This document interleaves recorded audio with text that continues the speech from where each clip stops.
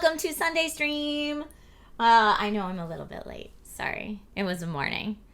I'm still trying to catch up from last week. Tyneek. Okay, so Tyneek is talking about how many entries there are in the giveaway. It's important to remember that does not mean that many people have entered the giveaway. Because remember, each secret code is worth 500 entries and stuff like that. So, Sam Drudd, thank you for the 5 gift subs right off the bat today. I'm going to clean my glasses because they're dirty AF. Let me go ahead and get that going. It's true. Azulpizio, it's true. It is true. I'm level 41 this year. It's wild. It's funny because, like, you know, last year's like the big birthday. Everyone wants to know what you're doing for the big birthday. And I'm like, this year's like, I don't know. It's not a big birthday. It's a birthday, but it's not a big birthday. You know? So, I don't know. It is what it is. It is what it is. But yeah, here, let me check on the giveaway for those of you that were checking it out. Ugh, I'm sorry. Callum, thank you. How are you, friend? I'm sorry, Corgi, you got laid off 2 days before your 40th. That's awful. I hope all is well with you as well, Callum. Yeah, I'm definitely not 21. No, for sure. I've lived more life than that. All right, it looks like... Okay, so when you're looking at this giveaway and you're like, oh man, there's 120,000 entries or whatever that is. I'm looking at it because I can see all the stats. So far, it looks like only 312 actual people have entered. So 312 separate people who entered.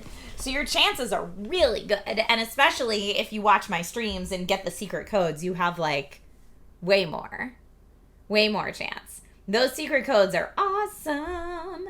The other nice thing about when I do a giveaway like this through Gleam is they take out bots from the giveaway. They mark them as invalid entries.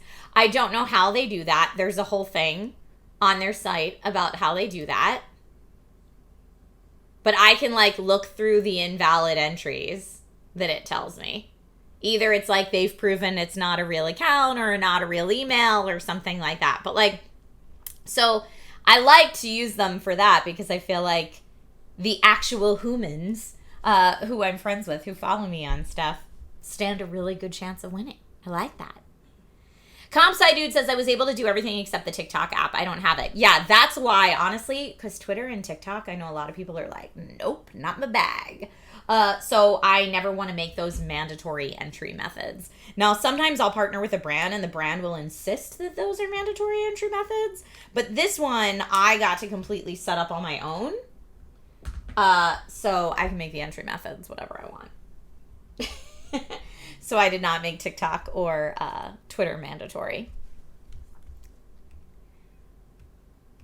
Let's see. Or X. Yes, exactly. I'm still calling it Twitter. Hi, Jokester. Welcome.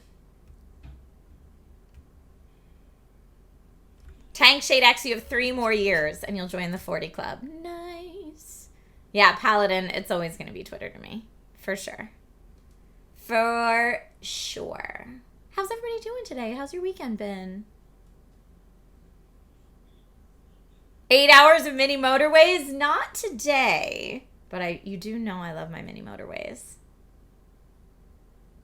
Nobody above the age of 14 is ever going to call it X. Yeah. It is idiotic. Dante Bogdan. The name of it is Twitter. If you go to twitter.com, that's what it is. It's not x.com.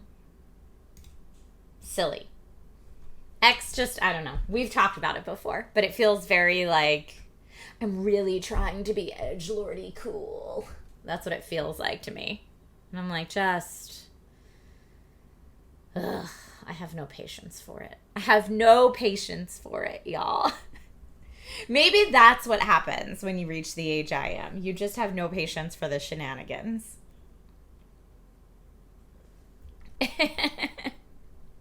What did I think about Beetlejuice the musical? Tyneek, I loved it. I thought it was great. Highly recommend. I thought it was really, really smart and well done and funny. Check my mic levels. Thank you, I will. Always appreciate the reminder. There are some days I do it right before we go live, and I did not today because I was running late. So I appreciate the reminder. I don't know why I need to check this every single time. No, mic levels are good today. Thank you, though. Mic levels are good today. Thank you, Abyss. Have I read up on the Unity situation? Yes. We talked about it a little bit on the Easy Allies podcast I guested on that just went live this morning. Yeah, I've read up on it. It sucks. Seems like someone in charge at a very executive level, whose name is being talked about a lot in the news right now, was like, how can we make more money by charging small indie devs? Which I don't know why your solution would ever be charge small indie devs. Like, small indie devs don't have a lot of money. Why did you think that was the move? What? Yes, the XEA CEO, who also made questionable, and I'm saying that this as nicely as I can, questionable decisions there too. Isn't that the person who's like, loot boxes or bust? That was the guy that loved loot boxes, if I'm remembering correctly. Yeah. Seems like that dude is full of real bad ideas, and I don't know how they keep getting promoted. But I will tell you, time and time again in my career, I have seen people that fail up, where they work on something, it goes disastrously wrong, and then somehow they're promoted to an even higher position at a new company afterwards. All I can think is those people have to be related to somebody with a lot of money. That's like the only way that failing up works so spectacularly well for those people. I don't get it. Any of us normies, if we bombed that hard at our jobs, we would not be offered another job. It's wild. It's wild. But yeah, you know I love and support indie devs. It's the whole reason we do the Gong Show every week. And the whole reason I try to promote indie games as much as I can.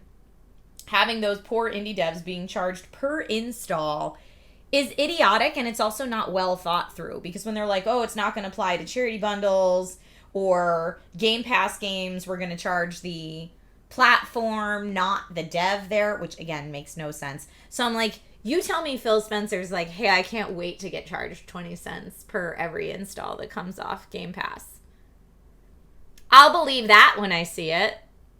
I feel like that's going to be a nice lawyer phone call happening there. And also, like, a Steam code doesn't have anything attached to it that's like, this one was for charity, or this was a PR or media code. Like, there's no way to differentiate. So how are we magically charging per install, but only this type of install, not this type of install? And only, like, if someone wants to install bomb to install, uninstall, install, uninstall, how is that going to be different than I installed it on my gaming PC, my streaming PC, and my Steam Deck, and my gaming laptop? Like, that poor dev, even though I only purchased the game once, would be charged, what's that, 1, 2, 3, 4 times for me to install that on multiple machines. And someone like me who reviews devices all the time and is like running games on them to do tech checks and stuff for my job, like checking out the tech, that is just penalizing the dev. It's stupid. So anyway, that's my hot take on that situation, but I don't even think that's a hot take. I think most people are in agreement with me on that.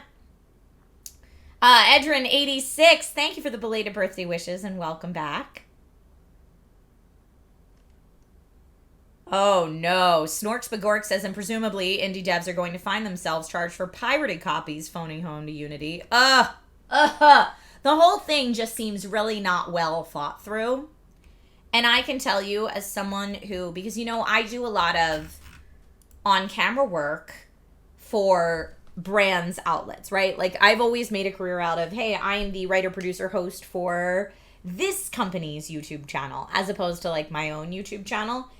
Which the nice part about that is you can actually get paid without it depending on performance. You're getting paid for content creation. It's not a results-driven payment. But sometimes the downside to that is you have to deal with corporate entity people that don't understand social media or content, that will say things like, you know what the audience would really like? And then they have a half-brained idea, and you're like, you've never watched a YouTube video before in your life, do you? Or people that are like, we have to put out Instagram stories, and I need these 5 links on it. And you're like, nope, that's not the way the platform works. You can only link to one thing. But they're like, no, I'm the boss, though, and I told you to do that. And I'm like, no, unless you're redesigning Instagram, I physically am not capable of doing that for. I'm trying to make you happy in this production company to client relationship, but you're not understanding the distribution method. Like, those conversations I've had to have so many times. And I feel like the person who is in charge that's making these decisions for Unity, there are probably so many people, I know a lot of them have left their jobs, but so many people under this person that's like, you are not understanding how this industry works. With all kindness and respect, you have a fundamental lack of understanding of how this industry works. Which is such an awkward position to be in. Because everyone in charge thinks they have all the answers. So having to gently tell them that they maybe don't have all the answers in the kindest way possible is an impossible situation to be put in. It is wild. All the Unity devs should move to Unreal. I mean, that's the conversation that's happening. Mr. New York Cali says, no way to get real install data unless some extra tracking software is installed. But consoles are not going to approve that as it violates the new EU privacy rules. Again, these are the things that you're like, yes, thank you for this great idea, Mr. Executive.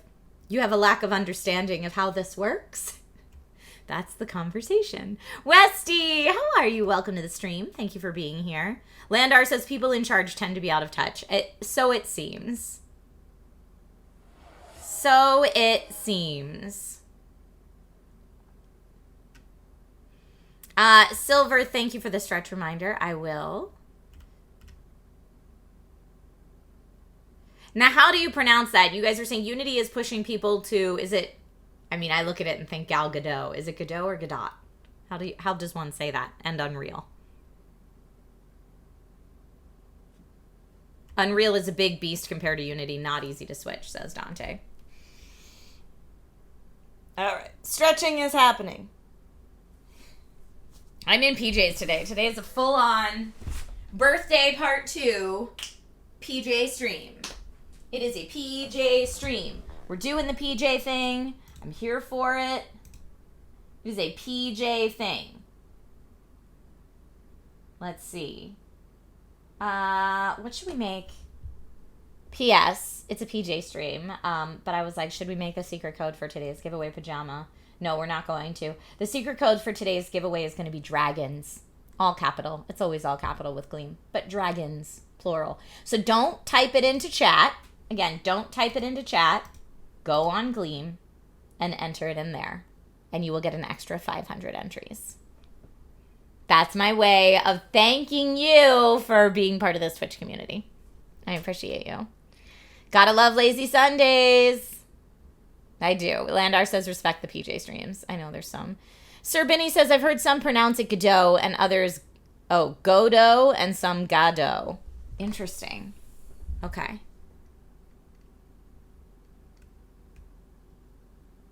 I have no idea which is correct though. All right.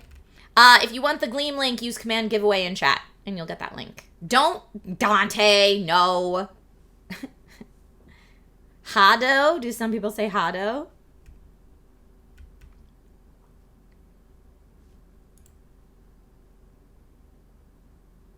It's not giving you another option to enter the second code? All right, let me see. Gleam is borking on me. 10 people got the new code. Let me see. Let me see. Maybe you can only enter one the way it's set up now. Let me see. Let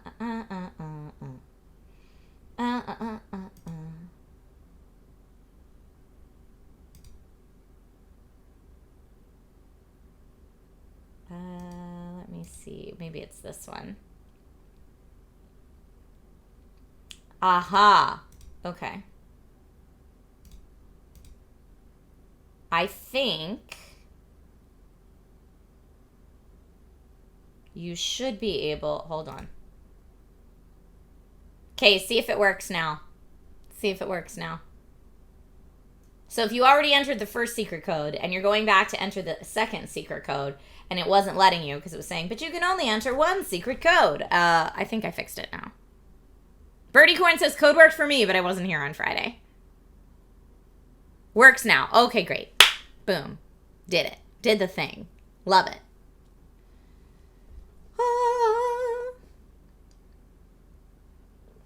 Yeah, get that extra code. And again, that's... I try not to say it at the very beginning of the stream, and I try not to say it at the very end of the stream, somewhere in the middle. So that if people are like, I came to the beginning just for the code, or I skipped all the way to the end just for the code, I'm like, nah! If you hang out with me, you get extra entries.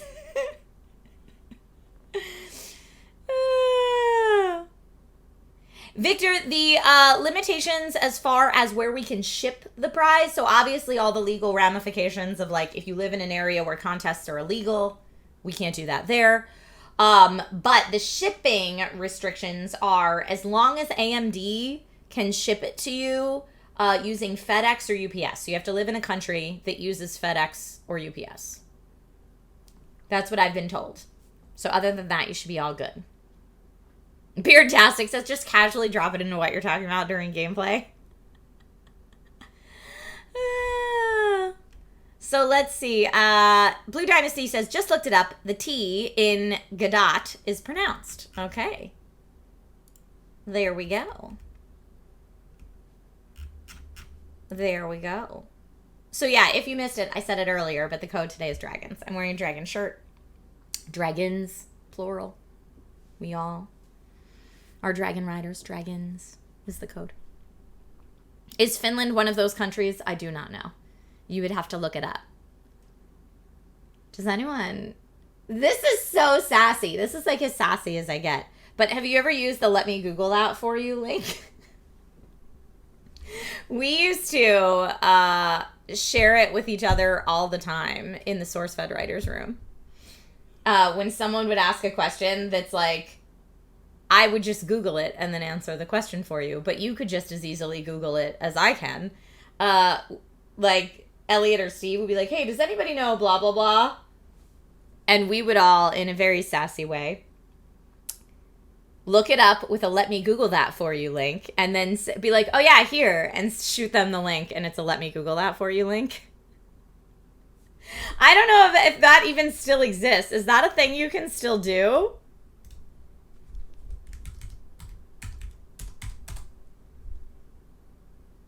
Commander Chaos says, I have definitely used it, and recently. It's so funny to me. It's so funny to me.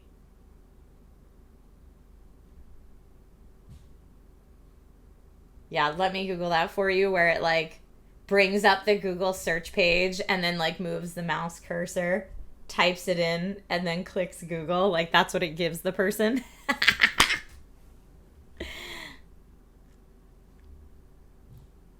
Yep, exactly. It's very sassy, P-boy art. But yeah, someone be like, does anybody know if such and such restaurant is open for on Mondays for lunch? And everybody else in the writer's room would send them a let me Google that for you link. So they just get inundated with a Google page that says, is such and such open for lunch on Mondays? Google. And then they can wade through the search results on their own. Oh no, Paladin, maybe you didn't get the real let me Google that for you link. You know what, there's probably like malware imposters out there now, if I had to guess. That happens with everything good. Honestly. Will I be doing anything for the 30th anniversary of Myst next Sunday? Oh, I don't know. That's a great question. I do not know. Sounds like chaos. It could be chaos, but yeah, it's very funny. Very, very funny. Is it .com? No, it's not .com. There is a dot app, but I don't know if that's the real one. Cat and Ninja, yeah, I just turned 31 this past Friday for the 10th time. Yay. I. Yeah, very funny. Very, very funny and very sassy. Yeah, we've definitely had at least a misstream in the last year. Every now and then I do. I did hear that they were going to remake Riven next, which is the sequel to Myst.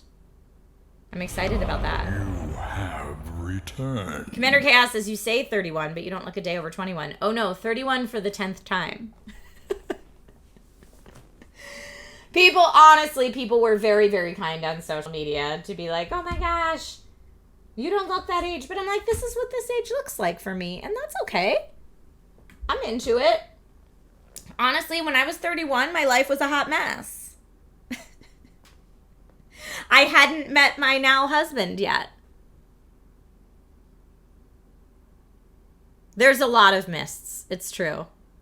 Yeah, dude on wheels. Get it. Level 38. But yeah, I mean, I think that depending where you live in the world, life is like the milestones are typically hit at different times or whatever. But like, especially, I moved out to Los Angeles when I was 22.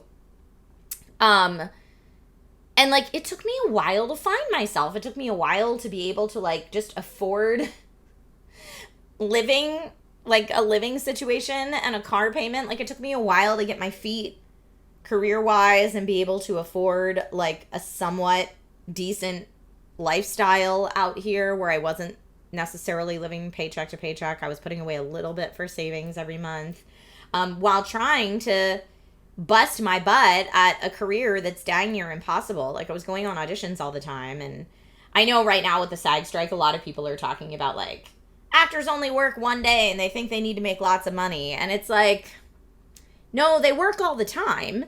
They're getting headshots or going on auditions or memorizing lines or going to rehearsals or going to classes or doing theater or, like, working all the time. You just only get paid sometimes.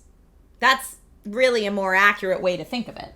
And so I was busting my buns doing that for a long time and, you know, trying to find my place. And it wasn't until, I mean, honestly, for me, it wasn't until my early 30s that I got to a place career-wise where I started to have some sort of financial stability. You can't take the 80s out of the 80s, kid. It's true. It's true. Pierre, you're 31 and still figuring yourself out? I was too. I mean, my big break is kind of hard to say because my probably most public big break that people saw me on was SourceFed, but it was not my financial big break. Like, I was still trying to figure out how to pay bills and have health insurance, and like SourceFed was not a high income job for any of us. In fact, I think we were below the poverty line, technically, for Los Angeles. But that was my first, like, people started to know me. And then from there, I learned a lot of things that enabled me to open my own production company here in LA. And that's when, financially, I started to find a more stable footing, was when I opened my own production company. So yeah, everyone has a different path to finding where they feel confident and where they find, like, all right, this feels good for me life-wise. But yeah, I started to find that more around 33, 34. Yeah, like 33, 34 is where things started settling in for me to a place that I felt stable. Financially, relationship-wise, living situation-wise. So it took me a long time, like from 22 to like 33, 34. It's a long freaking time to figure it out. I'm very jealous of people that are able to figure it out faster than that, but that's how long it took me, and I'm okay with that. Like, my journey has all led, it's like I said on Friday, you know, I was wearing my Not All Who Wander Are Lost pendant. everybody has a different journey to get to where they feel like they're in a good spot. It took me a while to get there, but I feel pretty good about where I've landed. So I'd like to think it was all for some kind of reason. Yeah, good for those people, says STS. Yes, new user, SourceFed was a great learning ground for me. It really was. I learned a lot about digital media. Before SourceFed, I was really pursuing a career in traditional media. So like commercials, television, movies. That's the kind of career I was pursuing. And it wasn't until I landed the job at SourceFed that I realized, like, oh, there's this whole other digital world where you can make stuff and just distribute it yourself. Because, I mean, coming from, my degree was in theater. Coming from theater or even the TV film world, like the collegiate TV film world, it's like, okay, if you want to make your own independent film, then you have to spend lots of money to get it submitted to every film festival you have, and then you hope it does well enough at the film festivals that someone offers you some kind of distribution, or you can get a distribution deal, which is still like such a gatekeepery, very expensive, very tough road to travel. So it really was eye-opening for me when I started working with SourceFed, that I was like, wait, you can just put it out there. What? You can just make stuff and put it out there. What? So that was wild to me. You know, prior to that, like I said, all of my studies and all of my collegiate learning were like, if you have a story idea, you pitch it to studios, if you can even get the pitch meeting. If you want to act, you need to get an agent, which is impossible to do, and then that agent needs to get you auditions, which is impossible to do, and then you need to book that audition, which is impossible to do. And if you're lucky enough to do all three of those things, you might just get paid one day. Like, that's how we were told you do it if you want to do it on camera. Like I said, if you want to do writing or story, you have to have a major pitch meeting, which is so hard to get in the door without any connections. If you want to direct or produce, you're making your own indie films and trying to get them in the film festival scene. So like the biggest thing that SourceFed taught me is like, you can really just do it and put it out there in any entertainment field career, and you can put it out there. And if you find an audience and you are creative about how you monetize things, you can have a career in this industry despite the traditional gatekeepers. That's what I learned from SourceFed. So yeah, it wasn't a financial success by any means, but I learned a ton. And it made me think about the industry entirely differently. Andre, you said 52, starting a new life for you. That's awesome. Lucas says I'm 41 and feel like I'm in my early 20s and doing awesome. Yes! I love to hear that. Life is a journey, not a destination. Absolutely. Abso-freaking-lutely. Mr. New York to Cali says never retire. You have too much free time and that can be a curse in its own. Yeah, I mean, you want to fill your time with something that makes you feel good, whatever that is for you. For some people, maybe they find that in retirement, and for some people, they want to continue doing something that's somewhat work or career related. Have I ever written a screenplay? No, I have consulted on screenplays and done like edits to screenplays, but I only had one job where they wanted me to fully like rewrite a screenplay, but they weren't paying me. They were like, you'll get paid when it sells. And I was like, this seems like a lot of free work I don't have time for. And I'm not passionate enough about screenwriting to want to go down that route. So I was very honest with them. Thank you for the birthday wishes, friends. Hey, trying different things is awesome, Albarak. I'm in full support of that. Dr. Brian says, what new items in the tech space am I excited for?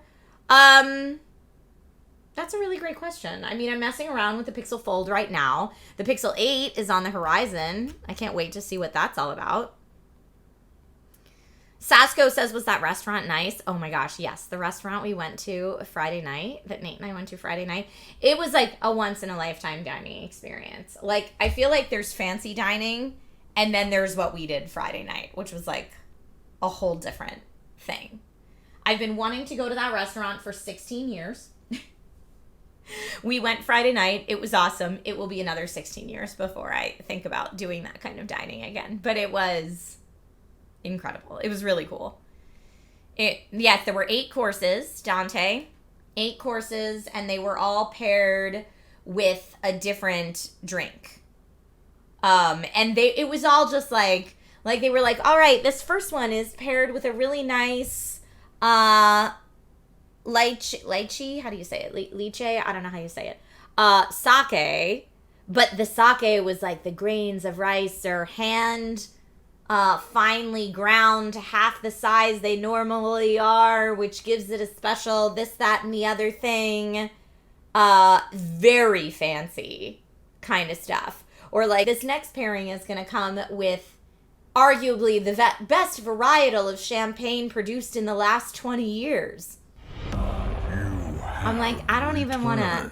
Like, there were a couple times we were like, how much would a bottle of that even cost? And they're like, oh, silly one. You can't buy a bottle of this. No. Oh. GK Gamer Fan says, do you consider yourself a foodie? Or is that kind of thing a lot about the whole experience and rather than just the taste? I would like to be a foodie. I consider myself a wannabe foodie. I'm a wannabe foodie and a wannabe cork dork, but haven't really had the time to invest into either. Like, I don't think my palate's refined enough to really be invested in either. But it's definitely about the experience, too. Like, definitely about the experience. Lucas says, I'm so here for a foodie tech channel. Do it. To me, it's just, like, fascinating. Like, when they're like... You know, let me tell you about this fancy thing that only a handful of people in the entire world get to experience, and you're going to try it right now. I'm like, like, what a treat. Thank you. Now, don't get me wrong. There's no way financially that is ever something that's realistic for Nate and I to do even somewhat regularly. Like, it costs a fortune, y'all, for 2 people. So much. But I was like, you know what? It's my birthday and it's been 16 years and Nate was really sweet to know that like that's what I wanted to do. So, you know, we'll be eating ramen for the next couple months to make up for it. But it was one of those things where it's like, oh, we're going to talk about this dinner though for like 10 years. And Sprinkle says, that reminds me of the movie The Menu. So that's what you all said on Friday in chat when we were talking about it. And my hairdresser, who I love, she said the same thing. She was like, is it like The Menu? And I was like, that's what everybody on Twitch said.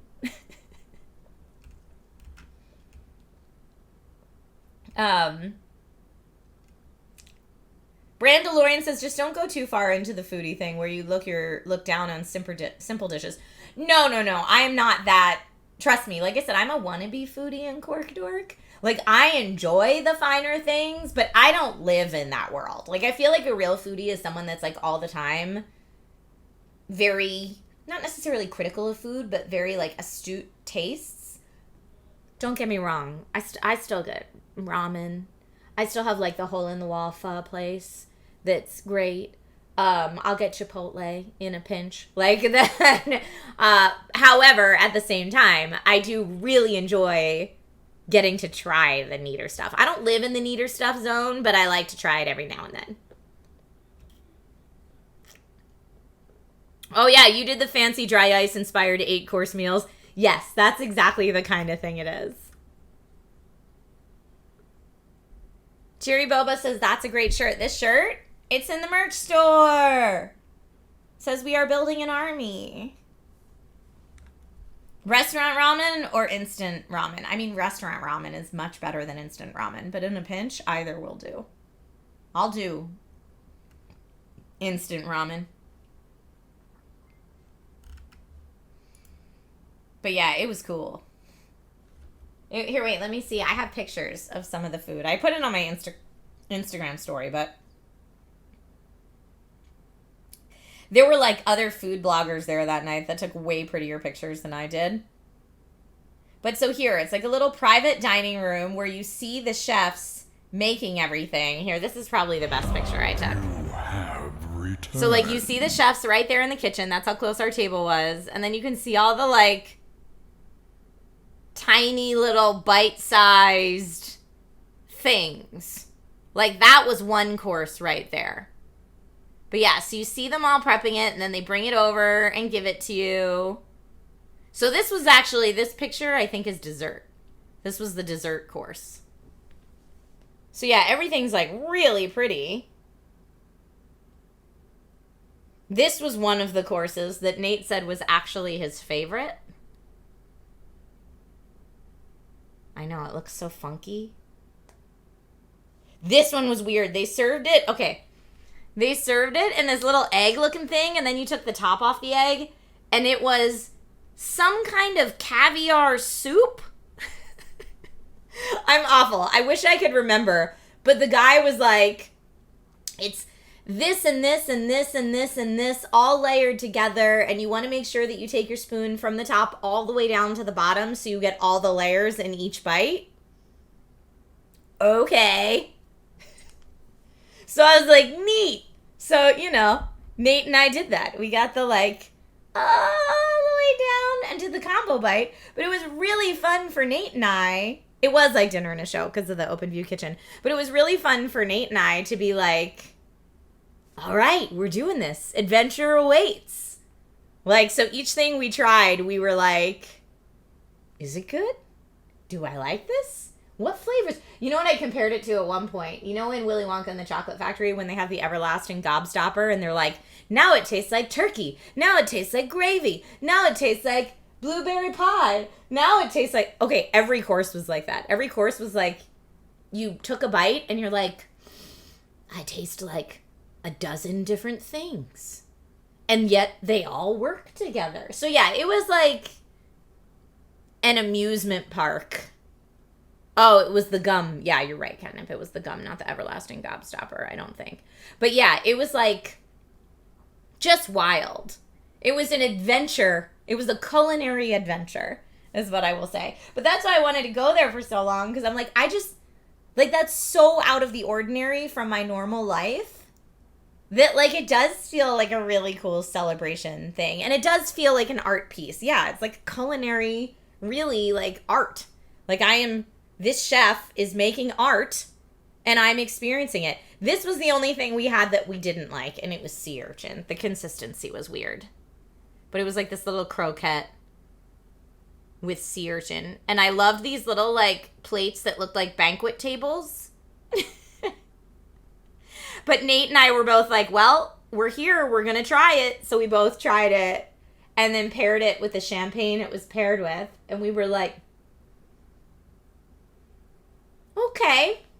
It wasn't bad. The consistency was weird. Not our favorite of the night, though. Trappy says you can tell it's rich people food because it's very tiny and on a weird plate. This was one of our appetizers. This was beautifully done. Isn't that cool? But yeah, so we just, you know, Nate and I went on a culinary adventure Friday night. And it was a real good time. It was a real good time. The Net God, thank you for the resub. Welcome back. Very tiny and in a garden for some reason. Yeah. But I really loved getting to go there with Nate. And this is one of the things that I've always appreciated about Nate is, like, we both come from, like, I feel like our upbringings were very different. But, like, as far as the style of life we're used to, like, Nate was a musical theater actor for a decade. So while I was struggling in LA, he was struggling in New York. So it's not like either of us came into the relationship used to, like, a very different quality of life. Like, we were always pretty much on the same page. So when we do get a chance to do something extra fancy like that, we're like, ooh, look at us being fancy. But we're both, like, adventurous enough, you know. But we can, like, laugh about it and just share our experience. It's a really nice time. Oh, and this was cool, too. This was our starting off drinks. We're a very fancy gimlet. Look at that cool glass it came in. And then I took another picture because they did a happy birthday card for me. at our table because it was my birthday. And you said you wanted to see a picture of the outfit I wore that night. That's the picture I posted on Instagram of like, hey, it's my birthday. I was in a black dress. That's what I wore that night. This dress. I just wore a comfy little black dress to the restaurant. Why have you not heard Nate sing on stream? He actually has sang on stream before. He's done it as, I know when we did a charity stream, he did it as like a charity stream milestone goal. If we hit a certain milestone, Nate would stream. So he's sung on stream and played guitar on stream before for that. It just doesn't happen very often. I know, he's such a good singer. It doesn't happen very often. CP says multiple times. Yeah. That's what I was like, I'm pretty sure he sang on stream before. And sometimes he just sings, like I'll get him on stream to play a game and he'll just burst into song. Because he just kind of does that sometimes. Snap of Light, thank you for the resub. You have returned. You have returned.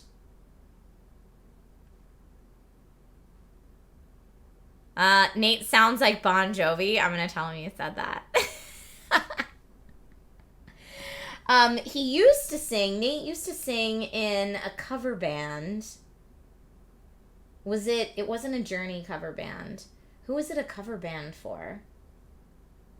And he was like the front guy for a cover band for, let me ask him. No, it was like 80s hair band. He doesn't do like NSYNC kind of stuff. Foreigner, maybe? Maybe. Here, let me ask Nate. He'll know. Hold on. Hey, babe. Yeah. Who was the cover band you sang for? Who were they of?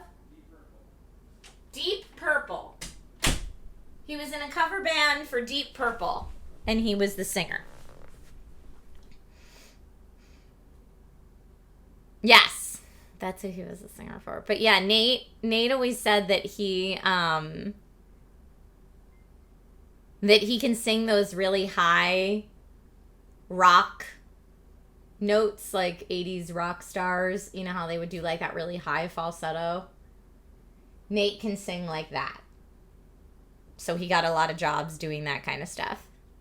But yeah, so most of the musical theater he did was rock pop musical theater. But yeah, that's the kind of singing that Nate did when he was professionally auditioning in New York and working in New York. And he worked a ton. He did a lot of tours. So if you saw plays throughout, I don't know, 2004 to 2012, probably. That's probably about the time Nate was in New York. I might be off by a few years. He could correct me. But yeah, he did a bunch of tours. If you all saw a tour that came to your city, chances are you may have seen Nate perform at some point. But he did a lot of tours. But then he decided to leave that industry in pursuit of something a little bit more stable. Again, like a little bit more financially stable. And a little more like, because when you're living on a tour bus, that you can imagine how hard that is. That's hard on your friendships, your relationships, on having any type of life stability. It's tough. Sprinkle says, I've only seen plays in New York City. Oh man, New York theater's great. He did not start crypto mining. Chris the Brit. No. But yeah, Nate's a fantastic singer. He's a really, really good singer. But yeah, because he and I both had like the same kind of quality of life we were used to, that was actually something that when we first started dating, I didn't think was going to be as important to me as it was. Like there was one person I was dating in Los Angeles that I had met through online dating, who was in the entertainment industry, but in a completely different part of the entertainment industry. And I didn't realize it. I mean, I knew something felt off on our first date. We just didn't have a lot of stuff in common to talk about, me and this person. But when we went to our second date, I realized that part of our incompatibility was like, he was just used to such a different quality of life than me. Like, he had a very fancy car. He lived in a very fancy place that he owned, and I was still renting. I was still renting, like, a studio apartment, and he, like, had a house And, like, the things he did for fun were very different than the things I did for fun. And we were just kind of existing in two totally different worlds. So, like, I'd make a joke and it wouldn't land for him, and vice versa. He'd make a joke and it wouldn't land for me. And I didn't think that would be as big of a thing to me as it was. Like, I was just like, I feel like I can't relate to this person at all. It's weird. Yeah, he didn't really have many nerdy interests. But, like, CP says, imagine being turned down for being too rich, LOL. But, like, that's kind of what it was. Like, I was like, I just can't. Like, I was, like, trying to be open to, like, show me the things you like to do. But I was so, like, wildly disinterested. And I think he was also wildly disinterested in the things I was into.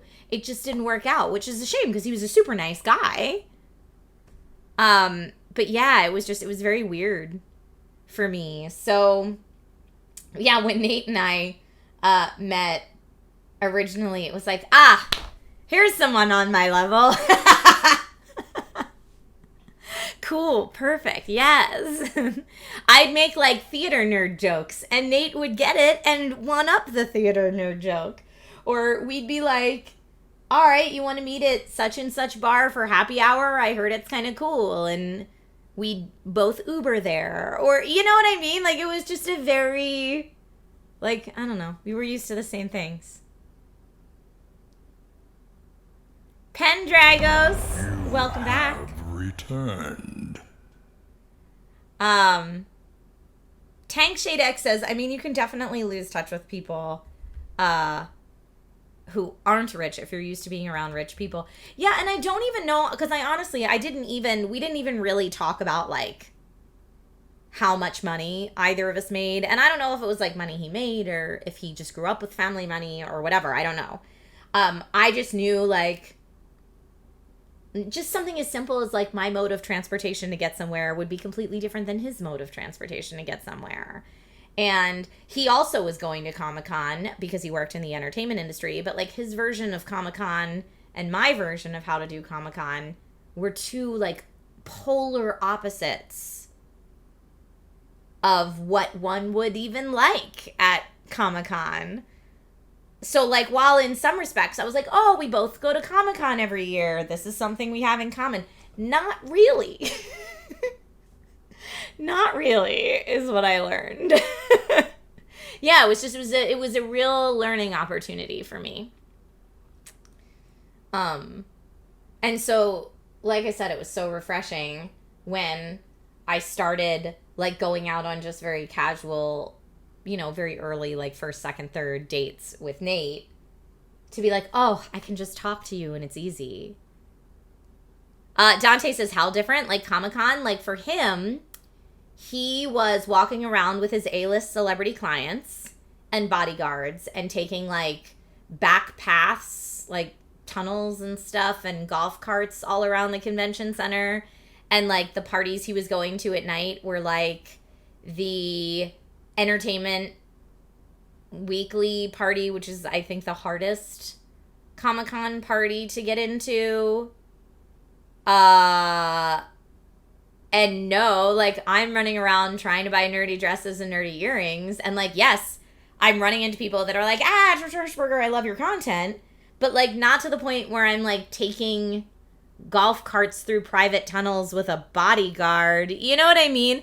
Like, I'm enjoying the comic convention for what it is. And the parties I'm trying to go to at night are, like, the IGN parties or the fandom parties or, like, random stuff. Like, this bar is celebrating He-Man's birthday this weekend. Like, those are the parties I'm going to. The Image Comics party.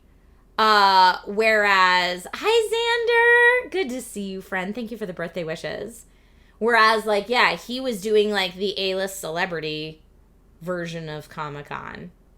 So, again, it was like we were both doing Comic-Con, but, like, totally different. Thank you, CP Falcon, for keeping this a lovely place to be. I appreciate you. How old is He-Man? That year, He-Man was 25, so He-Man's probably much older than that now. That was many moons ago. He-Man's probably 40 now, or 45, something like that. But yeah, like, I'm doing Comic-Con to do, like, the nerdy stuff. And he's doing Comic-Con to do, like, the posh, like, celebrity stuff. Which, like, cool that they're both options. But yeah, it was just very... Like, I remember the last straw for me dating that person was, well, first of all, I had gone on, like, a few dates with Nate, and I was like, oh, well, I definitely am connecting with this other person I met much more than I'm connecting with this person. But he was like, hey, if you don't want to ride down in a big van with all of your SourceFed buddies to Comic-Con, he was like, I'll be driving down. You can drive down with me. I'm driving down the same day. So I'm like, okay, cool. This will give me multiple hours in the car to get to know this person. And, like, if there's nothing in common after that, I gave it a good try, right? Is what I was thinking. And so that whole time in the car, he just took work calls with, like, his celebrity clients. And I think he thought, like, oh, she's going to be so impressed that I'm having a phone call with these A-list celebrities on our drive down to Comic-Con. Meanwhile, in my mind, I'm like, I was actually really just looking forward to talking to you and getting to know you better. Like, I don't care that you have A-list celebrities on the phone and I'm, like, hearing their voices right now. Like, I just was kind of hoping to get to know you. But, like, that's what I meant by two different wavelengths. Like, two different wavelengths. Like, what he thought was cool and what I thought were cool were vastly different. Vastly different. And so after that ride, like, I think he thought, like, oh, man, she must be so impressed. And I was like, wow, I could not be more disconnected. So, like, that, and again, very nice person. Just, Titanium says, like, opposite sides of the same street, common interests, but for opposite reasons. Yeah, it was one of those things that it really made me feel about dating. Like, no matter how much someone can look like on paper, all the things you're looking for, there is an element to just meeting somebody, and sometimes it clicks and sometimes it doesn't. Because I think that person and I were both like, wow, you look like everything I want on paper. And so we were both trying to make it work, but much in like a Cinderella stepsister chopping off their toe to try to make the shoe fit. Like, I think we were both aware of, like, this isn't really working. Like, not because you're not nice. You're very nice and, like, attractive and, like, both had our lives figured out, and it's not like either of us were drama-filled or anything like that. Just two totally different people with nothing in common. Yeah, just not compatible. I think we stayed Facebook friends, and I think he's now married with kids. So good for that dude. I'm glad he found somebody. Dating in LA stinks. Let's see. Tuco, welcome to the stream. Thanks for being here today. Yeah, toe chopping was not the Disney Cinderella. No, that was the initial Cinderella. Did I say Disney Cinderella? Sorry, they didn't cut off heels or toes in Disney's version of the story. But yeah, it was funny because I had been on a few dates with that person, and I had been... After, like, the second date with that person is probably when I met Nate. And especially because it was happening right around the same couple week period, it just showed me so differently. Like, here's a person that talking to and laughing with is really easy, like, comes really easy for me. And here's a person where, like, we're both just trying to make it work, and it's not. Yeah, Dante says, just because someone seems great doesn't mean they're great for you. Exactly. Like, I was like, this person is great. They're just not great for me. Like, I really hope they find their person. And, like, I'm sad that I'm not their person because dating in LA stinks, and it would be great to, like, find someone because that's what I was looking for at the time. But, yeah, it just wasn't meant to be. But then, like I said, when I did start hanging out with Nate, I was like, it's like night and day. So much easier. Steven says the original version of Sleeping Beauty is also very interesting. The prince's mother is a child-eating ogre? No! Is that true? I knew the original Cinderella. I didn't know the original Sleeping Beauty.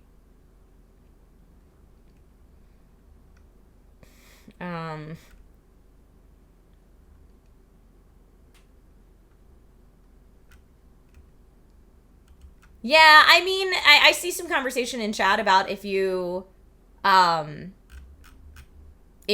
trying actively to find a partner or not, and there's different schools of thought on that, right? Whether it's just work on yourself and a partner will find you, or whether you're actively trying to find a partner. For me, I was actively trying to find a partner because I had not had luck dating in Los Angeles, and I knew I wanted kids. And as a woman, there is a time limit on that, unfortunately. So as much as I was like, hey, I would just love to wait till a partner finds me, that hasn't worked so far. That doesn't seem to be working. So I need to take a more active role in this. And that's why I was doing a lot of online dating at that time, like just trying to put myself out there and meet people. And, with like when I say take a more active role in trying to find a partner, what I was doing is really just trying to force myself to be open and meet new people when maybe otherwise I wouldn't have been in those situations. So going out to coffee with people, doing like singles luncheons or whatever, where you're just out with a bunch of other single people, and if you happen to hit it off with someone, great. But just forcing myself to be extroverted and go out and meet new people. And if I met someone that I felt compatible with, awesome. And if I didn't, also fine. So that was the approach I took that worked for me.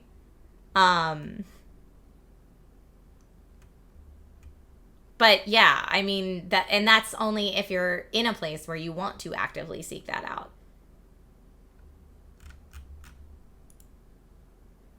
Luncheons or brunch? I don't know. Both, right?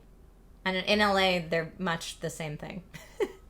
Because people in LA don't always have Monday through Friday 9 to 5s. So like brunch can be any day. Lunch or brunch. They can be any day. It's all the same. But yeah, really branching out is what it was that I was forcing myself to do a bit of. Especially because for me, I would get out of a relationship that I thought was like going to be a long-term investment, and then it wouldn't be a long-term investment, and I get real sad. And then I just want to sit at home in my PJs and watch sad movies all day and not do anything. So I would like force myself to like, no, let's go out. Let's meet people. Let's put ourselves out there. But that's what works for me. Everybody's different. Also therapy. Therapy's great. Anytime I was going through one of those, like, I just want to curmudgeon in my apartment in a blanket and watch sad movies.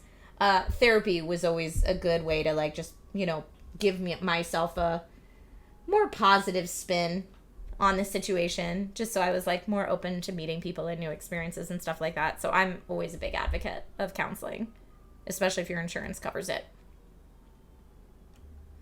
Aw, that's awesome, Lucas. Love to hear it. Dante says, I just want to put myself in bed instead of out there, which is also fine. We all have different priorities, and that's okay.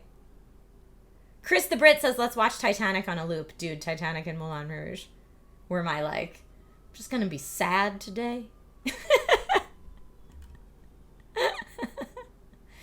Oh, I did have to trade the convertible for the mom mobile, and that was sad. That was sad. Yeah, bigger on the inside. Moulin Rouge and Titanic were my go-to sad movies if I wanted to feel sad. Catnip, finding compatible people is the hardest part. But the one thing I will say about the online dating coffee date period of my life, I met a lot of really interesting people. And I feel like if you try not to put pressure on it and you're like, look, it's just coffee. It's just a meetup. We may end up being compatible, or we may end up not being compatible. And if we're not compatible and I just met a new person, that is fine too.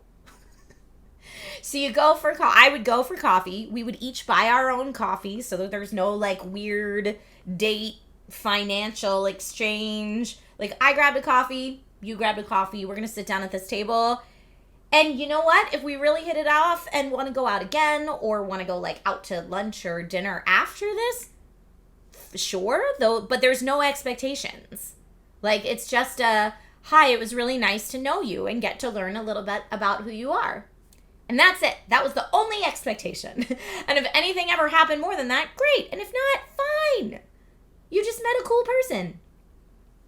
And I mean, honestly, in a town when pretty much everyone's in the entertainment industry, meeting more people is always a good thing. So you'd meet someone that, like, then it, like, I don't know, a work networking thing 2 years later, you're like, didn't I meet you for coffee once? How are you? You know, like, it's good to know people.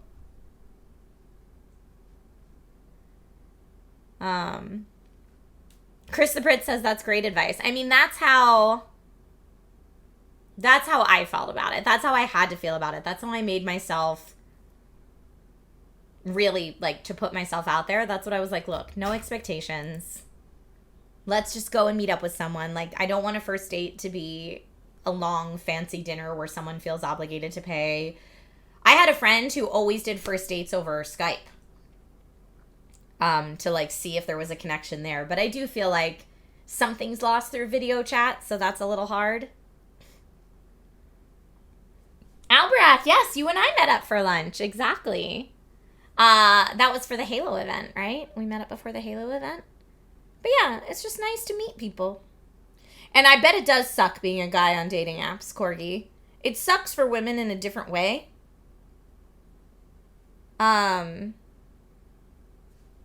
Let's see.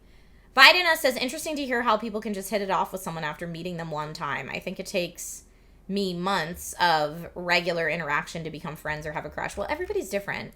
And for me, at least with online dating, it was like you'd message back and forth a bunch before you met in person.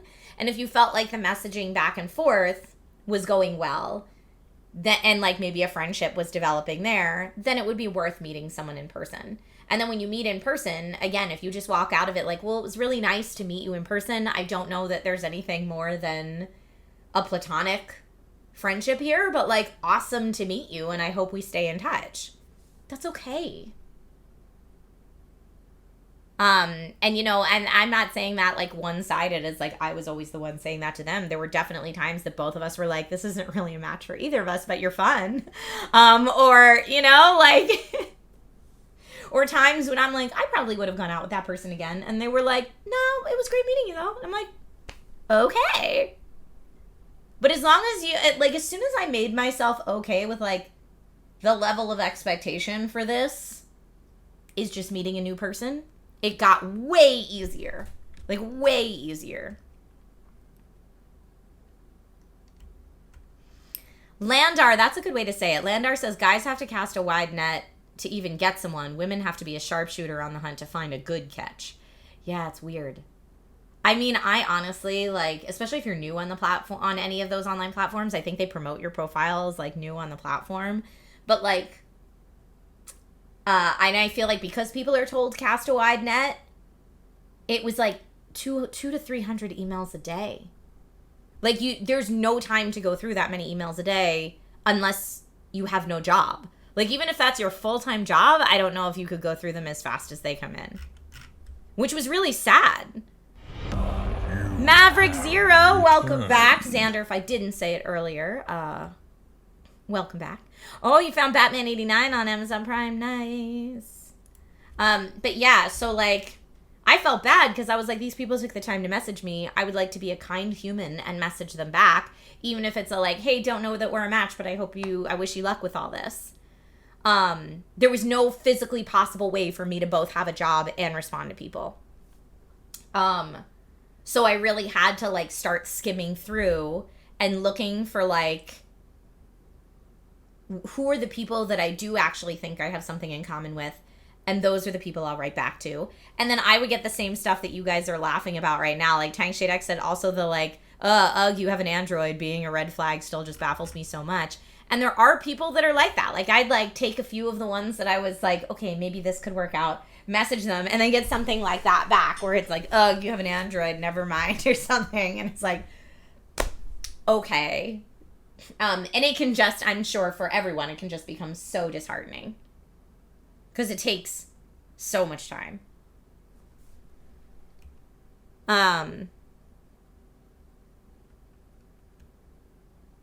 Classy says, the thought of 200 to 300 people looking interested at any profile produces absurd. It is absurd, right? Chili Bean, your wife and you met the first week of college. Aww. You were the only ones not actively looking for a relationship, and you got married a year later. Aw, congrats on your 11th anniversary. That's amazing. But yeah, it's wild, and it's time-consuming, and it's exhausting, which is why I ended up having better luck on the dating apps where they refine the selection for you.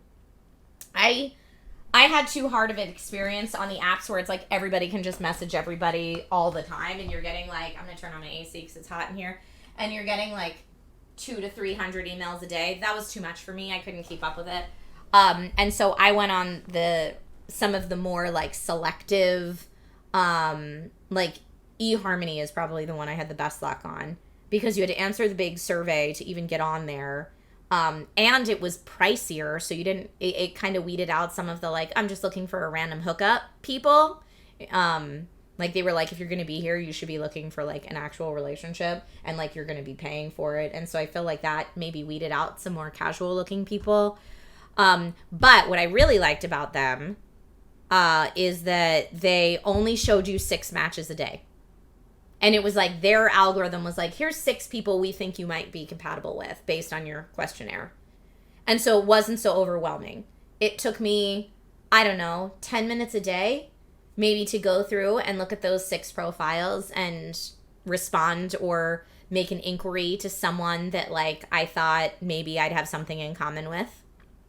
But that was way better than the, like, oh my gosh, this is like a full-time job. Mr. New York to Cali says, and this is why Trisha's romances in BG3 have gone the way they have. Wait, my romances in BG3 are actually going okay. But then I heard it's because of a bug where everybody was horny and they fixed it. And now I'm like, no! Now I'm not going to find any love in that game. Don't fix it. I was enjoying the fact that people wanted to be with Belladonna. I was enjoying that. Don't fix it. So yeah, I mean, since they fixed it, by the way, we have not hooked up with anybody. We have not hooked up with Asterion again. Gale is not interested. He turned us down. I tried. So I don't know what happened. Yeah, I don't know. We'll probably play some Baldur's Gate 3 today. And maybe y'all can help coach me through it. I actually had game for like a half a second. But I'm like, yeah, Gale, I went to, like, flirt with Gale, and he was just all like, my ex was a goddess. And I'm like, all right, sir. That does not make me feel good that you're just talking about your goddess ex all the time. That makes me feel like I stand no shot. And then Asterion, every time I try to talk to him, he's just like, what? Did you want something? Sir. Gale does have high standards. They might be too high for Belladonna. I don't know. And then remember the one time we tried talking to Halson? He was like, no, thank you. You don't live up to them. Is that a short joke? I think it's a short joke. I am short. It's fine. CP says you can't be picky with no game and still expect results.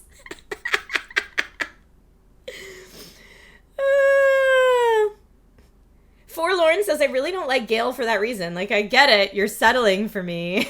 But you don't have to keep reminding me about it. Right? That's exactly how I feel. Like, romance me at least a little bit. Okay? Like, at least try. So funny. Titanium says that's 99% a deal breaker on dates when any of the two mentions any ex. It sounds comparatively no matter what. Now, see, for me, that's not a deal breaker. When someone, to me, if they're bringing up their ex in a way that's helping inform me about how they act in a relationship, like if someone's telling me about an experience they had with an ex because, you know, and because of that, they might be more sensitive to certain situations, or, like, you know, if someone's, like, just telling me, like, hey, just so you know, here is my baggage up front, or hey, just so you know, like, this is an experience I had before, and if I react a certain way to something that comes up in a relationship, I want you to be informed as to why. To me, I actually think that's very vulnerable of someone to share, so I don't mind that. Now, of course, if someone was like, my ex was amazing, my ex was, then it's like, oh, okay, well, sir.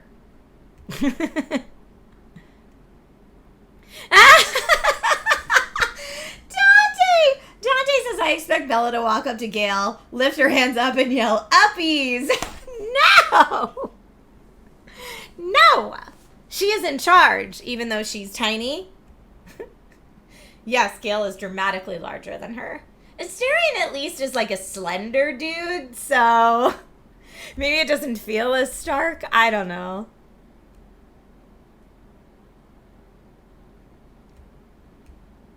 Hilarious, though. Mr. New Articali says, that's better than me. My other long rest cutscenes got in the way. I'm still in Act 1, and my only prospect was Shadowheart, and only because I went forward with the Goblin Camp torture scene. Oh, no. And Shadowheart was into that? Ma'am, talk about red flags. She's like, yes, I enjoy a good torture date. Oh, ma'am.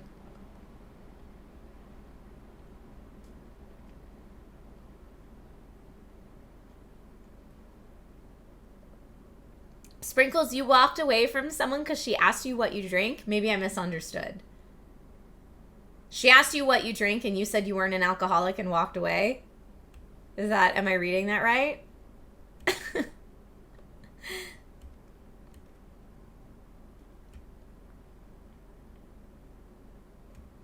CV says, don't kink shame. You know what? Sure. Different strokes. We'll leave it at that. Oh, JMD Groovy, you're finally playing Baldur's Gate 3. I'm so excited for you. It's so good. It's so fun. It's so good. Yes. Okay, great. Yes, leave the door open. That's perfect. Is little man just watching Avatar? Okay, great. He's enthralled, Nate said.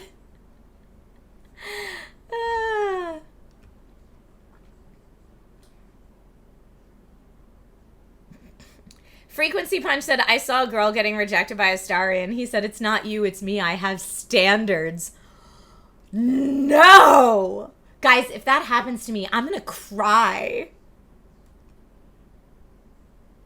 Avatar The Last Airbender is what Logan's watching. Tarlin was nice enough to send it to us, the complete series, after we had a conversation on stream like this where we were talking about what series I could introduce Logan to. And y'all said Avatar The Last Airbender would be great for him right now, and now he's enthralled.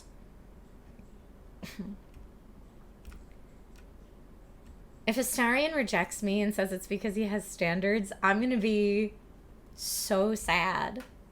I'm going to be so sad, especially because I was all confident when that bug where everyone was horny for you was happening, because I was like, yeah, we're going to mess with Astarion a little bit, but then we're really going to date Gale. Like, Gale's the boyfriend, Astarion's the fling.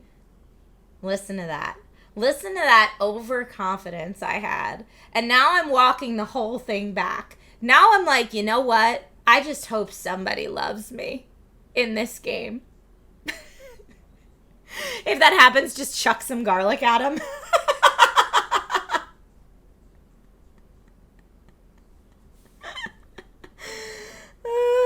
I'm going to be so sad. You know, maybe Bella will just end up alone. It might happen. Logan likes Momo too. Sprinkles. Logan's very into Momo.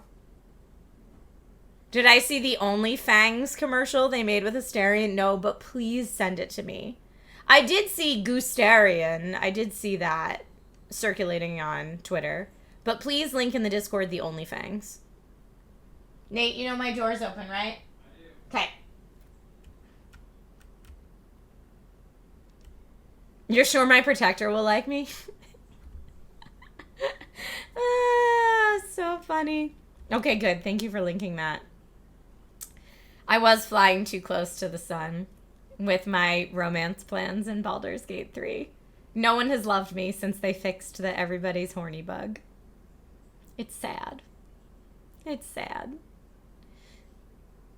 Just switch to Karlach. You did a whole second playthrough just to get her updated ending. Oh, I know people love Karlach.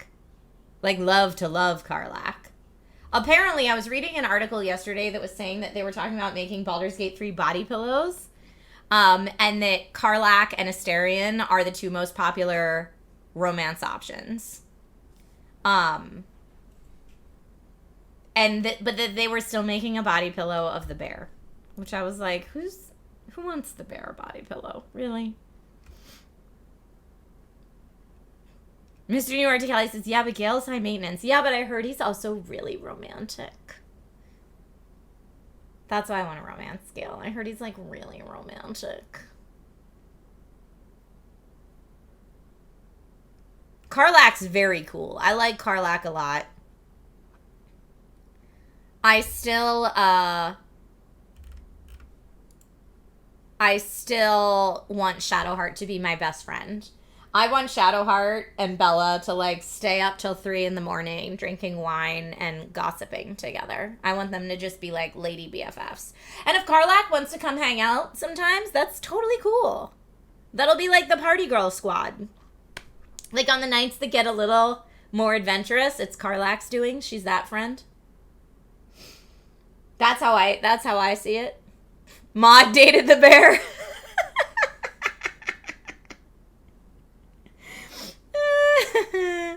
That's funny. But that's what I like so much about this game. You can go whichever way you want, you know. Dante says Gale is definitely a hopeless romantic. You'd like his romance. That's what I'm saying. Wait, the voice actor for Astarion's character got killed by Astarion on his stream? That's hilarious. I thought there was a live action Avatar being planned at some point. But maybe it never happened. I don't know. Yeah, I don't know. Anita, your Twitch name is hilarious, and thank you for the follow. Classy, that sounds delightful, and please go enjoy that while you lurk. I'm jealous. Thank you for the belated birthday wishes, Baka. I appreciate you. But yeah, so what we've covered so far in our Just Chatting today is my very fancy dinner that I had for my birthday with Nate. Right, babe? Very fancy? Very fancy. We talked about online dating and putting yourself out there. We talked about Avatar: The Last Airbender a little bit, and romance options in Baldur's Gate 3.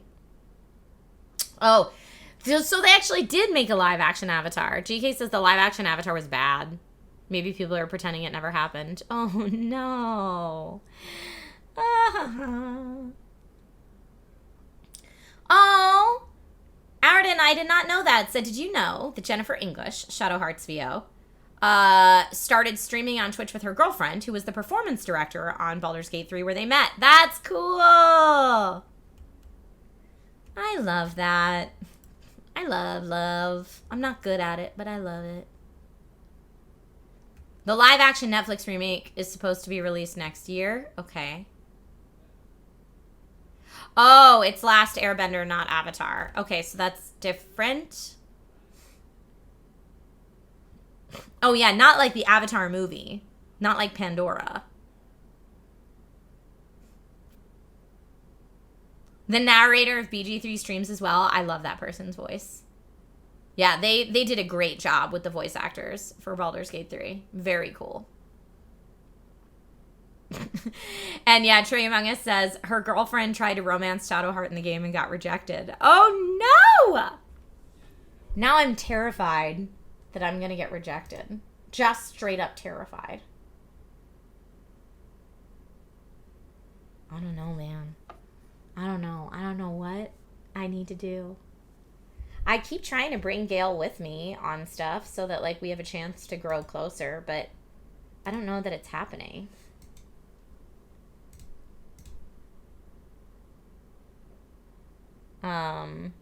After watching the live-action One Piece, you have hope for the live-action Last Airbender series? All right.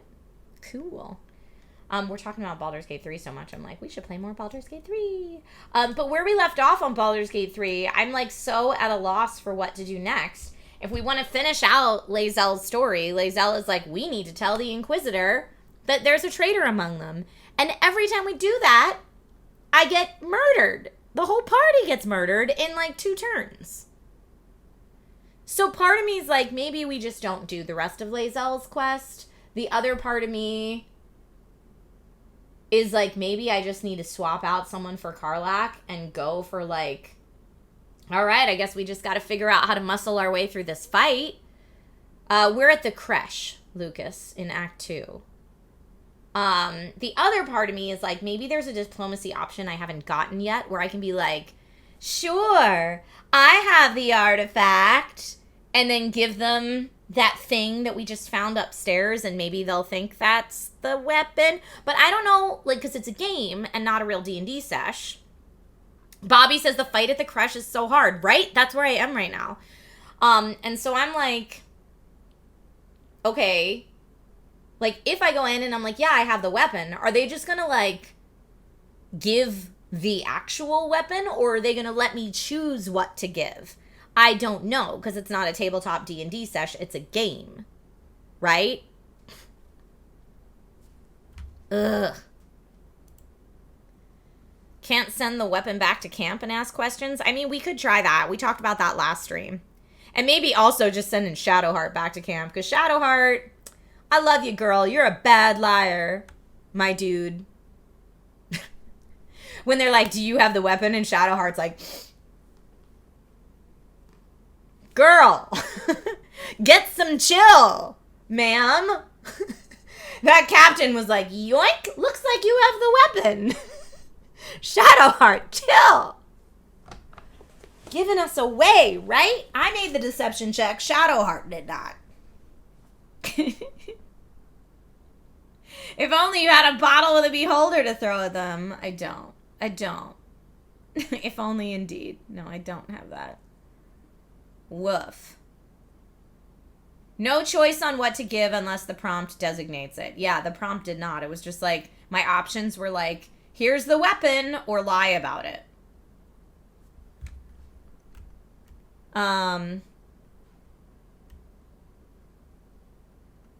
Let's see. Bum-ba-dum. Thank you, GK Gamer Fan, for keeping this a lovely place to be. I appreciate you.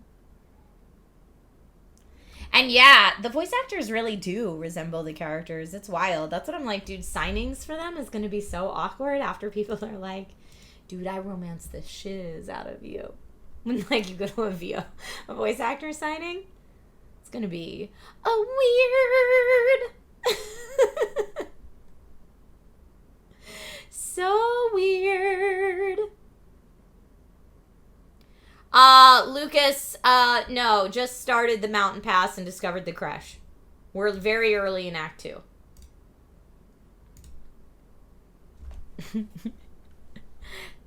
All right, here. I'm gonna fire up some BG3. We're probably gonna TPK again at least a few times. We'll see how it goes.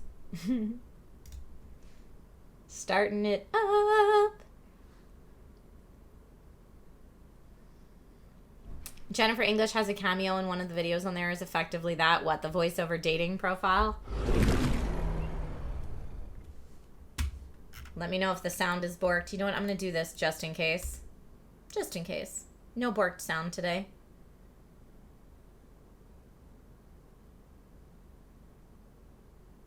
David says, I gave Baldur's Gate 3 a try, and it's not for me, but I do want to try D&D in real life. I think once you've played D&D in real life, Baldur's Gate 3, the mechanics of it will not be... Like, I'm sure they feel very overwhelming at first if you don't play 5e.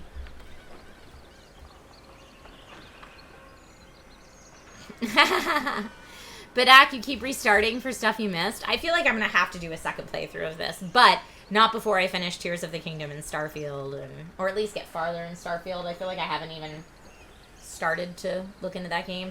And Final Fantasy 16 I want to play, and pretty soon Alan Wake 2 is going to be out, and Spider-Man 2, and It's a good time to be a gamer, y'all.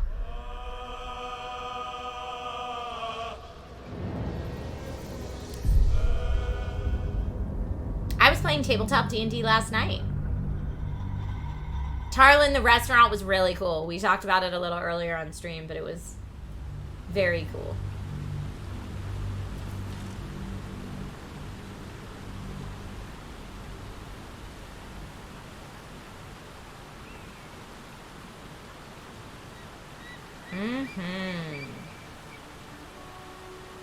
Let's do it. Okay, so everybody's out here. All I'm thinking is, if we are going to have to do this crush fight, I think I need to swap out Shadowheart for Karlach. I could try to get Astarion up in here. I feel like we need Lae'zel since this is her story.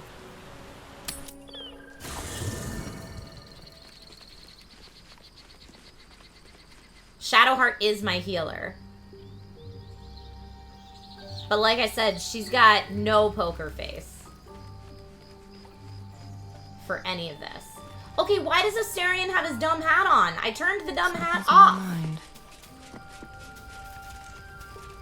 I'm not surprised that the Gith's insane device didn't remove our tadpoles. I'm just disappointed. Yeah, me too, boo.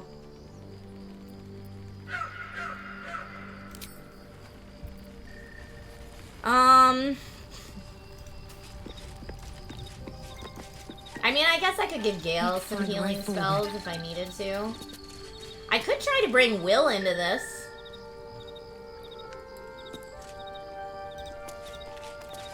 I don't know. Let's get... I'm so confused.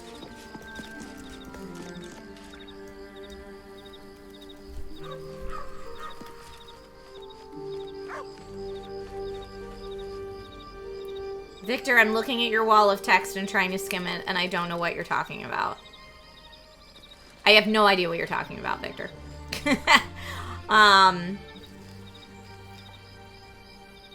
Maybe if he feeds on me again, I'll be able to romance him? I don't know. Alright, where is my girl Shadowheart? I mean, should I keep her? This is my party right now. Belladonna, Lae'zel, which are 2 fighters, a magic user, and my healer. Which I thought was good, but the second that crush fight starts, mostly because Shadowheart's face gives it away, half the people have fear and can't do anything, and we TPK in 2 turns. So I feel like something's gotta change here.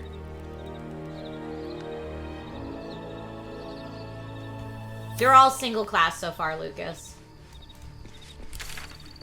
Where are my people? Shadowheart's down here. We gotta go south.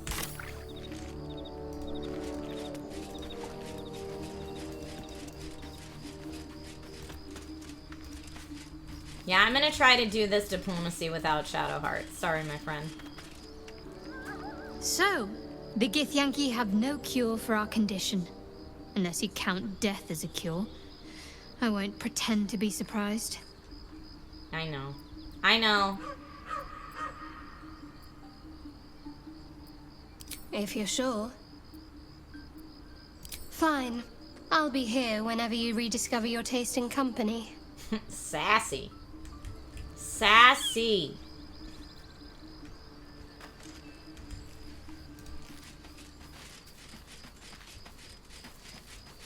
I mean, if we're gonna sneak attack from range, that would be Astarion for sure. I want Karlach in the party. Another dead end. If the tadpole doesn't kill us, trying to cure it just might. Indeed.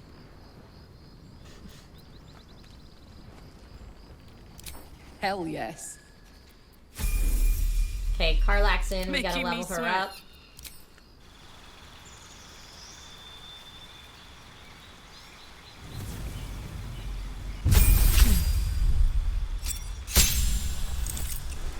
Class features and extra attack. Gotta love it. And fast movement while not wearing heavy armor. I might have heavy armor to put on her, but I don't want to lose that fast movement. That's pretty cool. What armor is she wearing? Scale mail 14. What else do I have? I have another scale mail 14. Let me just look up. Armor.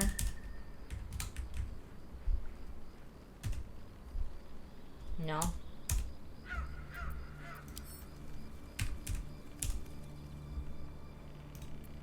Okay, here we go. Oh yeah, I keep forgetting. I could just click this. So that's a medium armor. Better than what she has. I mean, she's not going to want to wear Githyanki armor, but that's fine. I mean, it's the best thing we have right now, so we'll take it.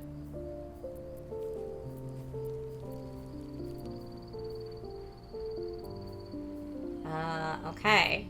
And it's still medium, so she still gets the movement bonus. Let's look at what weapons she could be holding.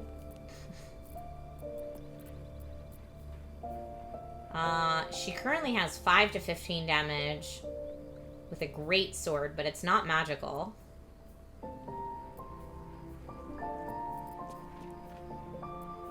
No. This great axe looks pretty good. Oh, but somebody else already has it equipped. Just kidding. Hammer, what's this do? Shockwave. When the wearer jumps, they deal 1 to 4 thunder damage upon landing. Ooh, that's interesting. That could be not helpful. When you miss an attack, you deal 3 bludgeoning damage anyway. Alright. I'm gonna say let's do that. What else do we have? No. Oh, the very heavy great axe is 5 to 16. It's really very heavy. Do we want the shockwave instead? I don't know. I do feel like it could hurt friends, which is not good. So maybe the very heavy great axe would be safer?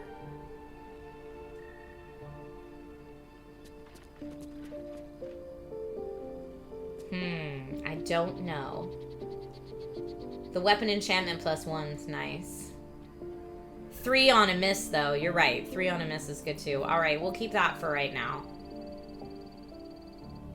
I also, since we're in camp, I'm going to... Well, you know what? Before I mark everything as wearers, I'm going to figure out our party first. Let's look at Gale's spell book. Is there anything I can give him right now that's healing? I could learn more spells. Nothing there.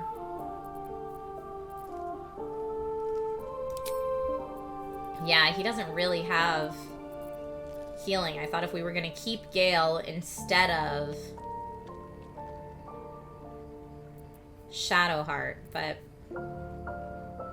that's not super helpful. So, do we swap out Gale? There we go.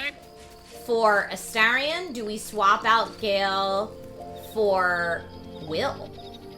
We could also swap out Gale for Will. Let's just see, Lendoneer? I am gonna ask Gale to stay here for right Resounding now. success we were hoping for. Although he has Fireball. The price of ambition is occasionally catastrophic failure. At least our skulls remain intact. So far, my guy. I question the wisdom of that decision, but so be it. I'll be here in the meantime, idling away the hours.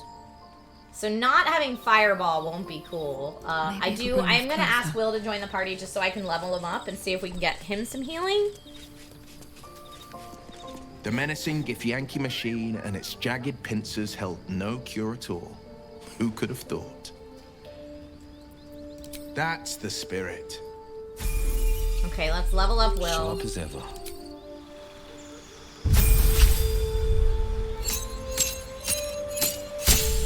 New class features for Will include Deepened Pact. Blade Pact holders add an extra attack with their Pact weapon. The Pact of the Chains Familiar also gains an extra attack. Pact of the Tome Warlocks can cast Animate Dead, Haste, and Call Lightning. Oh. So let's see. Eldritch Invocations. In your study, you have unearthed Eldritch Invocations. So we can get something new. One with shadows, mask of many faces. Devil's Sight. Beguiling Influence. Beast speech. You can cast speak with animals at will. That's cool. No one else has that. We should get that. Yeah, we should get that for sure. Spells. Can we get anything that's healing? No, it does not appear we can. Counter spell. Fear. I mean, we saw how fear will feel right there. Or fireball for Will. Grant flight. Gaseous form. Oh, blinded intake. Hypnotize creatures that can see the pattern. They cannot attack you. They cannot move or act. That's pretty awesome, too.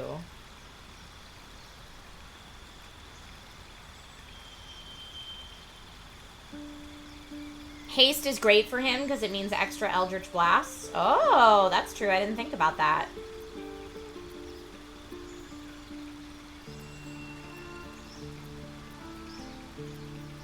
Hellish Rebuke.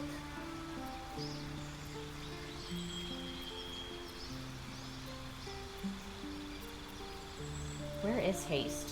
Does he have it here, or was that in the last one? I might give him Fireball, honestly.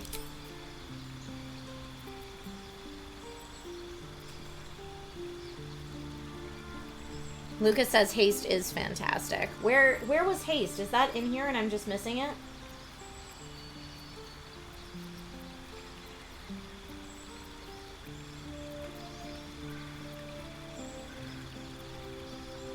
I see Expeditious Retreat.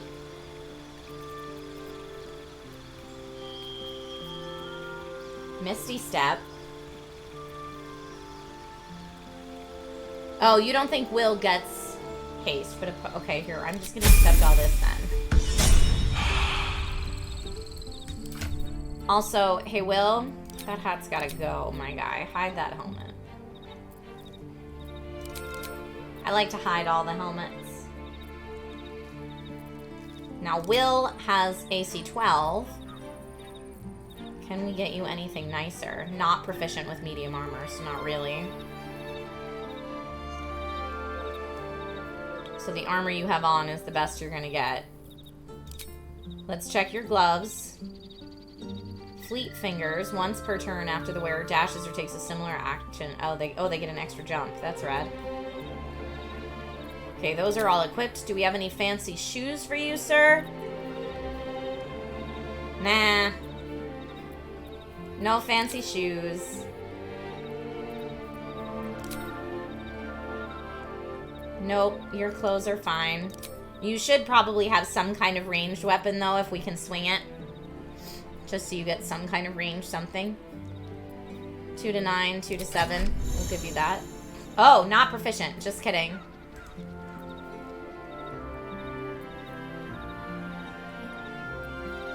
Not proficient with any of this. That's why we didn't do that before. Just kidding. Any helmets? Helmet of Smiting is not going to help us.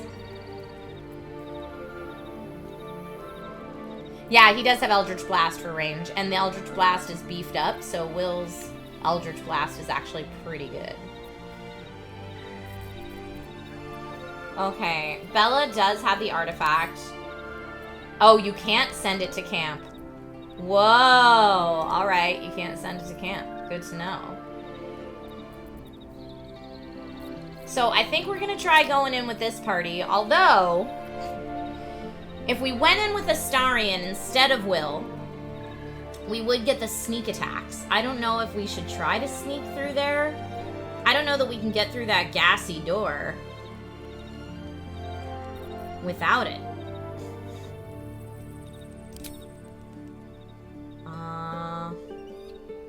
Alright, we gotta sell some of this. We got a lot to mark as wares at this point. But, let me...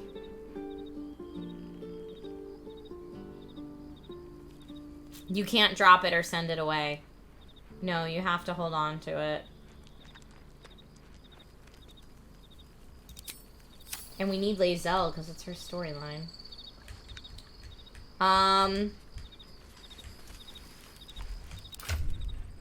Maybe we don't need 3 fighters. So maybe we don't need Karlach. I don't know. That fight's so tough. You could have Gale cast Mage Armor on Will before you go, maybe? I don't know. Let's see. If I'm Will right now... Yeah, he doesn't have Mage Armor. What can he do? Oh, he does have some healing. But they possibly fall asleep.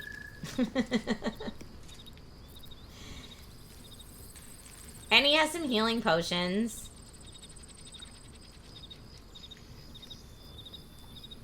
Dante says Gale over Will, but I don't know why. I don't know why we would choose that. I'm wondering if Astarion should be subbed in for anyone. Maybe we do the fight if it turns into a fight, and then sub in Astarion after that.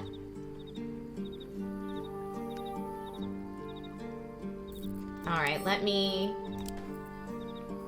add some clothes to wears. I'm just going to try to get rid of some stuff. A dowry ring I think I want to keep in case we need it. Add to wares. What else can we sell here? I want to keep the shovel. Got lots of grief, but okay, send that to camp. These backpacks. Oh man, there was some good stuff in there. Take everything from those backpacks. And then the backpack itself can go to wares. Alchemist Fire, the Rusty Mace can be wares. I'm holding on to a crap ton of magical items, but that's okay. We'll feed them to Gale.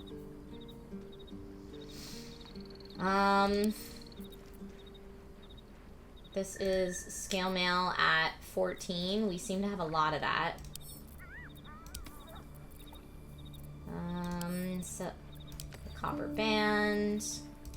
These are camp supplies. Smoke powder bomb. Gale's underpants. We're just gonna keep those in camp in a totally not creepy way. Add that to wares. We'll keep a torch on us. Okay, we don't need multiple scale mail, so we can add to wares. Just gonna try to sell a bunch of stuff to Volo before we go back in. We don't need that hat. Add to wares. Potion of Featherfall. Mind Flayer Parasite Specimen. Arad says Will over Gale for me. I'm biased because you played as Will. You think Vampire over Karlach in this fight? Level 5. Pifachu. I love your name, by the way. You would go Gale and Astarion over Karlach and Will? I don't know. Karlach is supposed to be so good in a fight, though. And I'm like, if I give her one of those soul coins, isn't that supposed to be, like, killer? That's what I was thinking. Maybe I'll just rely on that. This is just bottles. I've got a lot of bottles.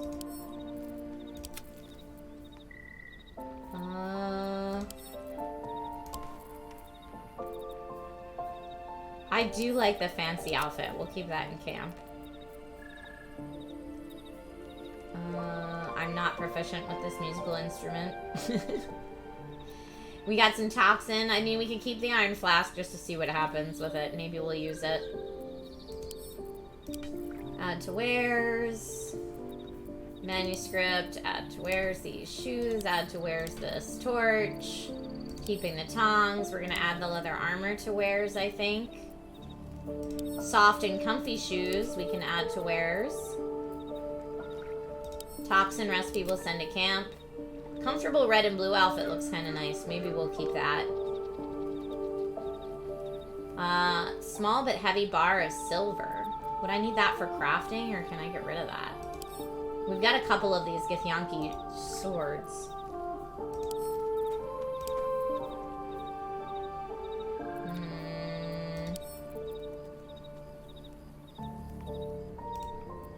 Heavy crossbow, Githyanki crossbow. Maybe Lae'zel should have a heavy crossbow instead.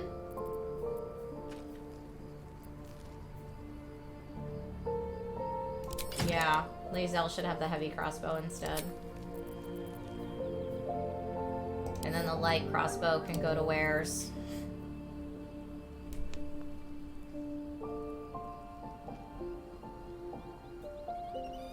Mr. New York to Callie said, send magical stuff to camp. You should send most stuff to camp just to save the encumbrance. That's true. Will did learn Fireball already.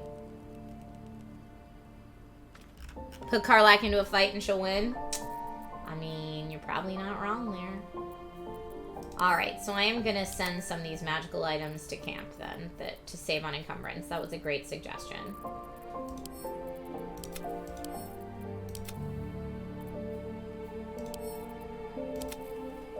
Because we can always just go back and get it.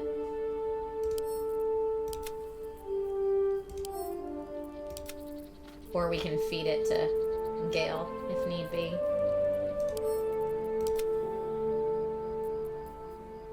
Okay. So that's a lot of wares there. Lae'zel, you should probably give that to Bella. This longbow +1, though. Maybe that would be nice to have. 3 to 10, but a +1. Yeah. Or should we give it to Karlach? Let's give it to Karlach.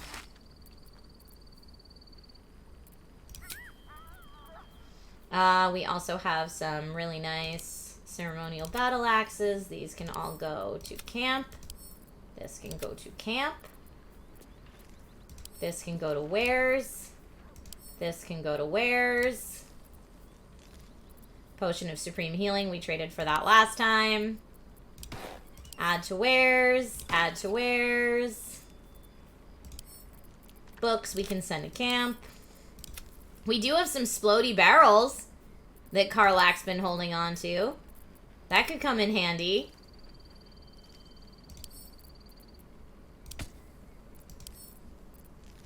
Add to Wares. Add to Wares.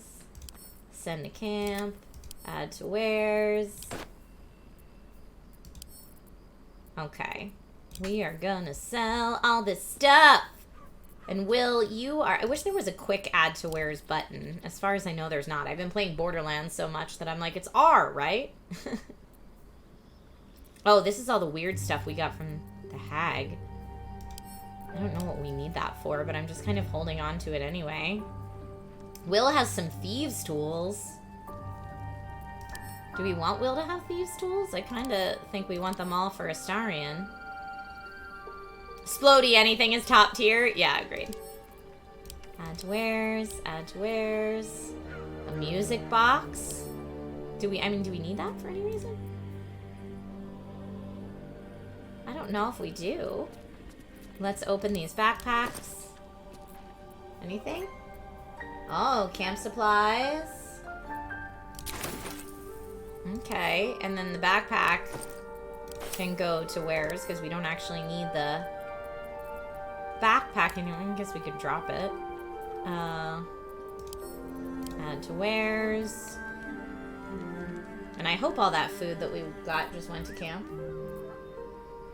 Okay. Now we're gonna go visit Volo and get rid of a bunch of this stuff. Ah, my good fellow. Quite the cozy setup you have here. I'll just make myself comfortable. Thank you so much. Okay. Here we go. Gonna do it to trade. Sell wares. Sell wares. Sell wares. Sell wares. Alright, we have exhausted the amount of money that Volo has. Oh, scroll. Let me look at the scrolls he's got. Darkness, dark vision, mirror image. Meh. This is all fine. We're good here. Thank you for that.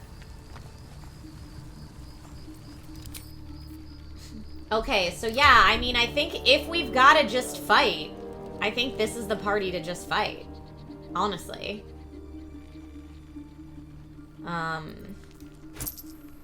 Belladonna's gonna hold on to all the gold.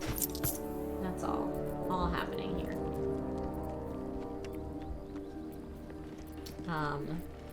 But here's my thought. So Lae'zel has this stuff. Let's read all of this.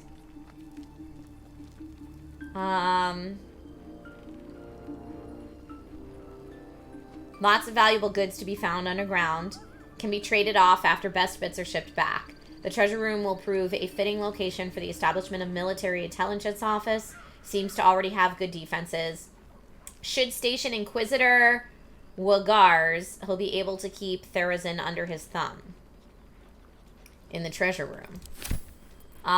But what I'm thinking is maybe this Dawn Master's crest, we could be like, yes, I have it, and then give this instead of this. I don't know that they would go for that, but it's an option.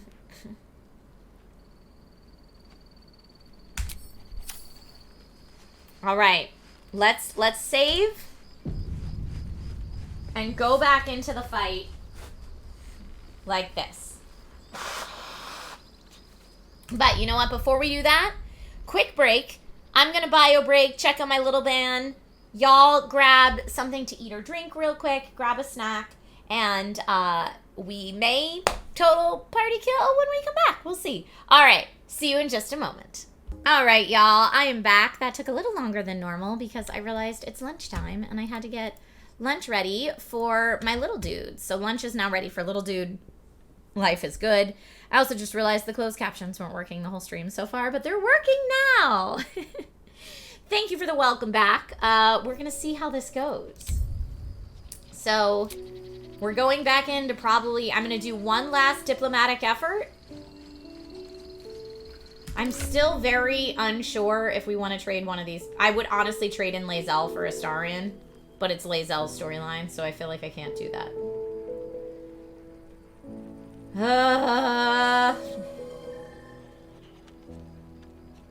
Tarlin, thank you for the hydrate reminder.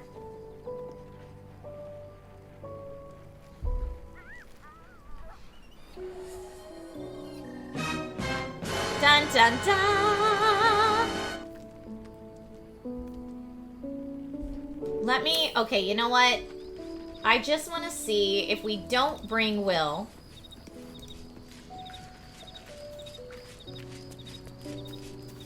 Well met. Are you sure? The blade stands at the ready. And just when things were warming up. If we don't bring Will, and instead I just want to level up Astarion. Yes, darling. Darling, I thought you'd never ask. Lead on. We gotta get that dumb helmet off. I turn it off every single time. Get that dumb helmet right off your head. Oh, I guess he is already level 5. He's already leveled up. Now Astarion. Passives, uncanny dodge. Use your lightning quick reflexes to protect yourself. When an attack hits you, you only take half the regular damage. Well, that should definitely... Why would you ever toggle that off? I mean, that's awesome.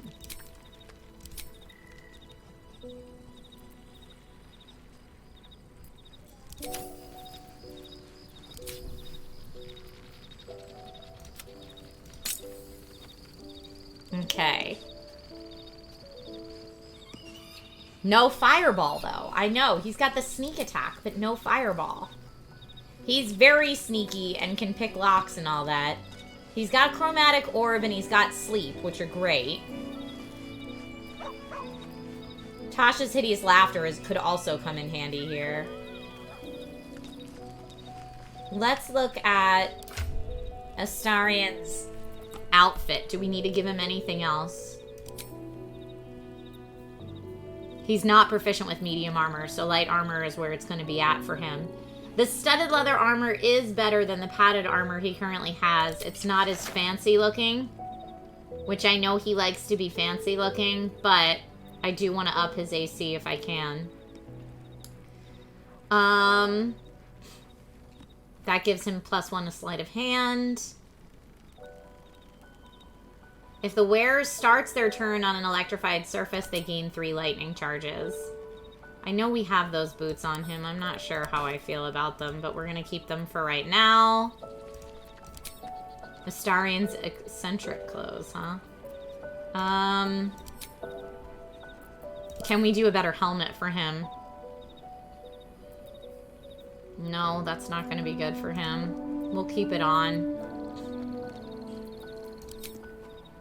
He does have this really awesome bow. Let's look at his weapon. I know I just got rid of a bunch of weapons, but...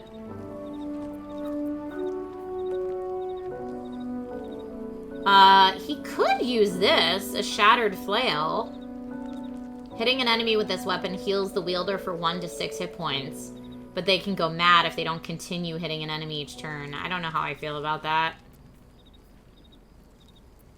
I probably shouldn't have just sold all those weapons, to be perfectly honest.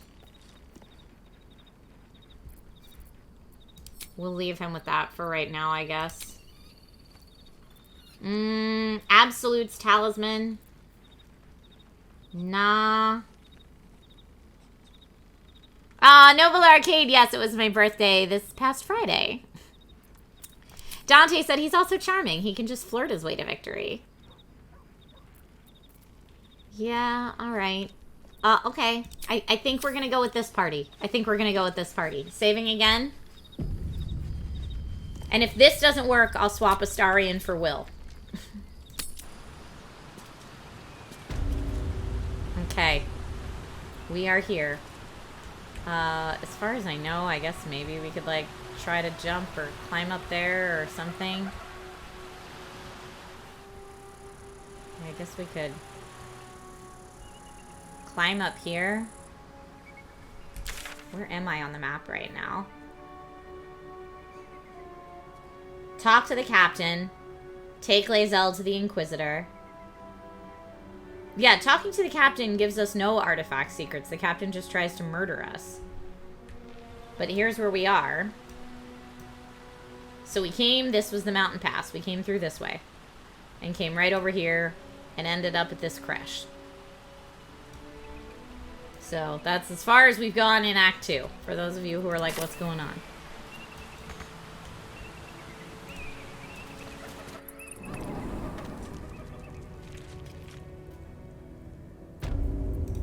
Maybe we could get away, but if we get away, then we can't finish Lae'zel's storyline, which is all I'm really trying to do here. What? Will they not heed? They're just still. They're not following orders. Poor Connor. That will not serve them well in battle. I must return to my duty. Walk well, Rastil. Thank you. I will be heard. Kreshilik welcomes you, Rastil.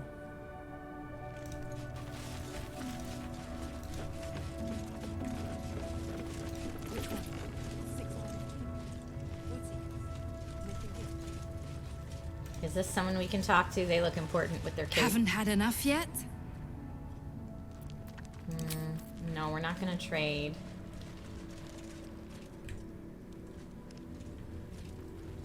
This takes us back in.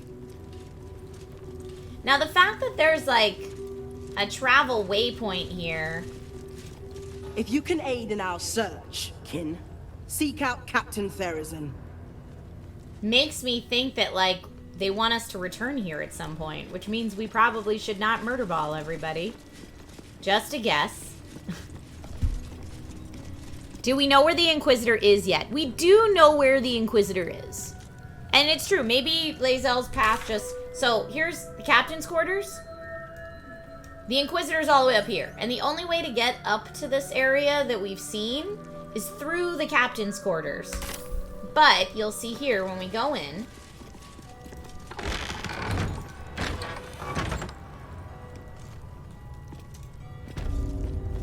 It automatically puts us in the red. And this is blocked.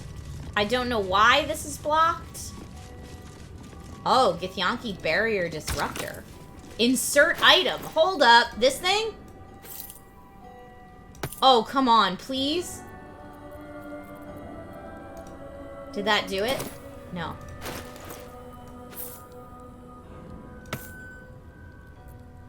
Wait, can I just move this? Here.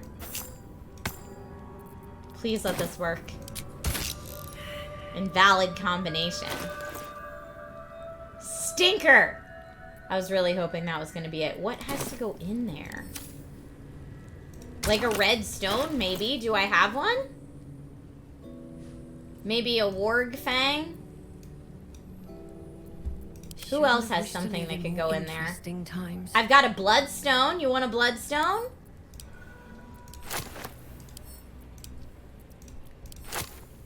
This is something we haven't tried before.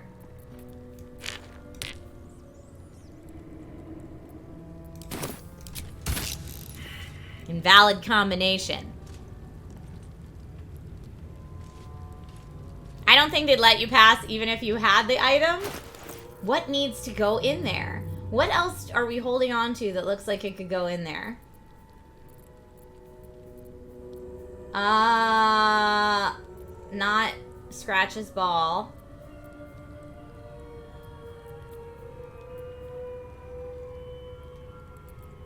What's something, maybe this?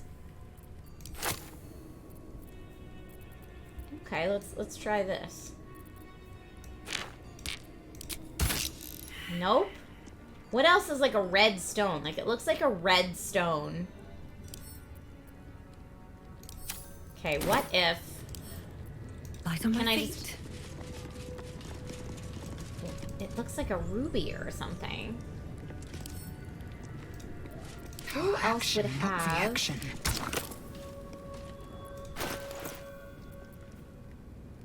I don't think we tried the Warg Fang.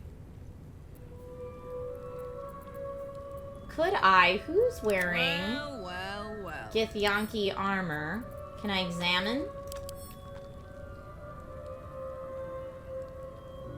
Githyanki Smith, but it doesn't tell me what the red stones are in it. Whatever the red stones are in the armor, I'm gonna imagine is the red stone that we need there. Maybe someone's holding it, like pickpocket a guard. Ah. I mean, Forlorn Knight, that is a suggestion. Let's see if, yeah, if my whole crew comes out here. I don't know if Astarion can just sneak in there and pickpocket that.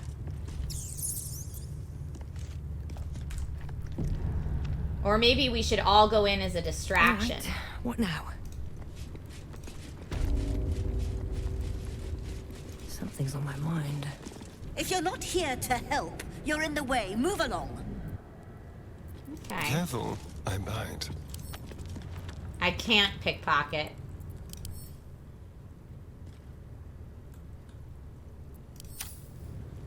Maybe that's because Astarion's not sneaky right now. What now? Time for discretion. Nope, not there. Over here. I mean, there's a lot of,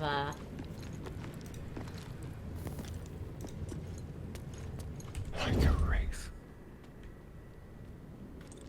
Okay. Not a sound. Now can I pickpocket? Don't look now. No, scroll of... Not even a challenge. Alright, well, at least she doesn't have that scroll.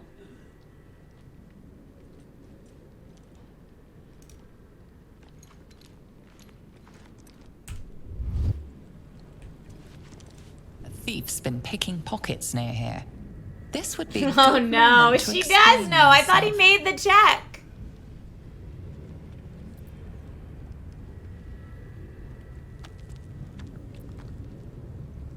Try to talk my way out of the situation, return it, or donation. Let's make a donation. Gold may have made your problem go away this time, but next time you won't be so I just don't want lucky. her to have the scroll because we're probably going to fight soon. Okay, well, you know.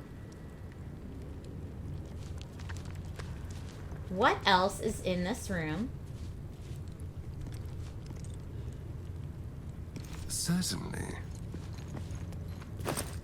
Nothing in the pouch.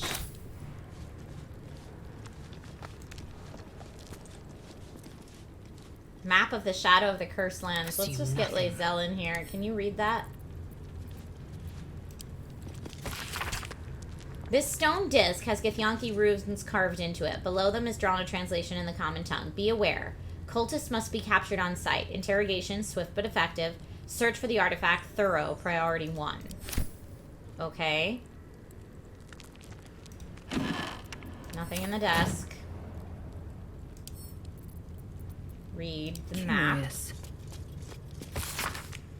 This map is an active improvised cartography. It highlights the areas of these Shadow Curse lands explored by Githyanki scouts. Evidently, their forces are getting closer and closer to Moonrise Towers. A map of the Sword Coast. My people have scouted well beyond the temple. Nothing in the backpack. Quickly then. A reminder. Can we read that? Probably not.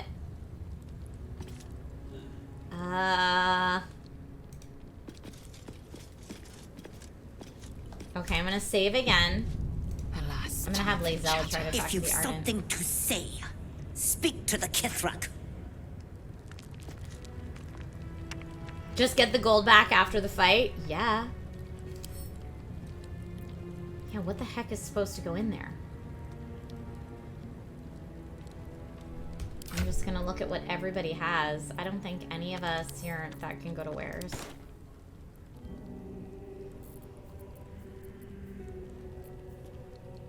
If it's not that,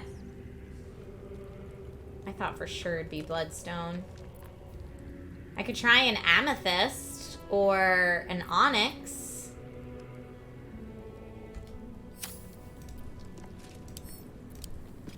No, not Lae'zel. Still alive. Bella. So that's progress. I mean, neither of those things are red, but...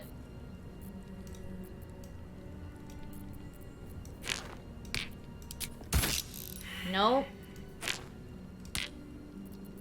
The only other thing I have to potentially put in there... Maybe a soul coin. What else did I say? An emerald? Did I have an emerald?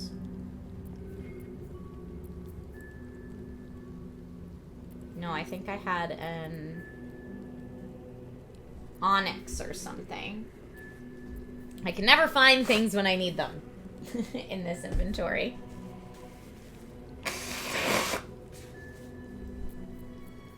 Let's see.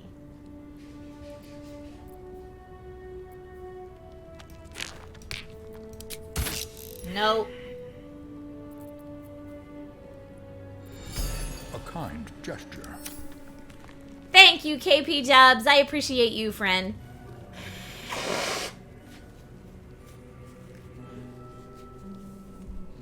Yeah, I don't know what I have that I could put in there, but something needs to go in there. And the Ardent didn't have them on it to pickpocket, but that was a great idea.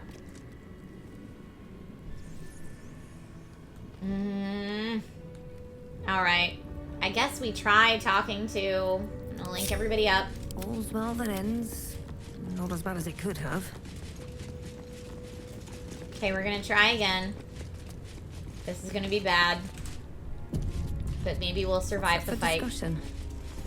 I presume you are not stupid enough to return empty-handed. So, give me the weapon, now. I've not found it yet, but I'm close. I just need more time. Just gets us out of this conversation. If we say here it is, I presume I can't give her something else. Sure, I have a weapon. Want to see your blood on it? I mean... Shadowheart's not here. So we could see what happens if we hand it over.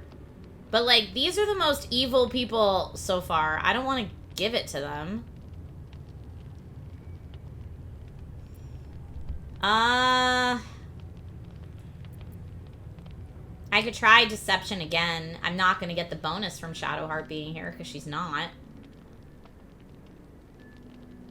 17th Century C said I had more choices in mind. Interesting. I had more choices in mind the first time we talked to her, but not the second time.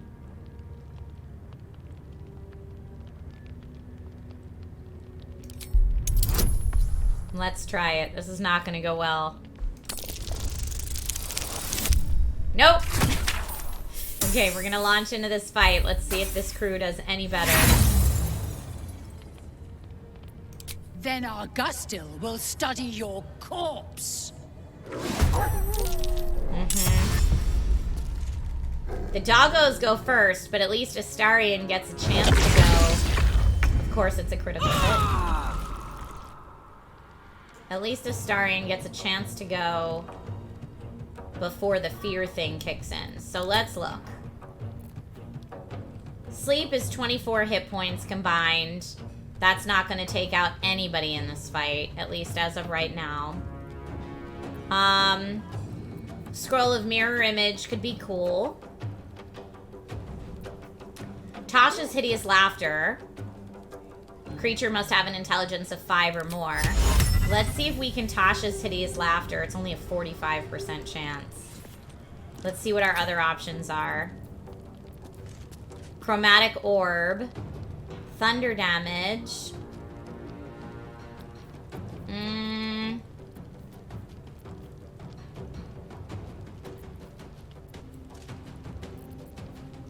I could also try setting someone on fire. Arrow of Dragon Slaying does double damage to dragons, but that's not helpful. I think Tasha's Hideous Laughter. Have you tried picking her pockets? No, we have not.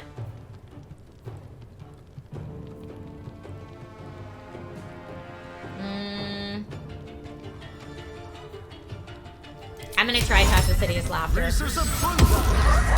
No, she's saved against it. Stinker. Vampire Bite heals me, but I don't need it yet.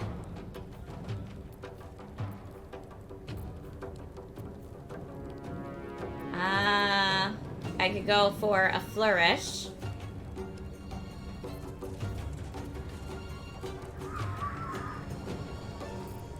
A jump wouldn't be great right now. Oh, I hear a little man. Did everything go okay there, Dada? Okay, great, thank you. Yeah, bud. I heard that you're playing some Zelda. I'm not playing some Zelda right now, but I could be playing some Zelda in a little bit. Could be. Love you, bud.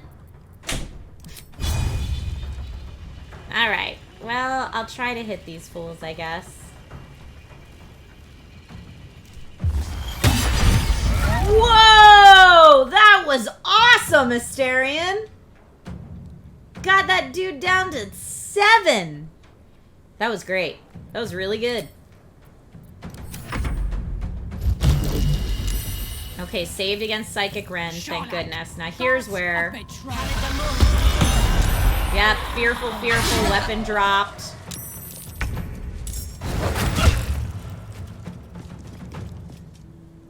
Who just ran away?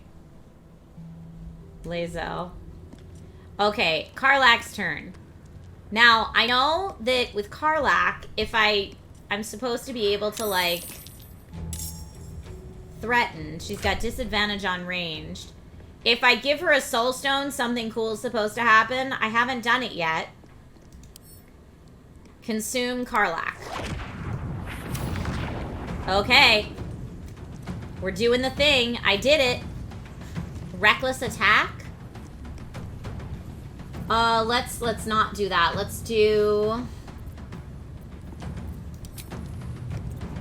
What can she still do? Concussive Smash, Hamstring, Reckless, Backbreaker.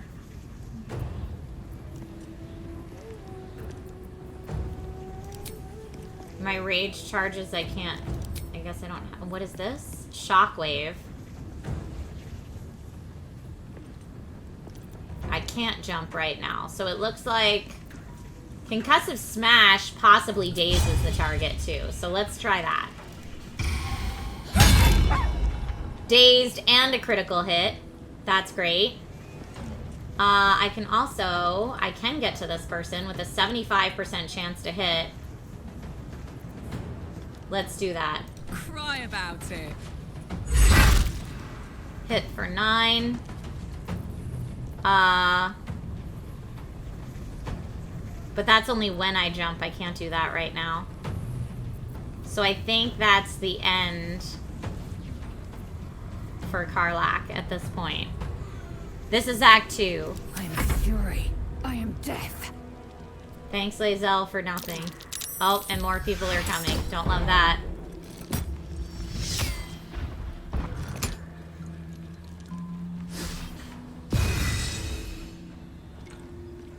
Oh, so many more people are coming. I'm sorry, Karlach's down. Karlach, get up. This fight. Oh, is this the end of Act 1? Then yes, we're still in Act 1 if this is the end of Act 1. Thank you for the posture check.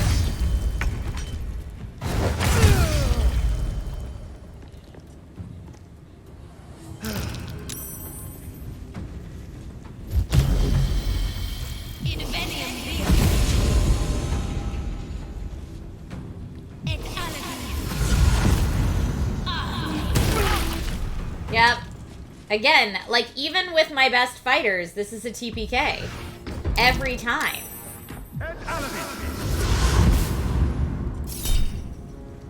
I don't know how you would survive this fight.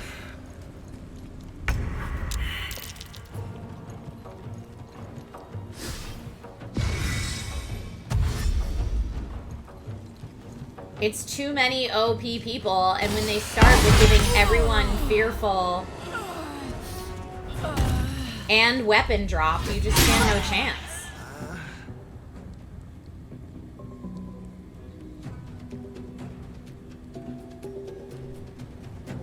Lucas, we did not go to the Underdark because I took the mountain path instead. And then we came upon this Kresh, and then Lae'zel's all like, I got stuff I gotta do with the Kresh, but all of the stuff Lae'zel wants to do results in a TPK. So maybe the answer is just tell Lae'zel, too bad, so sad, we're not doing your storyline. Because it's all death. Everybody's dead every time.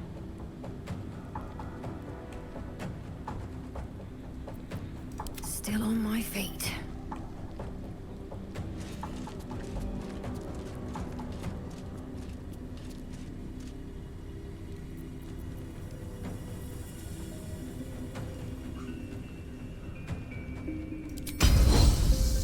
Like, apparently I don't have enough movement to get there. Or there. I don't understand why I wouldn't have enough movement to get there. You're saying I should visit the Underdark and come back? Like, just don't do the Kresh right now?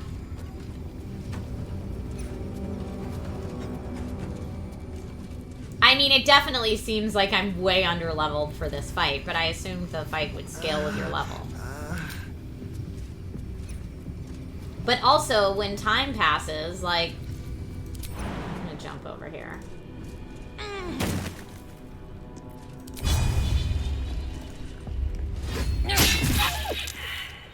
Got one of them down.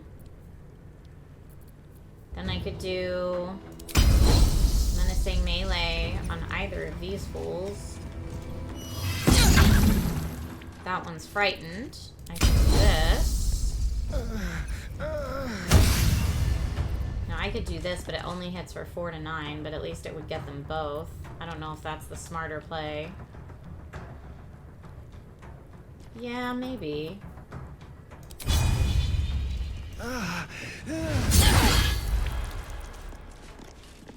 Okay, and then I can also disarming attack, sweeping attack.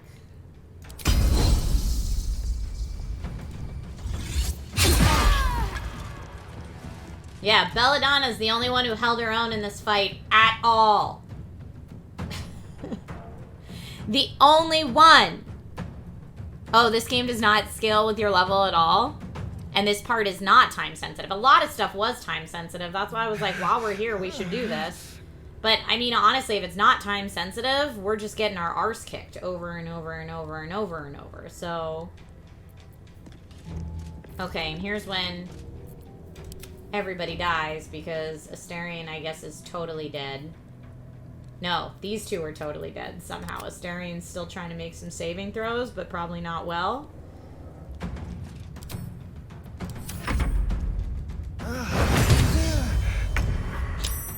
Oh. Poor Asterian.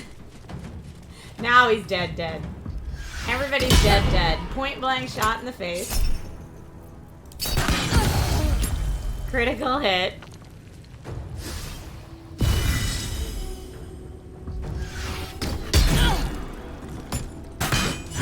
That's it. Total party kill. Ay.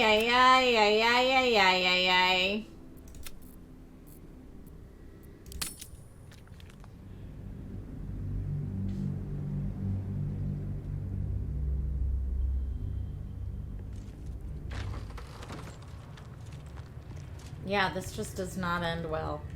I want to go through here. That's where I want to go. This does not end well. So, I mean, if we're not going to do this thing at all, I guess maybe that's why there's a fast travel here, so you can come back here if you want to. Oh, you cannot fast travel from this area. Alright, I guess we gotta get our booties out here. Ready.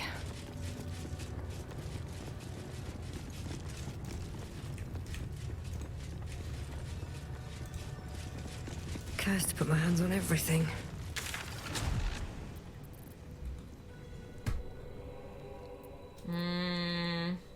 What's right out here? I forget.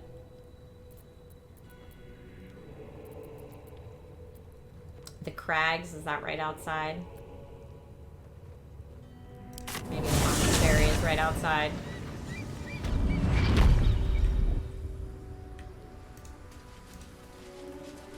Ah, so we are still in Act 1. I assumed since we got to the new map, like when you cross this bridge and you get a whole new map, I thought that was the difference between Act 1 and Act 2. So we were trying to take the mountain pass, and then we were like, oh snap, we found the crash.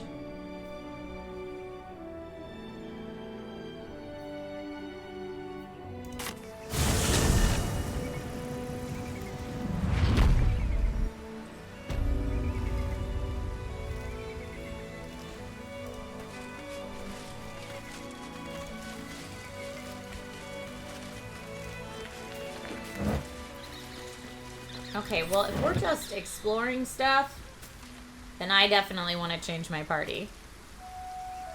Underdark and Mountain Pass are kind of like Act 1.5. I see. Alright, I'm going to change out my party then. Because the only reason I have Lae'zel with us right now is because we were doing her storyline, so... Alright, Lae'zel. Why don't you... chill, my friend. Where are you?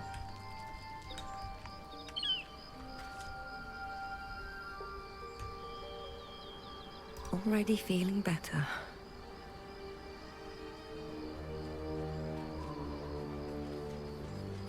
Z Mulaney, it has nothing to do with the sponsor. It's not depending on sponsor at all. I work in the tech sector, so I get to experience a lot of every generation of CPU and GPU that come out from those companies.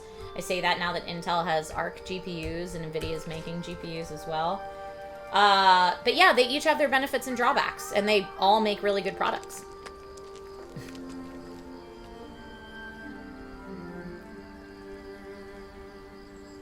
A code to Roku, it has gone out today, but I'll give it to you again because it's been a while. The special code for today is dragons. I've got a dragon on my shirt. Dragons is the special code for today.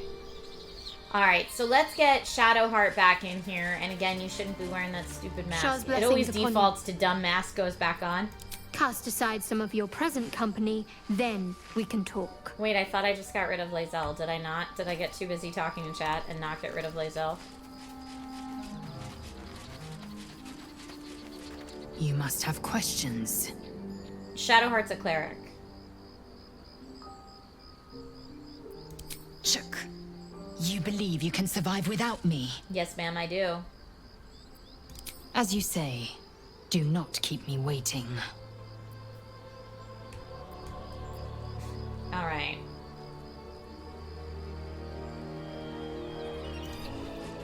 I'm gonna get Shadowheart back, and I'm gonna get Gale back. Shah's blessings upon you. All right, some company wouldn't hurt on the road. We gotta get that dumb mask especially off. if there's trouble. That mask has got to go. Every time you switch them in and out of your party, it changes the mask settings. I'm not a fan of that.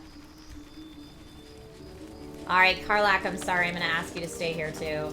Soldier? Oh, come on. You don't mean that. I do. Oh, fine. I'll be here eating dirt or whatever. Like, my character's already a fighter, so having the other fighters, I feel like, is only for those we're absolutely all gonna die now fights. Tell me, what can I do for you?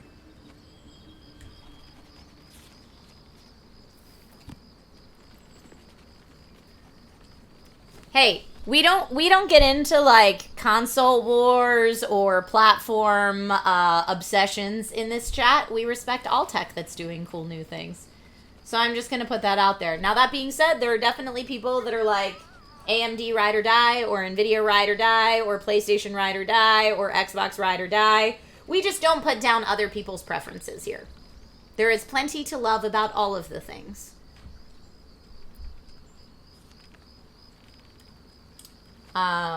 Let's see. Join me, Gale. With pleasure. Lead on. Okay. Gale does not need to level up. We've already leveled him up. He still has mage armor from being in my party before.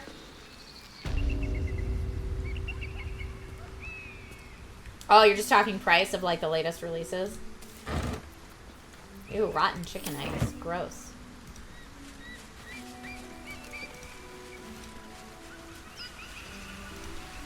Uh-oh. Ruh-roh, this doesn't look good. Just a leg hanging out here?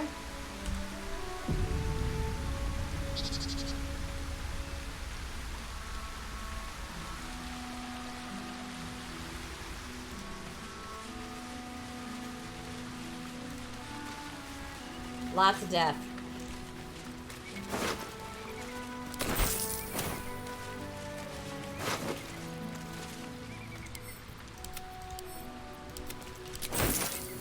All right, let's use...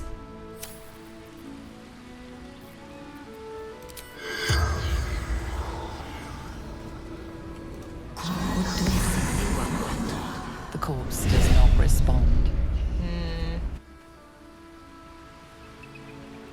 No?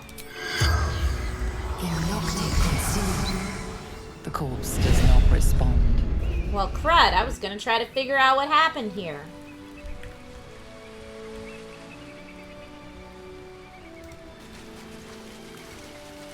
To the goblin camp? No, so this must be...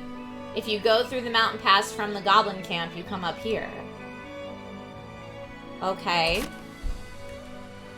At least I know where that meets now.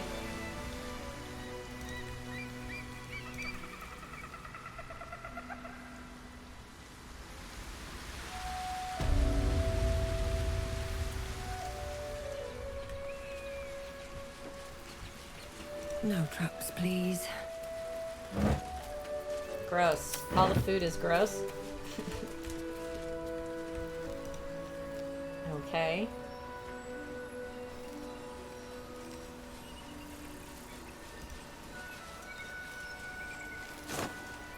Those are good potatoes. We can send those to camp. No, we don't want any rags. Got that already. Okay, we came down here and talked to the really evil lady. Then that'll let us to the crash. Let's go up this way. We haven't gone up this way yet. Oh, there's someone walking around up here. Oh no. What? We got some ghouls up here? Oh, no sauce. Can I sneak attack ranged? I don't have advantage on any of them. Oh man, this is freaking rude. We could try to hide. Maybe in the trees so we can get a sneak attack on the next turn. Or we could put some folks to sleep.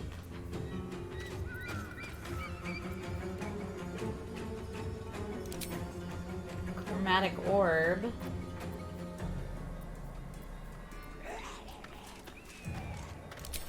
Thunder. Oh, we can't reach him. I don't know if we can.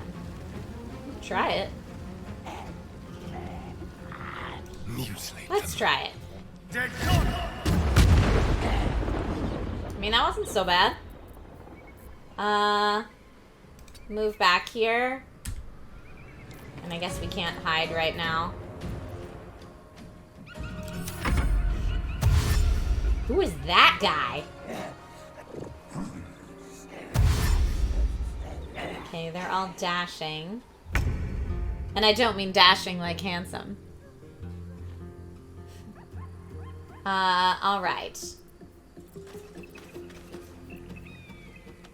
Magic missile could be nice to hit multiple targets, especially since this guy only has 7 left.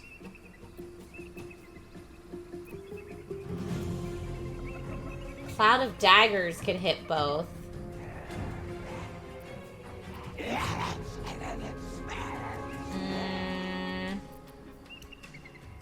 What else do we have? Shocking Grasp, Melf's Acid Arrow. Melf's Acid Arrow, this baby. I don't think we want to upcast it.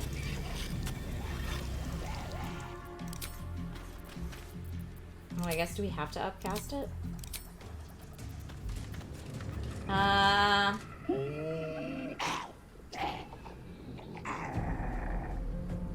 don't know what I want to do here.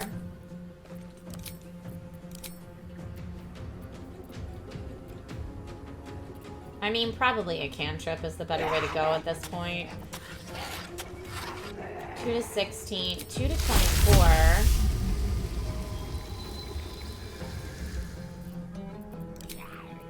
Not waste a spell just yet.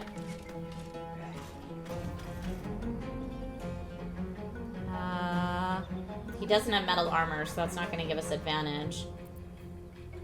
Cold could be nice. You know what? Firebolt. Let's try it. Missed! No! Really? Freaking rude. Even if I shove him, it's not going to be great. Alright, I'm going to leave. Oh, Gale. Ooh, this guy. This is a Death Shepherd. Holy no. 2 Death Shepherds! Oh, no.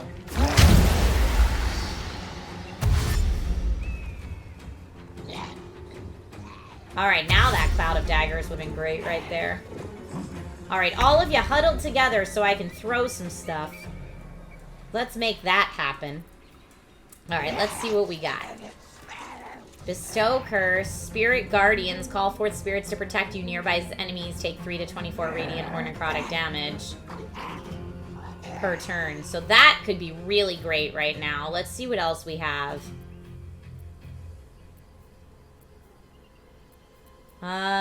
Charm. I mean, are these... Are ghouls undead? Undead Ward. Affected entity is resistant to bludgeoning, slashing, and piercing damage. I mean, could we try turn undead? Turn all undead that can see you. It's only a 35% chance, but this seems great. Okay. Well, that was effective. Thank you, Shadowheart. I can also do Shield of Faith on who needs it. I think Astarian's AC. Who's got the worst AC? Astarian does. Okay.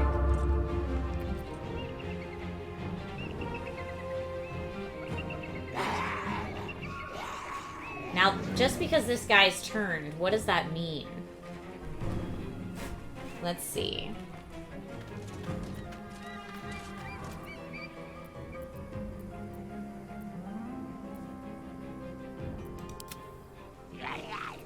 What does that mean?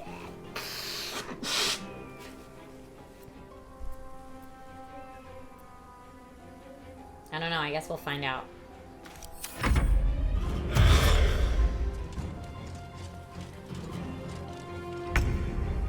Belladonna's turn. And again, these guys, Undead Ward, resistant to bludgeoning, slashing, and piercing damage.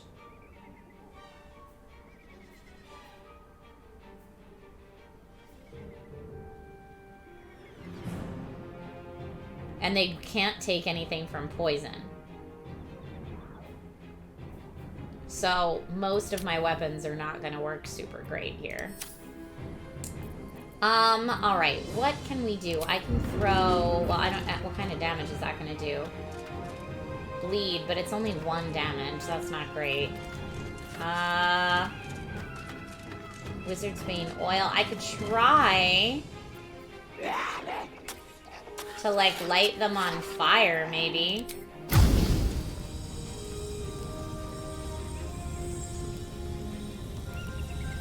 Not gonna hit all 3 of them, I don't think. I can get all 3 of these guys. I'm gonna try fire damage.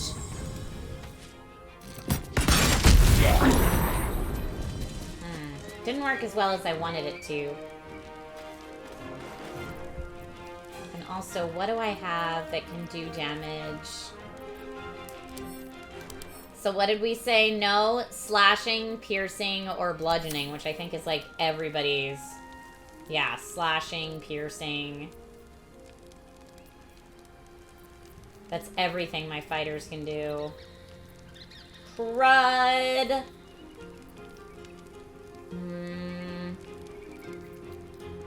I'm gonna throw Alchemist Fire.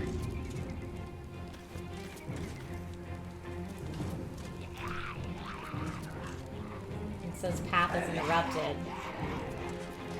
I could move a little bit. And then try again.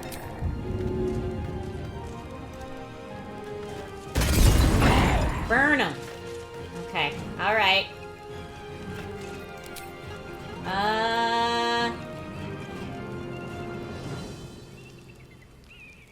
No one needs healing right now. I could try Pommel Strike, but... Drow Poison, maybe? No, they don't do poison. Poison's not a thing. I could try shoving one of them. Maybe into the other one. I don't know.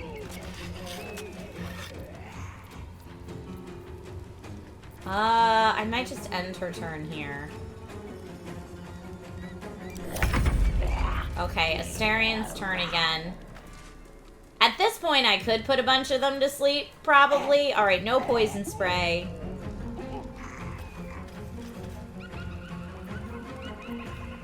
We could try Tasha's Hideous Laughter with this guy. I don't know if that works.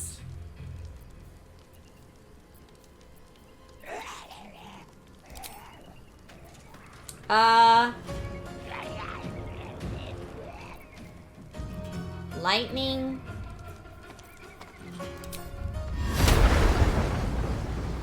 I mean, these guys would be hit more, but...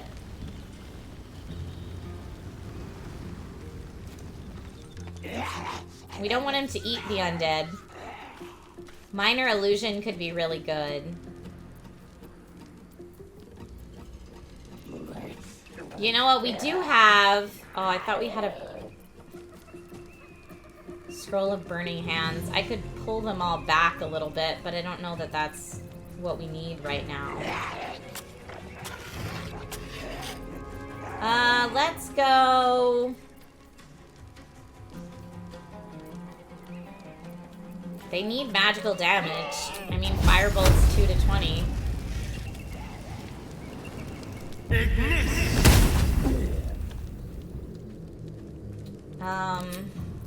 And then...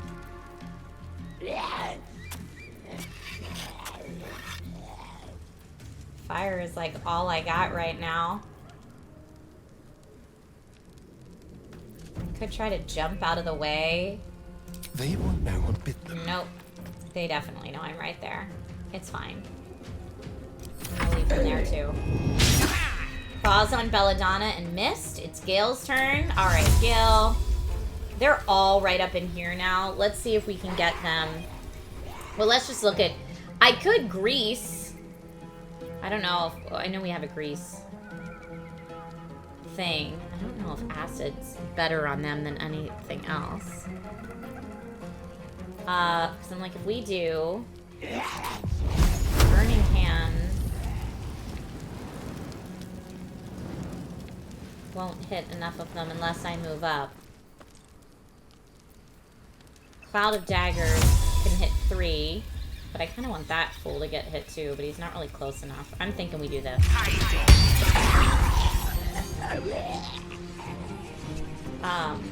And then I can move everybody else back a little bit. Misty Step, I could change where I am, but I don't really want to change concentration, so I'm gonna get... Can I get Gale, like, up here? Gale can jump, but not over there yet. So I'm just gonna move. I'm gonna move Gale over here. No? Okay, doesn't look like I can jump up high. I was trying to get Gale cleared out of the way, but... Alright, this guy's gonna go. You gonna come through my...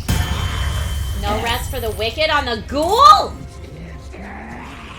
Oh, no. Oh, no.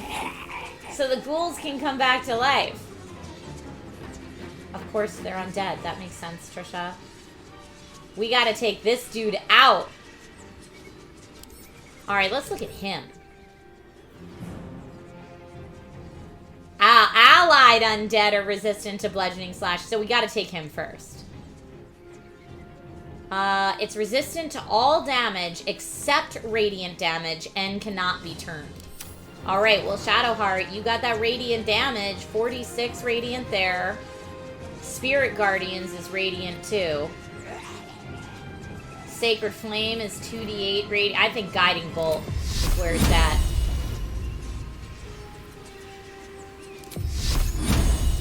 Okay. It only does an extra 1. 4d, so it's like 4d6. Would that be 5d6 if I cast it at a level 2? I'm gonna cast it at a level 1 for right now, but let's try it. Okay, Guiding Bolt for 12 radiant damage.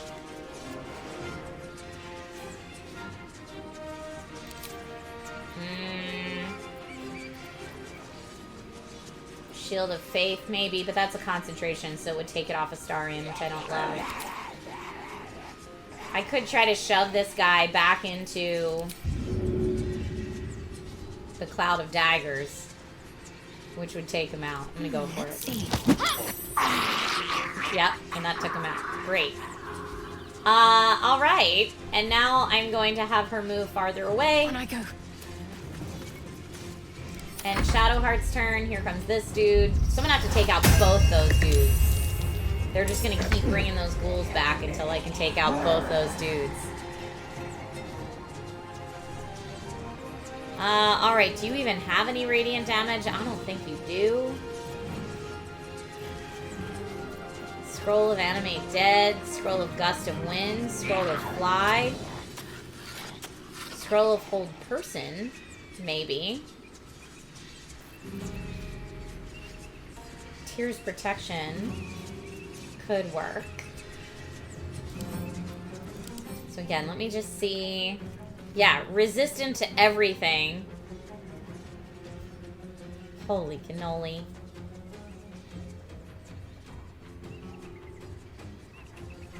I mean, resistant doesn't mean, it just means it's halved.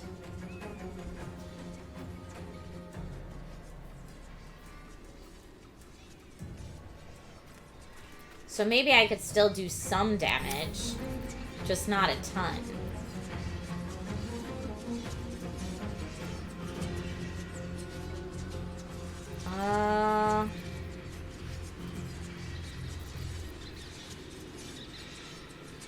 I could call Scratch into the fight. Alright, let's do... Normal damage will still affect it. Alright, so let's do menacing attack. Melee. Because I don't know if they're even armed with anything.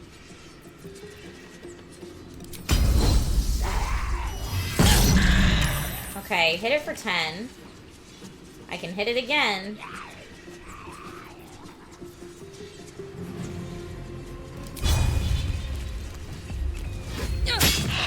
It's immune to bleeding, so that was a waste on that. But then I can pummel strike. Took that down. Let's use this. Do my action surge so we can get another menacing attack melee. Took it down to 23. Let's do another main hand attack. Okay, we're getting there. We are getting there.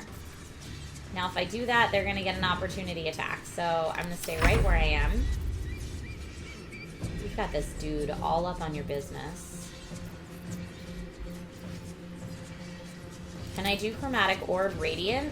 Is there any radiant damage? Probably not, but no, there's not really.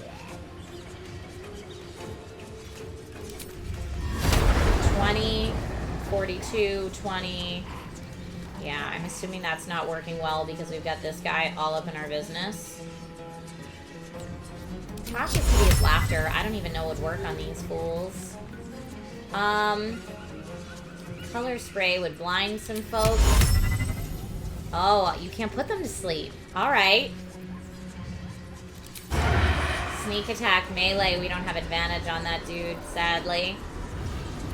Piercing strike, flourish.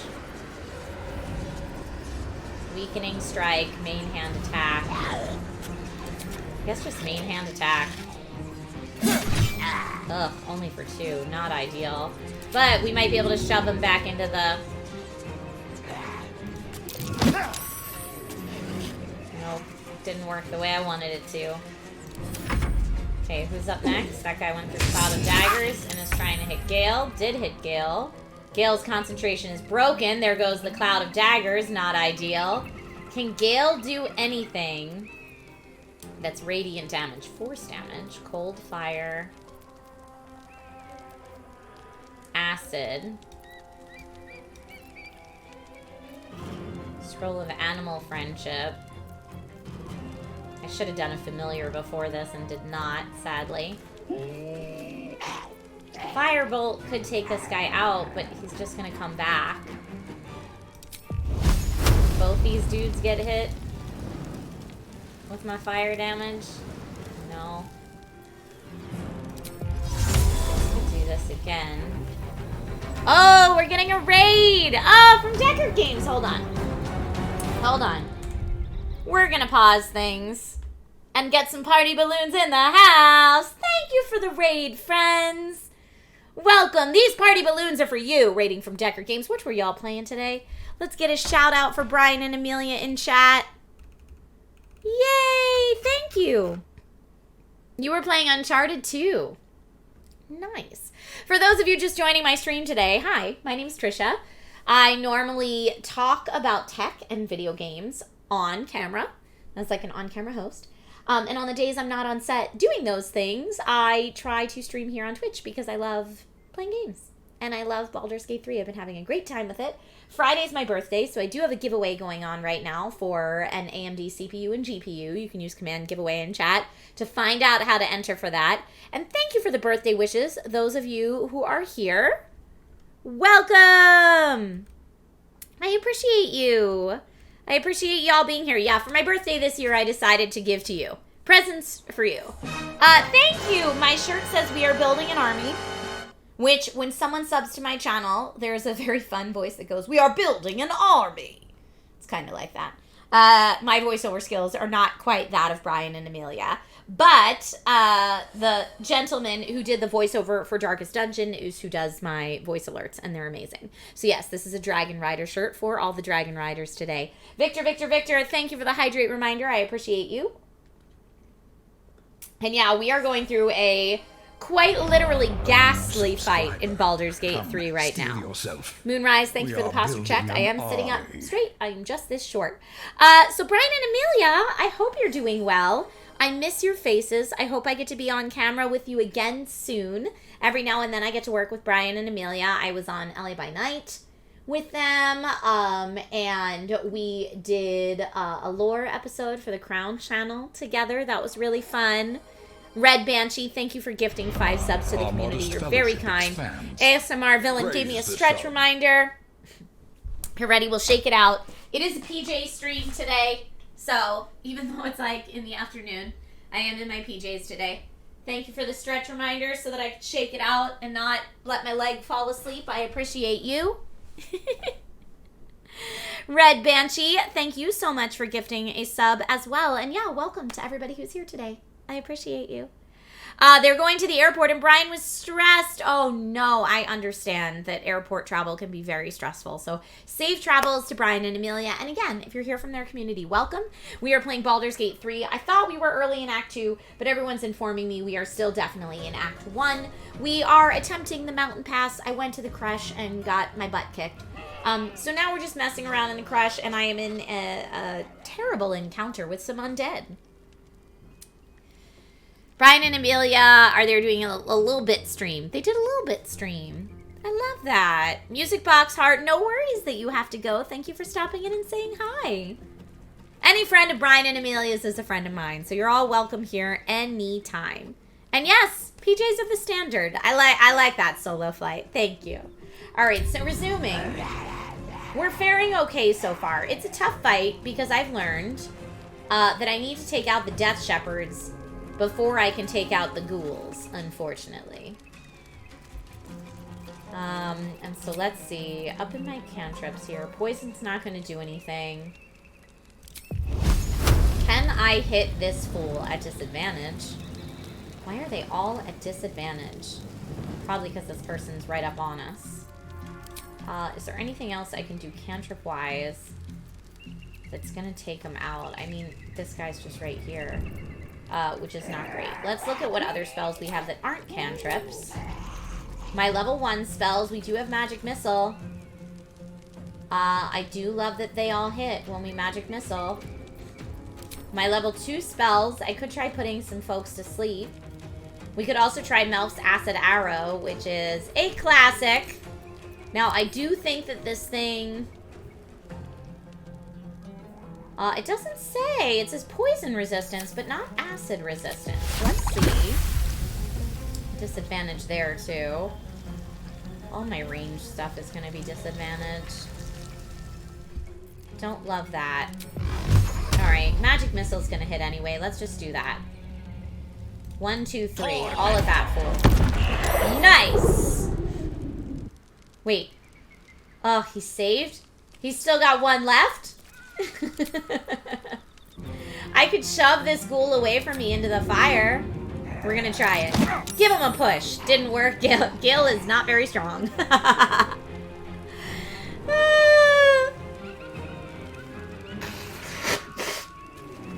Excuse my nose blow. We're gonna end Gil's turn here. That guy's frightened. He's raising another ghoul. Another goal. Okay, here's where I can slash, though, and I think hit all 3 of these fools. All right, Radiant Energy again. Let's do it. We are going to do Spirit Guardians. And we're going to do Spirit Guardians with Radiant Energy. Yep. All right. And then we're going to have her come right on in here, which is going to hurt everybody. I don't want her to catch on fire. Yes, this is perfect. This is perfect. You're doing great work, my friend. I could shove this fool. I guess I'm wondering if I can shove him into him. That would be cool. So let's move just a little bit this way. And then do a shove. Ah, didn't do anything. That's alright. That was a great turn on Shadowheart's part. Okay, trying to raise more of these undead. The spirit gardens are doing wonderful work. I'm very happy with how that went down. It is Bella's turn. I can barely even see Bella because she's so covered in grossy stuff. Now, why I can't use any actions because I'm nauseous? Alright, we probably have an antidote in here somewhere. I don't know if that'll count as my... Yes, I do. Okay, now I can take actions. Fan-freaking-tastic. Cleave swings around. I can also... Sweeping attack is 1 to 8. Cleave is 4 to 9. So let's do that. I can hit all of these friendos. No, some of these friendos. I'm going to hit some of these friendos. Yes! Alright, that guy is officially down now, Death Shepherd jerk. That's our other Death Shepherd who we need to own. So let's do... If I try to hit him, they are going to get attacks of opportunity. I could try another sweep. 11, oh, 42 on this ghast. Are you freaking kidding me? Alright, this guy is very gross. Slashing, piercing, bludgeoning, and necrotic resistance. What else could I hit him for? I mean, I could try to catch everybody on fire, but...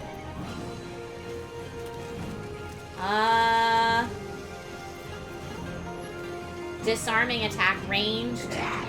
What's my menacing? No, not menacing attack range. Menacing attack range. 25% disadvantage because these fools are... Alright, alright. I feel like I have to go for a melee attack at this point. Z Mulaney, thank you so much for the resub and welcome back.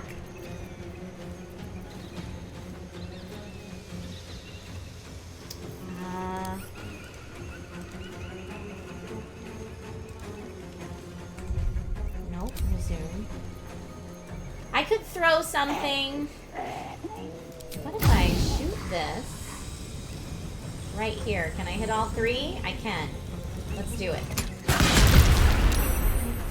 They all saved against my arrow of fire. Well, gosh darn it, in a bag of chips. No one gets an attack of opportunity if I loot right here, right? Oh, great. So, yeah, we'll take that. We'll take that off of him. So if for some reason they can resurrect him, he's got no weapon and no armor. That sounds good to me. I'm gonna end that turn. Alright, Astarion. Now, Astarion should have some good sneak attack against some of these fools. I don't know that we're going to be able to sneak attack against this guy, because there's no... Although I should be able to do this dude, which is helpful. Alright, so do we sneak attack with Astarion, or... Yeah, I think that's what we're going to do. Tasha's hideous laughter would be great. It's a 45% chance. Let's try it. Yes,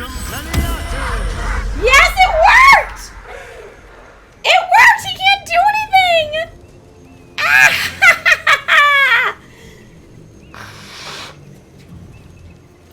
He's just on the ground laughing and prone, and I love it. I love it so much. Now I'm gonna come up and flourish this fool. Critical miss. The witching hour. Okay, Gale. Gale, I forgot you were even still in this fight. My home dude. Let's get you... Burning Hands, you're gonna hurt all your friends. I don't know if we can... Burning Hands is so hard to see right now, like who it's gonna hit.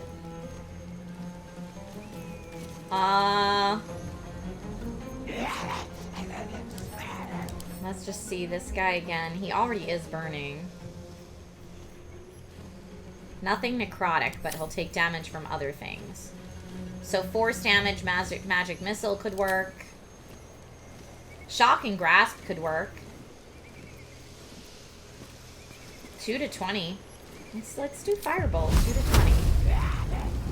Wait, why can't I just shoot through here? Disadvantage. Let's shoot that guy. The advantage. And we missed. Thanks, Gale. Thanks for a whole lot of not much. Can you push this guy? No, why would you do that from there? You can't step over this dead body? Really? I guess just loot that ghoul. There's nothing to loot there. I could have you jump into the fray.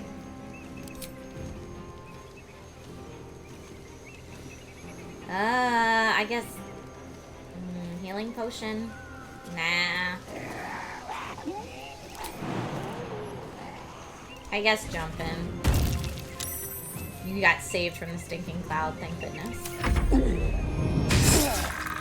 Woo! Tasha's Hideous Laughter. Warcaster Opportunity Spell. Cast Shocking Grasp at a creature moving out of range. Or Opportunity Attack. Let's do Warcaster. Because now the Tasha's Hideous Laughter is broken, which sucks.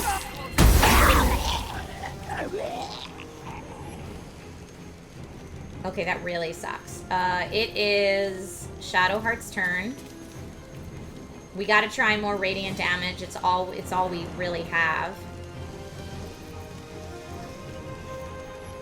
Guiding Bolt. Ah.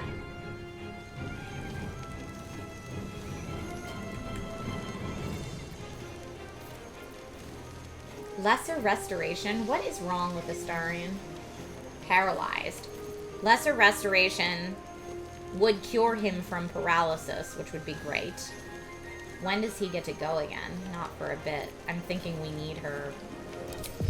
We need the, oh, but that's at it's only 30% and it's a disadvantage. I hate that. Alright, we're gonna do that. Astarion's cured from his paralysis.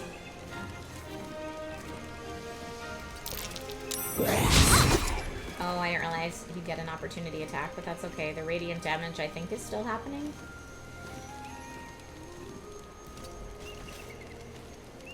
What happened? Oh, so the Spirit Guardians aren't hitting him anymore.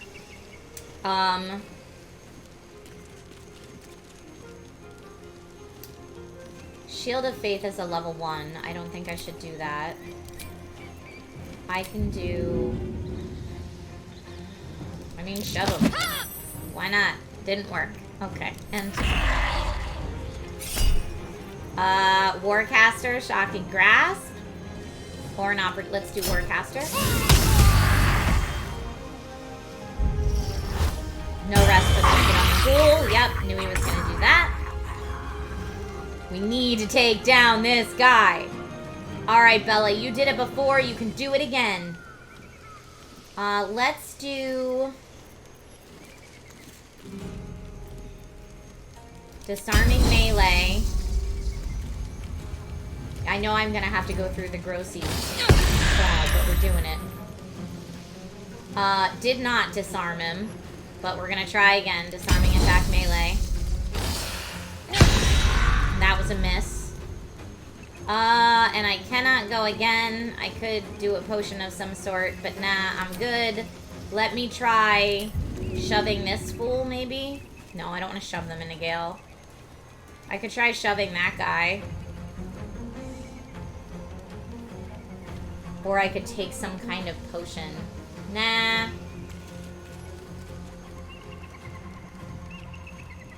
I don't know. I guess... Yeah, let's shove him. Yeah! Why not? When in doubt, give a good shove.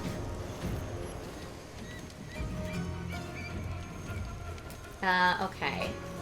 And I can't use actions right now because I'm nauseous, apparently. But that's alright. I was out of actions anyway. Okay. Astarion gets to go next. He desperately needs a potion. What else do I have? Scroll of Protection Energy. Scroll of Protection from Good and Evil. That would be great. Tasha's Hideous Laughter. I can't believe that was thwarted so easily. That was so sad. 36. 45. If I try to hamstring him, 55. Sneak attack won't work. 70 on that guy, though. We're gonna do that. You can only hit for 7? Rude. And we definitely need... He needs one of those greater potions of healing. I know I have some. Drink a star. Yes. Okay. Much better. Much, much better. I could have him move. And I don't think he'd get an opportunity attack. I'll leave him where he is. Okay, Gale, please. For the love of all that is holy. Please, my dude.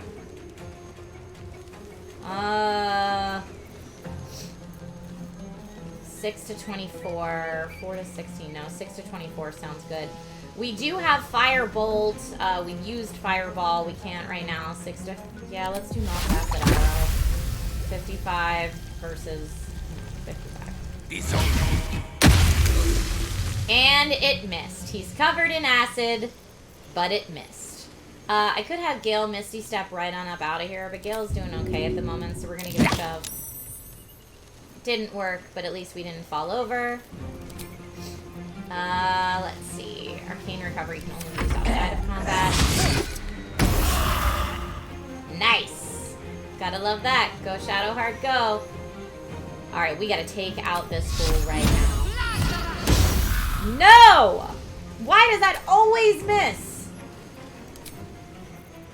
Gosh darn it, and a bag of chips.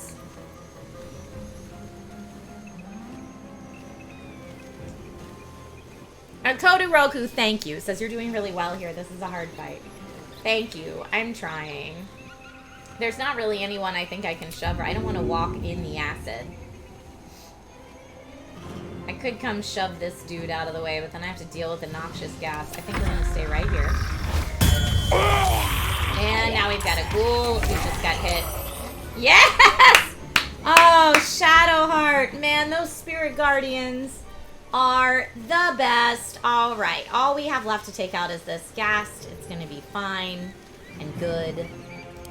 So now that your friendo is not boosting you, ya jerk, this one nauseates creatures around it, so it's better if we're going to hit him from afar.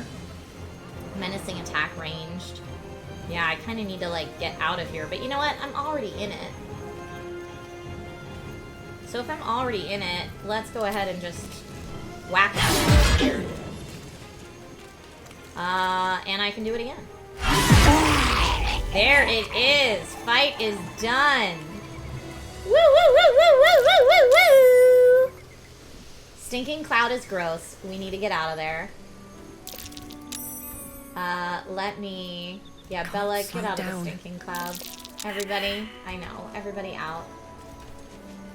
Dead Zealot of the Absolute. We will... Whoa! Heavy plate armor. Woo! That's going to be a nice get. Let's get... I'm ready. I mean, Shadowheart, I guess it doesn't matter that the Spirit of Guardians are there because it doesn't hurt my... It only hurts enemies. So that's kind of fine. We do have some more folks to loot, but I kind of want to wait till some of that goes away. If it's going to, let's loot. Let's see. I will take all of that as well. No time to rest. Let's go ahead and talk to these people and find out what the heck happened here.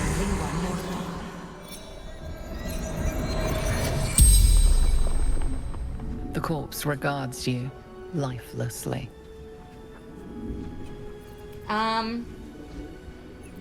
Who are you? Samuel Staxford. Okay. Devoted servant of the Absolute. Mm-hmm. What were you doing here? Following orders of General Thorn. Okay. Who is General Thorn? Leader of true souls. Chosen of the Absolute. Okay, I know who killed them. Where did these undead come from? Let's see, what were your orders? Find Duke Ravenguard. Bring him interesting. To the Absolute. Duke Duke Ravengard, isn't that Will's dad? What is the absolute one The with Duke corpse Ravengard? remains silent. Stinker. It does not know. The corpse remains silent. It does not know. The spell's power wanes. You can ask no more questions. Okay. Well, and after that long conversation, now I can loot some bodies. What's hiding here? Nothing. You're very gross. Nothing. You're very gross. Death Shepherd. I will take it. Thank you. On my step. Got that one. Got that one. Dead Githyanki youth. Pork loin we can send to camp. We'll take everything else. Dead Githyanki youth. Divine bone shard, huh? Take that. Alright, let's look at some of this new armor we've picked up, because I think that could be nice for me. Half plate AC 15. No AC bonus from dexterity. Disadvantage on stealth checks, but still. But still. That's some pretty nice armor there.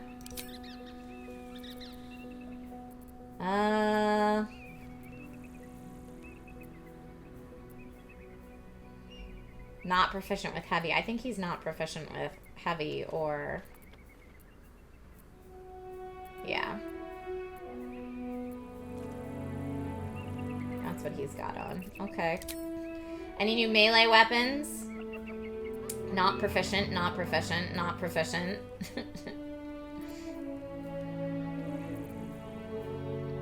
Mm-mm.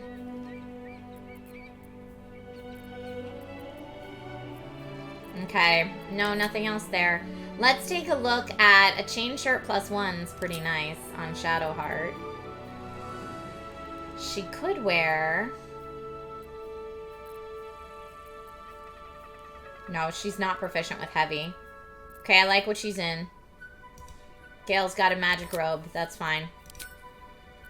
Alright, so we didn't pick up anything else that I think needs to be swapped out at this particular moment. Let's see what she has weapon-wise. Nah, we're good there. Okay. F5. Saving.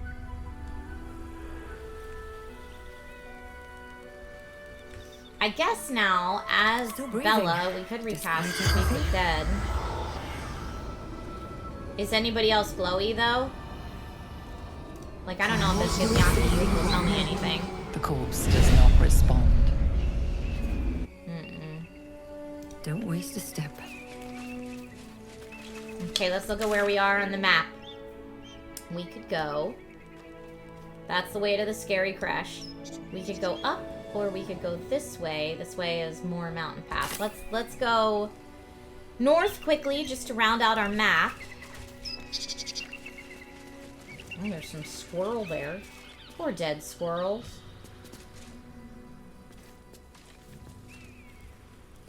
We didn't loot this one yet. We will take that. These poor squirrels. Squirrel's got nothing on it. I mean, I don't think I need to pick up arrows, but I might as well since we're here.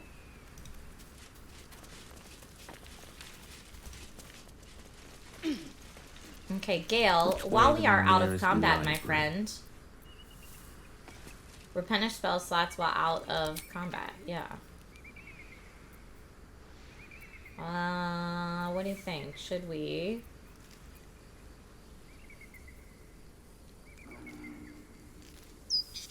Let's do... No, let's do a level 3. So you have Fireball back. Okay. And then let's also find Familiar. We should have done that before. Gale, do we want Gale to have a cat or a raven this time? I think we did a raven last time.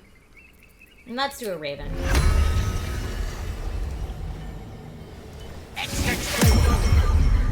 Okay. Gale has a raven. He has mage armor. He's done the things we needed him to do. He's fine. What's next? Shadowheart is totally out of spell slots. Oh my heavens. Well, in that case, let's do a short rest. Packed up. I know it doesn't Pushing really help on. her. She gets turned undead back.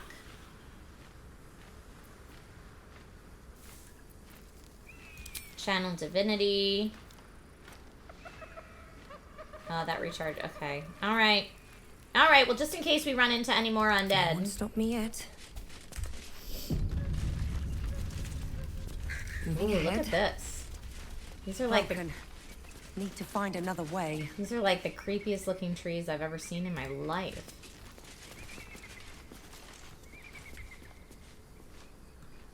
Okay, so that part of the map is broken. Let's go this way.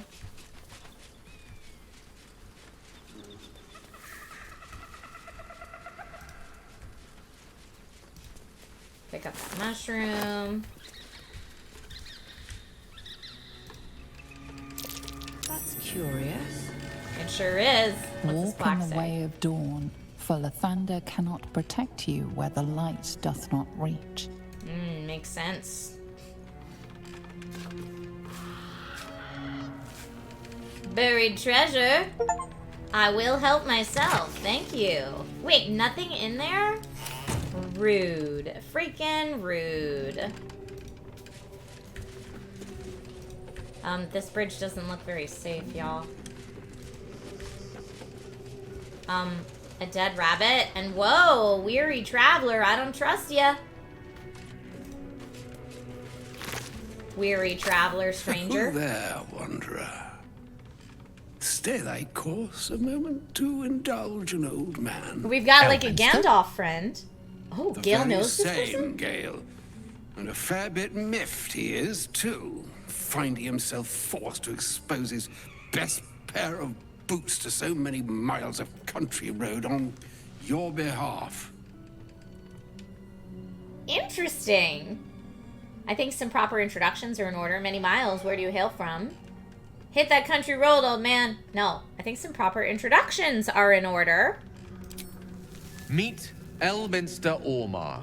A good friend of mine, but rather more significantly, he's the most famed and respected wizard in the realms. Interesting. Am I, indeed? Most famed and respected errand boy, more like.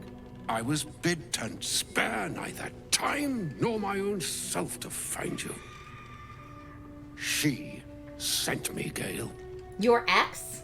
You know of whom I speak. Gale has But a lot of why? baggage. Out with it, Elminster. Please. Young man, has your sojourn away from Waterdeep washed away your decorum as well as your patience? Nigh a 10-day I've gone without honest fare, worthy of the name. Drank naught, but what the sky entitled my thirst. Why, some bread, cheese, and a cup of wine would appear unto me a feast. Surely you won't begrudge me a mite of rest and repast before I get out with it. Yes, Gale, where is your decorum? Or I suppose we could part with a few of our rations. Or I'm not in the habit of taking in vagabonds. No, I'm not going to say, Gale, where is your decorum? Because that's not very Bella. I am going to say, I suppose we could part with a few of our rations. And a great kindness that would be. See, Gale, even in these barren parts, the art of hospitality begets inspired new works. If only one keeps up the practice. Oh, for the love of... This way, then? To your camp. Oh, don't dawdle now, lad. You're the one who's in such a frightful hurry. Oh, nigh on 13 centuries old and he still thinks with his stomach. We'd best follow and see if he's more disposed to speak plainly once it's stopped its grumbling. Okay. Very well. I suppose I'm as curious as you are to hear what he has to say, or we'll meet in camp later. Let him have his rest and repast in the meantime.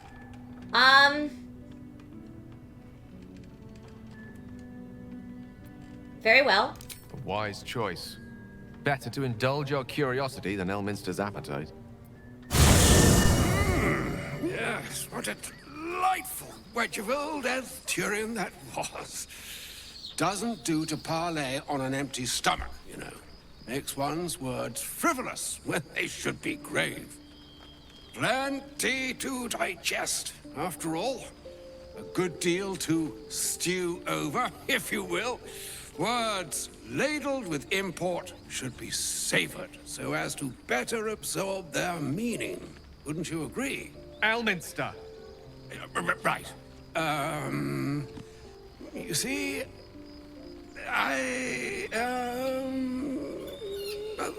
that is to say... Sir. Gale, my boy, I've come to address a most pressing matter. I'll speak as plainly as I can, forswearing the accustomed frills that decorate my speech. I'm here on behalf of Mystra. Yes, we know. The message and the charge I bring you are hers.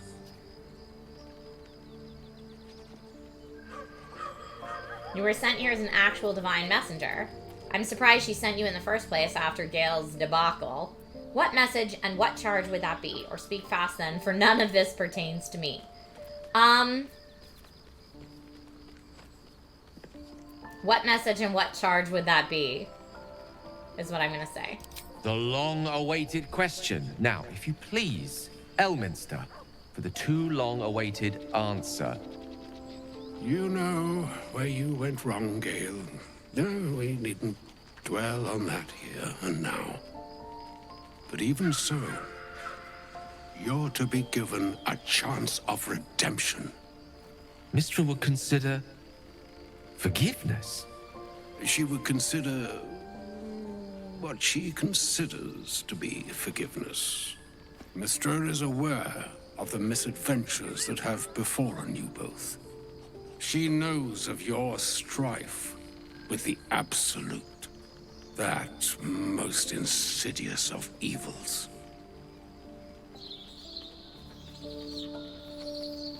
If the goddess herself is aware, I wouldn't say no to some divine intervention. Or if even the gods know, why are we facing these threats alone? Or you wouldn't happen to know of a cure, would you? Some all-powerful parasite withering spell, perhaps? I mean, is it really going to be like we have to go ask Gale's ex to help save us? I don't know. I don't know what we should say here. You wouldn't happen to know of a cure, would you? Alas, the creature that afflicts you, the ill-begotten magic that it weaves, is inextricably conjoined with both the greater purpose and the greater master that it serves.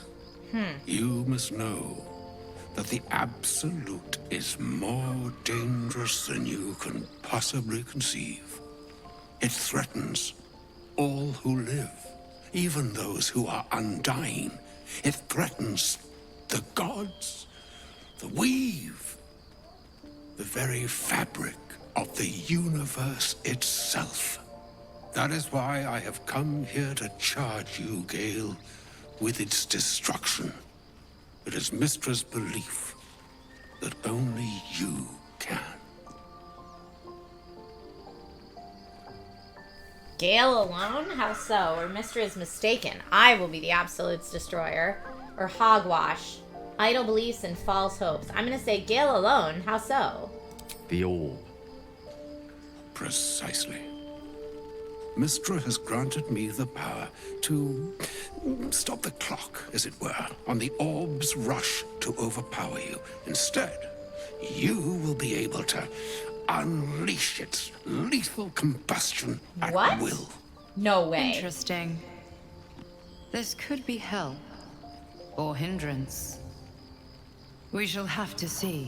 Whoa. You must find the heart of the Absolute, whatever that may be, and use yourself as the catalyst that will burn it from this world. Okay, will Gale die in that process?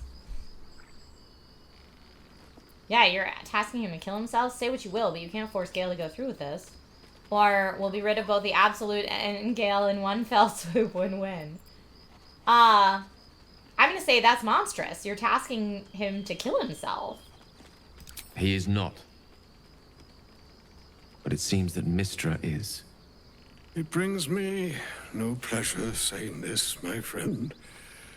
But such is Mystra's will.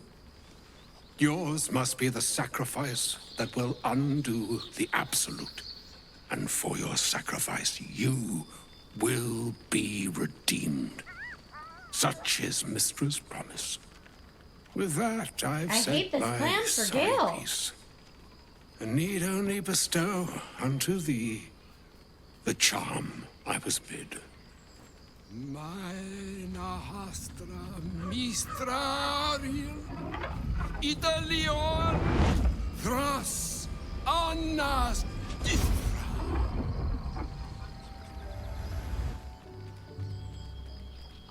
It is done. Both charge and charm have been committed into your care. To you, I commit into care Gale himself. I count on you to shepherd him well on this strangest of journeys. On my honor, it shall be done. There's still a long journey ahead. We'll find another way. Or I'm not his keeper, and I do not accept your charge. There's still a long journey ahead, I think. Or some other fortune altogether. Like moons make swell and wane the nescient seas, so too the sky-strewn gods ordain the tidal fates of mortal days.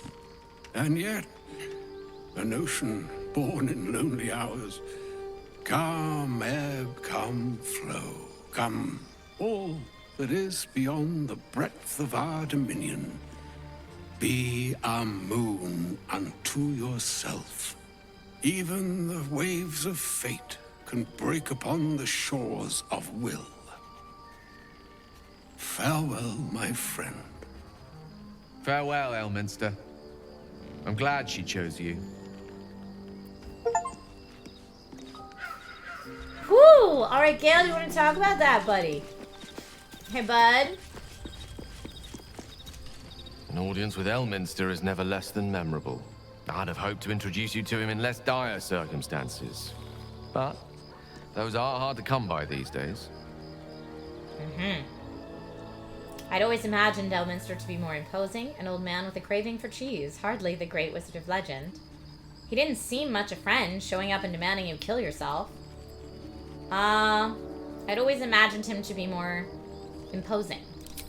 The doddering act is merely an illusion, one he's most adept at maintaining. Elminster is the most formidable wizard in the realms. Perhaps in existence. For Mystra to have sent him, the severity of her bidding could not be clearer, or weigh more heavily on me. Time seems so infinite when you're young. A month is an age. A year is a lifetime. It is a strange feeling to realize how little of it one might have left. That's really sad, Gale. You're seriously considering it? Of course. We offer the clearest solution to our problem. All I have to do is find the right place and time, close my eyes, and let go. Then the slate will be clean. Wrongs will be righted, the Absolute will be gone, and I along with it. That's so sad. Corgi, I probably will be playing some Phantom Liberty DLC, yes? I don't understand. Can't Mystra just destroy the Absolute or Elminster himself? I've no doubt she has the power to do so, but as for the permission, Ao would not look kindly on her meddling in mortal affairs. Divine intervention has a tendency to make things worse, not better. As for Elminster, he's saved the realms more times than legend can recount. But to take on a god is no easy feat, even for him. My orb is the best chance we have. And only I can wield it.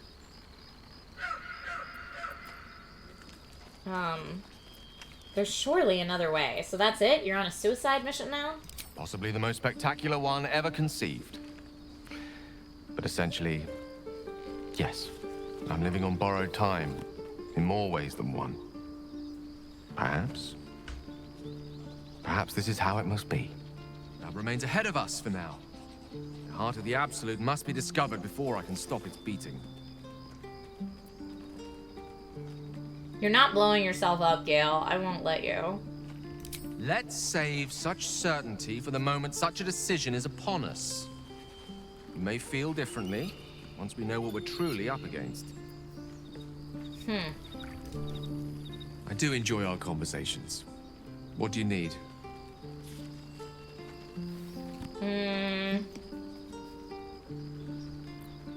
Is Mistra always such a demanding goddess is a good She question. expects those who seek to use the weave to do so honestly, and with respect for its potential to destroy, as well as its potential to save. I doubt she's asked many of her followers to blow themselves up. That's a fate she's bequeathed exclusively to me. She wouldn't ask such a thing if it weren't our only means of survival. However much she's annoyed at me. I don't know, man. How are you feeling? Oh, you know me, ever the optimist. I'm trying to focus on the positives. Truth is, I was living on borrowed time already. Consuming those items would only have kept the orb sated for so long. If anything, I feel more at peace than I have in months.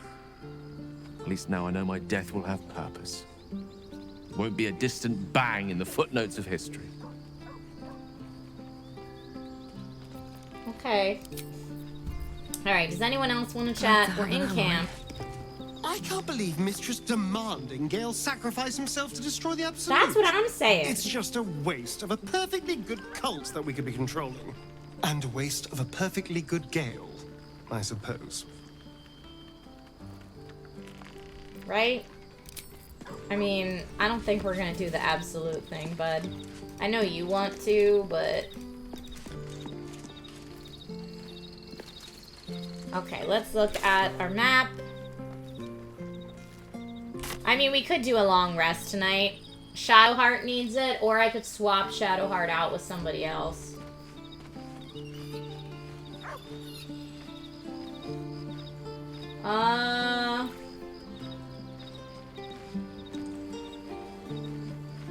Astarion can have a little cult as a retreat. You know, I have thought about having Astarion, like, just, like, snack on a little parasite. Just because, you know?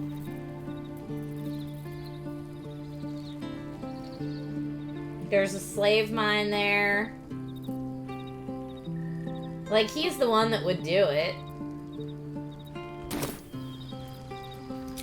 Alright, I think we're gonna long rest.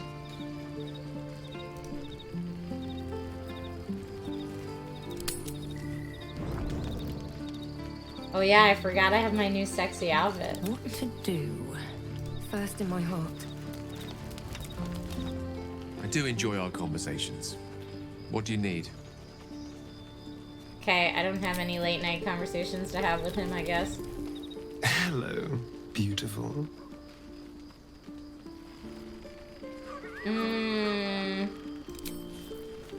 You don't need to feed on me, man. There's plenty of people that we encounter that are enemies that you can feed on.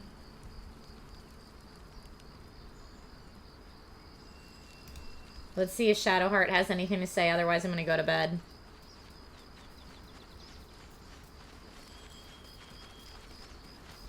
I can't believe Mistra actually expects Gale to just sacrifice himself like that. Seems like a waste of a fine mind. I agree. Okay. Bedtime. Nothing.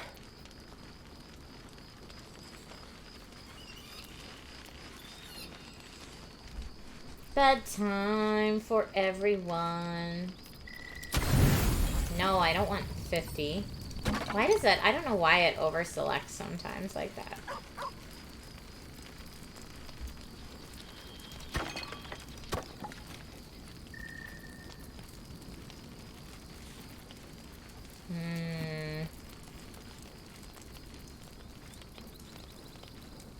41 is fine. Full rest.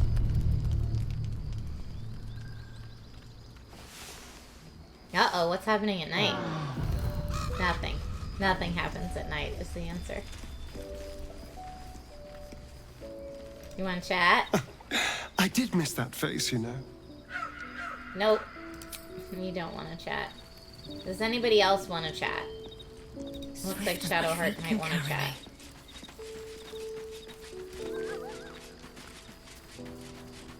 Shah's blessings upon you. No, nobody wants to chat. Alright. We could talk to Lae'zel about all that stuff that happened at the crash. I don't know if she'll want to chat about it, but... Elminster. Even the Githyanki have heard tell of the Sage of Shadowdale. Some of his works have been translated to Tirsu. That doesn't mean his every word carries wisdom, however. Near as I can tell, Mystra demands Gale's faith, but holds no faith in him. Why else would she demand Gale sacrifice himself, and perhaps so many others? Does she not think he can destroy the Absolute with his own immense talents? Does she not know the mighty company that he keeps? Demanding Vlaakith may be, but she acts for the good of the Githyanki people. Mystra is concerned only for herself. Perhaps he'd find forgiveness in a fiery death. But I can't help but wonder why he'd want it at all. I like that Lae'zel, like, doesn't want him to die. That's kind of nice. I didn't expect that out of her. Okay, is there anyone else that wants to chat? No. Leave camp.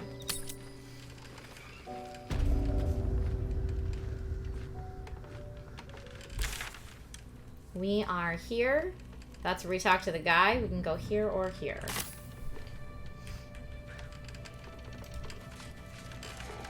A rotten warning Beware sign. of the shadows. That's the second thing that said beware of the shadows. Light a campfire.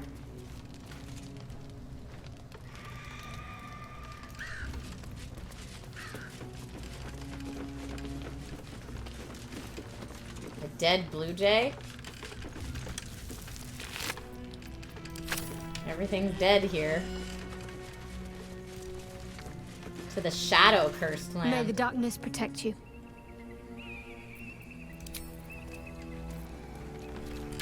Okay, so that keeps us more into the mountain pass. I guess that's where we're going. Let's do it, friends.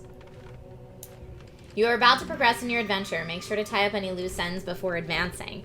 Now, it told us this last time as well. Lorelei says that starts Act 2. See that? But it told me that already. I got that message when we went into this part of the map.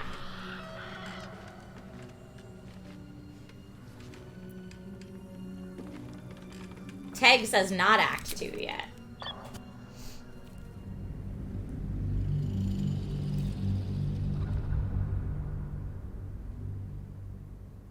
I mean, I do want to finish out stuff in the crash.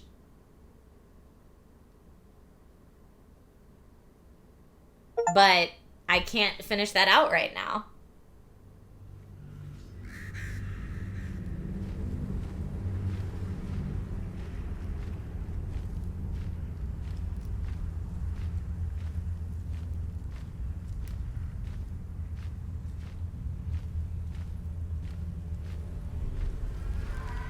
This is like Act 1B.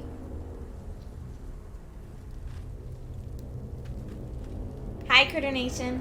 That's no ordinary darkness. It feels powerful and familiar. Stay on your guard. Hi, goblins. Are you the true soul? Sure. Who wants to know? I'll take that as a yes. Listen up. Grab a torch, stay out of the dark, and move fast. The shadows have eyes. Go on. All right. Okay. Let's open this crate. Sandals, a hat. I mean, these are all fine. I don't really need them. I can just pick up and add to wares, pick up and add to wares.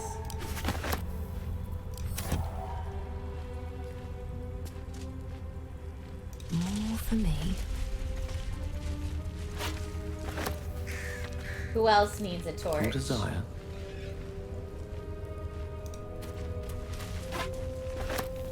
Okay, and now I guess before we go into there, we need to swap to our torches, which means we can't really fight. Everybody has a torch.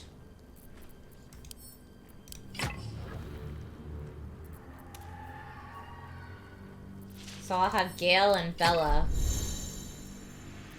You will automatically use your bonus action to make an offhand attack while still using 2 weapons. Oh, no, no, no, no, no. I don't want... No, no, no, no. Sir. You've got that here. And the other torch I wanted Bella to hold on to. Oh, happy birthday to your oldest son, Griffinheart. Okay, 2 of us have torches now at least. I don't know if everyone should be holding torches. On it.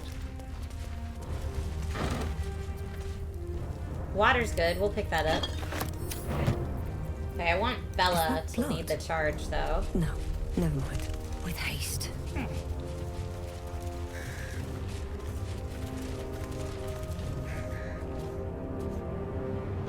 Now I'm wondering...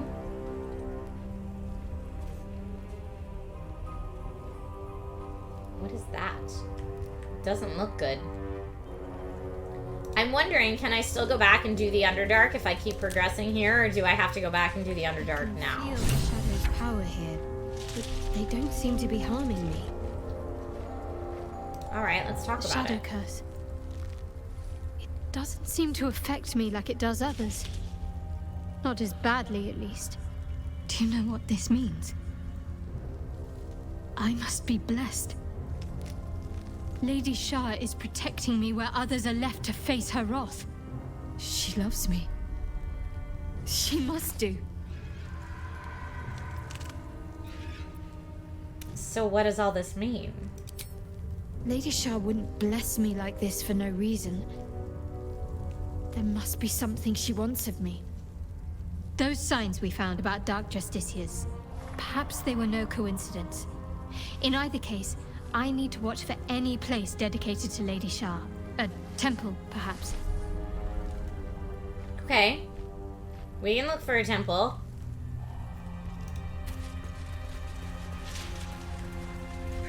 Anything of use? This beast didn't go down without a fight. Yeah, it's got like magic all around it. Creepy. What's inside? Darian, don't run off on your own, my guy. These are all... Send to camp. Send to camp. Send to camp. Send to camp. We'll pick that up and keep that here. I don't care about that hat.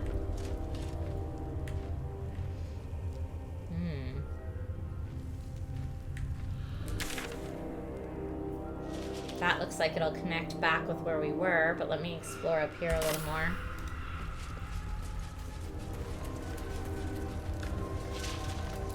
Refugee's journal. Bored to death, by the look of it. Ring mail armor.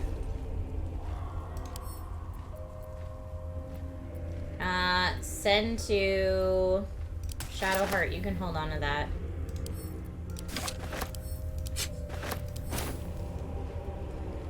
We've got a torch here.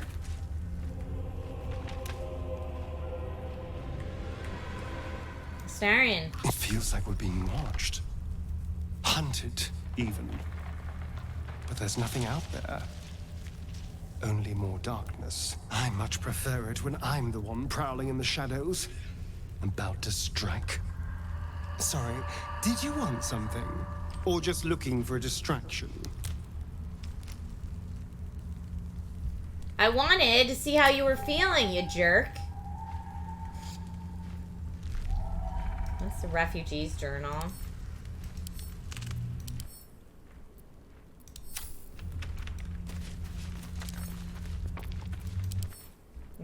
No, everybody get out of the way.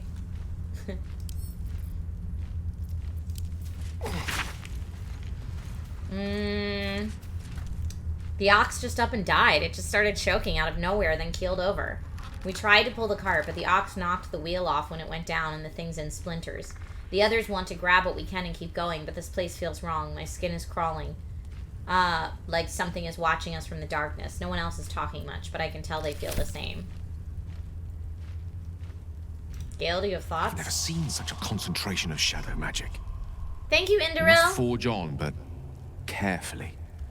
It will corrupt any who lack the power to control it. What's so different about shadow magic? It is the very antithesis of all the Weave stands for. A magic of confusion and corruption, drawn forth only by those desperate or damned enough to accept its degradations. Followers of Mystra, those who call on the true Weave, are expressly forbidden to indulge it. Ah, I see. I thought Mystra was the god of all magic. Why forbid this? Mystra's domain is the Weave and the magic that courses through it. These shadows were drawn from another source, created by another goddess. Shah. Mystra cannot destroy it even if she wishes to, but she can try to ensure her followers resist its temptations. Now, I think it's time we moved on to lighter subjects, for we too are lost to the darkness. Was there anything else? No, everybody's in a bad mood here. Except for Shadowheart, who's like, hey, this is my time. Alright, this looks like a dead end, but let's walk out here anyway. Yeah, there's not really anything I can jump to there.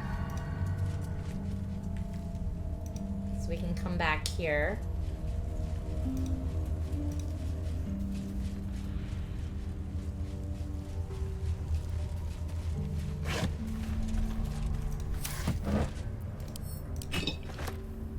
This is a pile of sacks. A pile of belongings, forsaken to the curse, so that their owners could escape with their lives. Okay. There is a backpack here. Get to Baldur's Gate. Let's read it. An old map in a druidic style of what appear to be hidden routes out of the Emerald Enclave. Baldur's Gate. Take only what you can carry. Go through the mountain pass. If anyone falls, leave them. You can't afford to be slowed down by excess baggage. Good luck. Rough. Always room for more.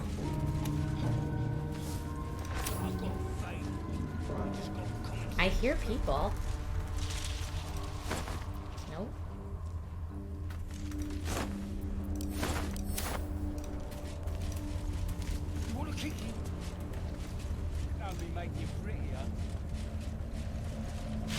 Over here, I guess. Going through there. Ah. Okay.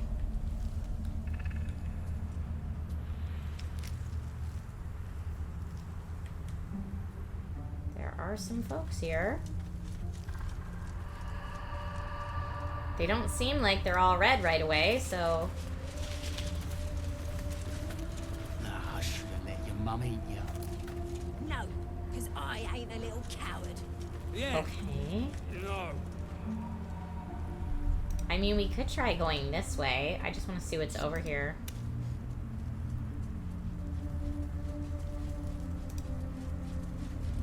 I do want to... Oh, the outhouse. Dirty old toilet seat. Wait, you can go potty? I'm just going potty, and everyone's waiting for me. I'm just going potty with the door open. Alright, I feel like we should go talk to those people before we go on anymore. The people that were, like, down here. Unless... I don't know.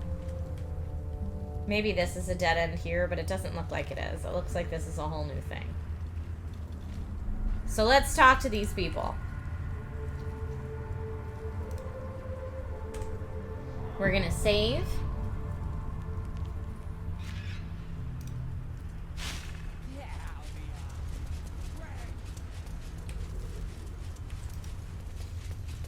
Hey. Hey, boy. You want the bone? Fetch!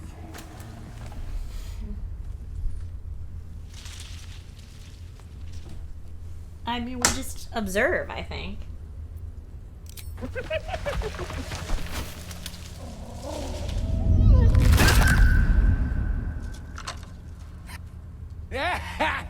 You see that blighter go? Swallowed whole by the shadow curse. Bet he was pure tasty. You're the true soul we're taking to Moonrise, I'm guessing. That's me. Or I was sent here by another goblin.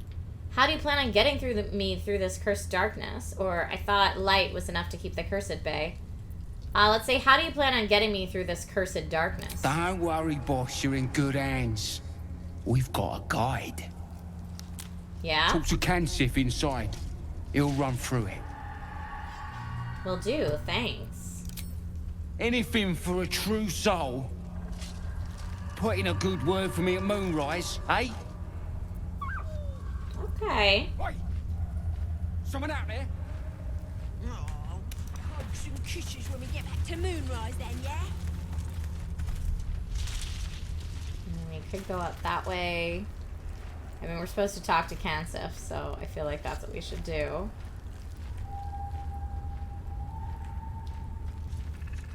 I should speak up. True soul. An honor. Did you bring the lyre? True souls don't answer stupid questions is kind of hilarious. Why do you need a liar, exactly? We were told to expect a true soul. That Night Warden Minthara would send someone with her lyre to summon a guide through the darkness. I admit, I'm surprised a true soul does not know this. Where are you headed, exactly? Traveling to Moonrise, just like you. I'm also wondering... Can I look at my inventory right now? I probably can't, but I might have that lyre. I might have also sold that lyre. Ooh, I don't know. I fear neither of us are traveling then. The darkness here is murderous. The only safe way through is with a guide. Of course, you are free to take your chances if you wish. But I will be waiting here for the Night Warden's lyre. Wait here, I'll return. As the Absolute wills. We'll wait. I think I have the lyre. Ain't like we got much choice, is it?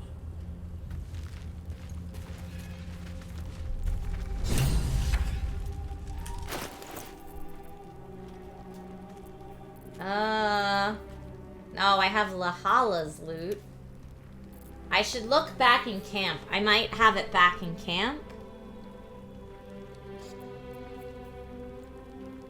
I don't know. I think I do have it. Let's look at the new updates we've got here. Okay, so the Chosen of Shar.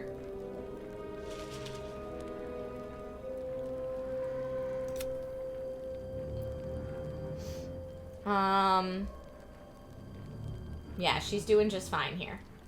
Find a cure. Find the source of the parasite. It's clear the parasites are coming from Moonrise Towers. Infiltrating the towers and finding the source of this evil may be our only chance of finding a cure. Seek protection from the shadow curse. Light is needed. Follow the convoy. They're waiting for a guide. We should use Minthara's instrument to summon the guide. Reach Moonrise Towers. The Dream Visitor told us to go to Moonrise Towers and infiltrate the Cult of the Absolute. The cult's secrets may teach us how to free ourselves of these parasites. Alright, so all that's fine. Let me see.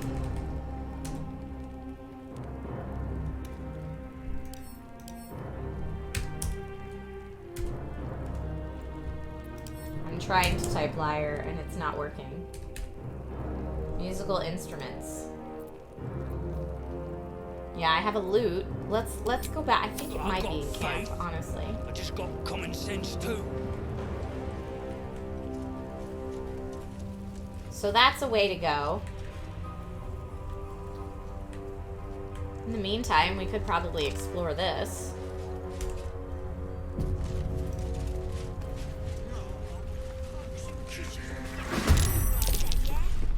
Commence battle with who? That freak best be ready to guide us when it's time. Who are we battling? I don't even know. Oh, the hyena that got taken by the shadow magic or whatever. I don't know. That hyena's all the way down there. I'm not worried about that. On the way.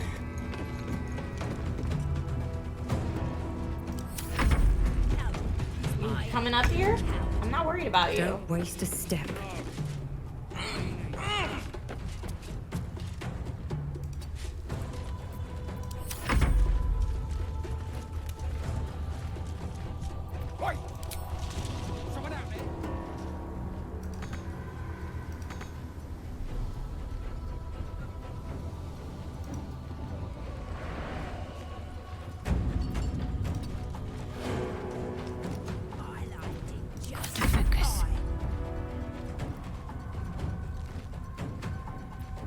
I mean, can I take out this poor thing?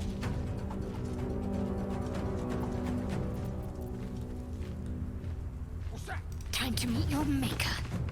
Just so we're not in turn-based combat. There we go.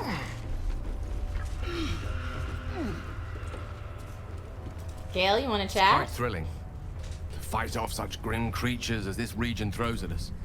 Thank you, honey. Especially being at your side.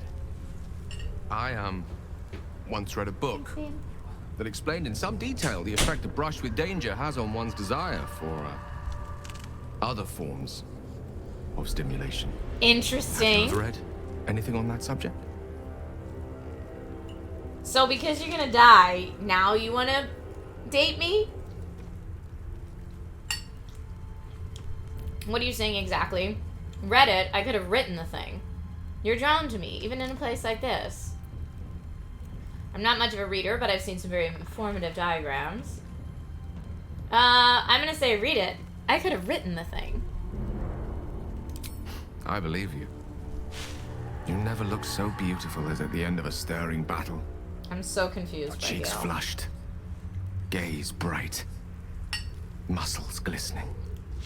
Perhaps it's just the thrill of our near undead experience talking. Standing at your side through such darkness and disrepair only makes me wanting more. Well, that's a nice change from... Unfortunately, this is neither the time nor the place to indulge such feelings, so we must be patient and push all such thoughts aside. For now. Was there anything else you wish to discuss? Wow. Gale randomly coming on strong after talking about his ex nonstop. Also, he said it right in front of Astarion. But Astarion doesn't care. And Astarion has not been loving lately. I'll be honest. Tang Shade X, yes, you would get contacted by email if you won the giveaway.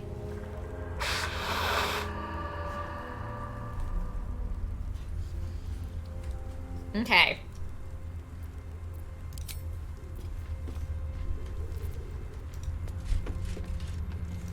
Yeah, Gale's like, it's dangerous and I'm gonna die soon. I think maybe we should get together. Hey, Astarion, you wanna pick this? Lockpick? Simple.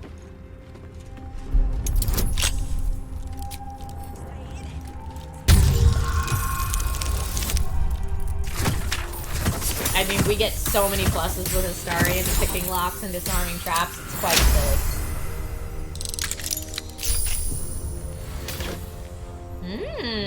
Potion of invisibility. Alright. Tread carefully.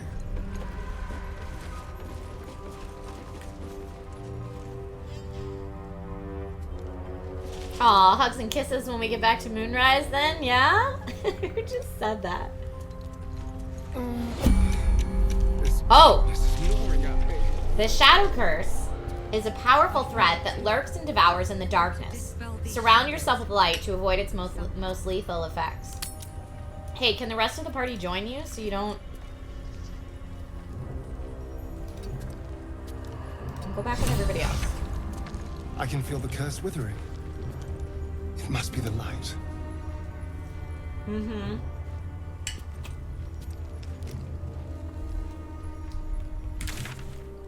Okay.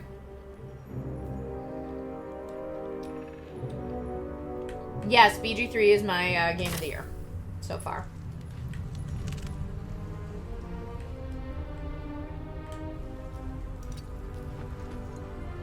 So we're in turn-based mode right now. My faith will guide me. How do we exit turn-based mode? We're in the light right now. I guess we just have to get back on the main path, maybe? I do want to see what's in that chest. Why don't we all just stick together? Maybe the light's not enough to do Whips it. and blades, always sharp. Got to press on. Quite ready for you. I venture forth.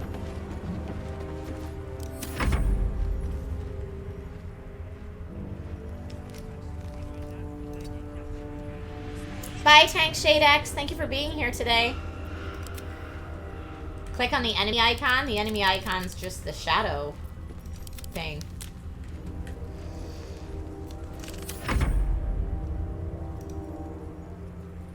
Environmental turn, it says.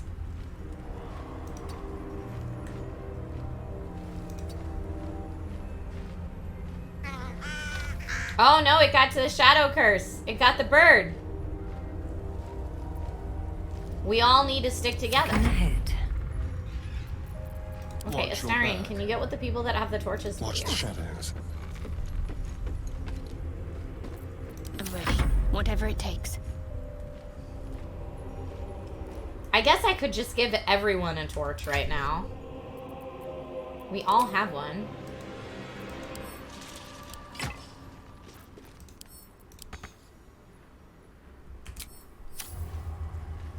This way.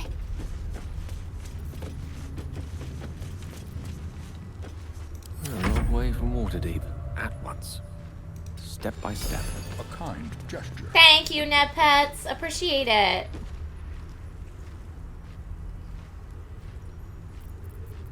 Never a dull moment.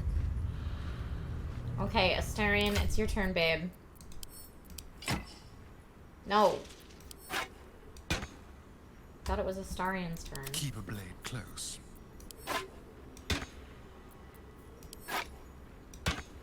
Where is your dang... Why? Gosh darn it. Cancel end turn.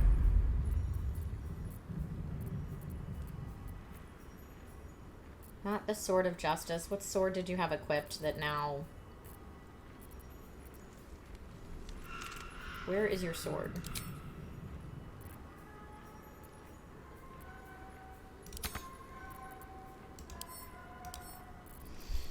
It's all messed up. So now he can equip a torch because... Best be on my way. No, no, no, no, no, no, Belladonna, no. Someone there? This is how we kill Astarion. No! I have a lot on my mind. Can't do anything. And well, in it. Go back up there.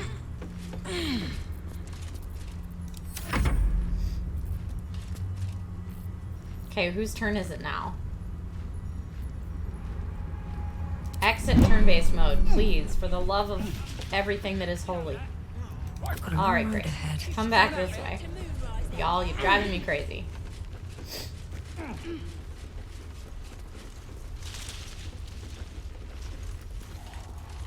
Have to keep going. Yeah, I don't need Bella to have 2 torches. This is absurd.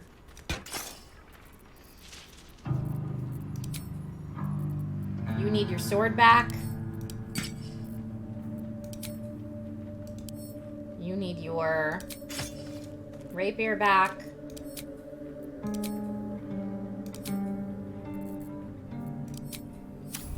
Me neither. Dual toggle light source. There it is. That's what I wanted. Let's That's get a going. much easier way to do this. We all have our light sources out. Fantastic. Now, I don't know if we could go back in that area that we were just in without, like, now that our light sources are taken out. Anyone else pops out unannounced? Let's try it. Let's try it. Don't give up now. See if it changes I anything. wonder if the gods are watching me. Hi, handsome boat. Thank you. Let's see if it still enters turn-based if we do it this way.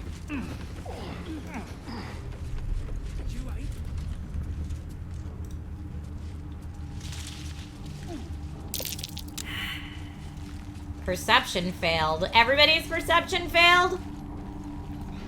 Even Astarians?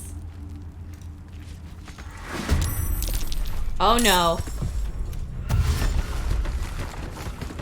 Shadow Cursed Needle Blight. Oh, I just wanted to go for the loot.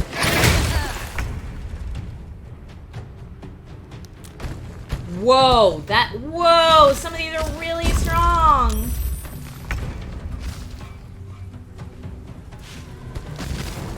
Oh no.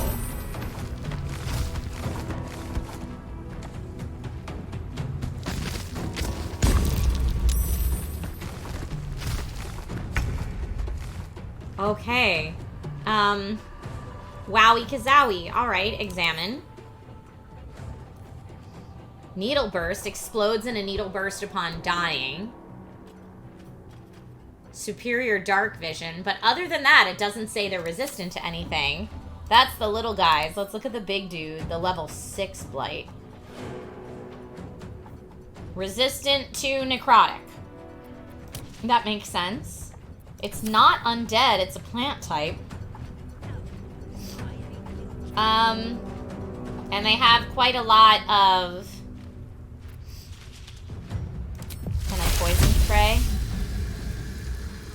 I always think poison spray is going to be an area of effect, but I guess it's not. Color spray could be, maybe. But that just blinds them. I don't know if that'll be good. I'm like, does Astarion have any area of effect stuff? He doesn't really.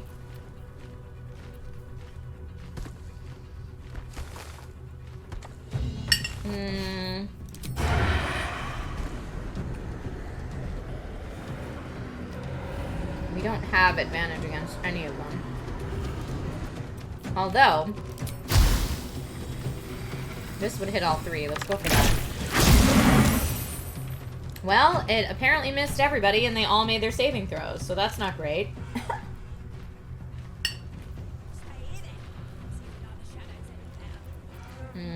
Your bonus action could be jump, but I'm gonna leave you right there, sir. My bird. Bird could do rend vision.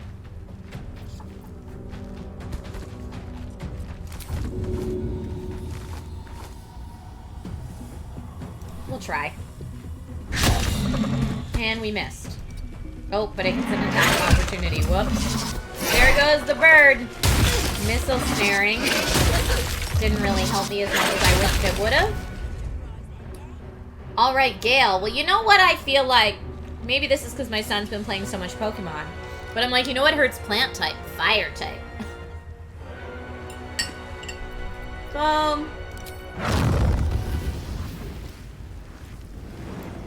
I could get all three of them with Fireball. Maybe I should save Fireball, though. And just run up and Burning Hands it.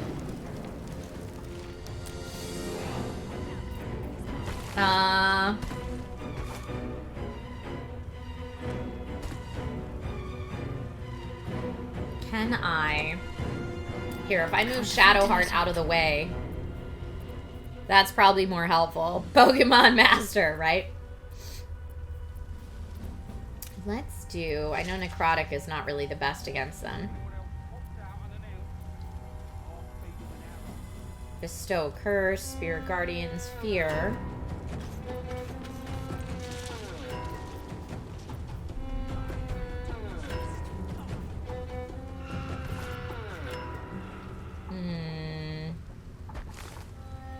I'm gonna have her move over here.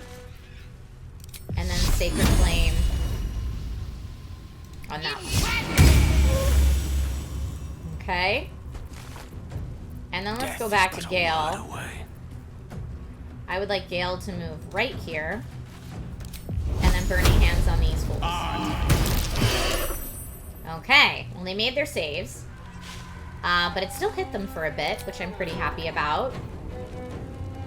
Now, I could have Gale Misty Step to, like, somewhere back where he's a little safer, which might be smart at this point.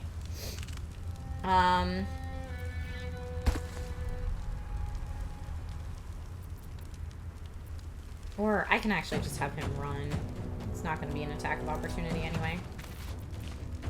What should I do? Okay, Shadowheart still has a bonus action. Up someone's armor class by 2. Ugh, Gale doesn't have mage armor because I'm a dum-dum. And should have put it on there. So we're gonna... Shield of Faith, poor Gale.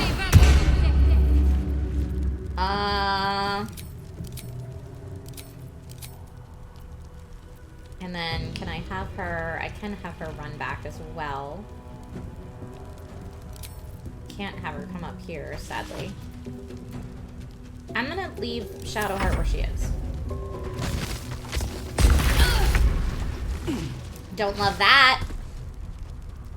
I'm constricted and immobile. How do I get rid of that? Constricted for 4 turns? And it does necrotic damage every turn?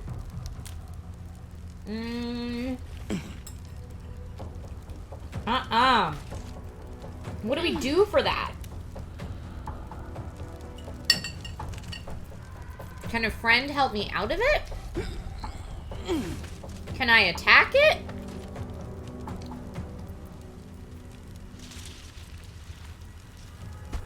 I guess I just can't move, so I could still attack, though. I mean, that's real annoying, though.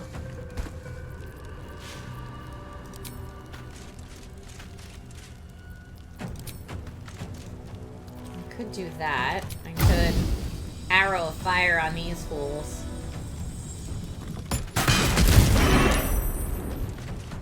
Okay.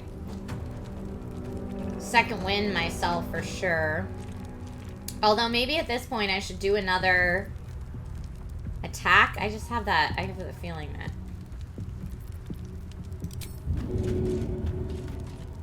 Yeah, I'm just gonna keep trying to burn them. They're plants. And then for me... Okay,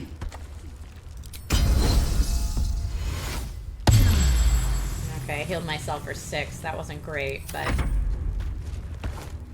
Lacking Shadowheart.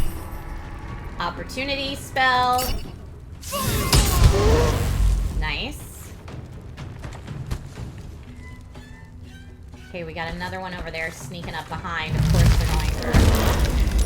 Oh no. What even happened? Now everybody's restricted? Oh, I hate it. Who can I hit? I mean, these guys are like about to die, but still. I could try sleep and try to knock some of these dudes out. I'm not gonna get these big guys though.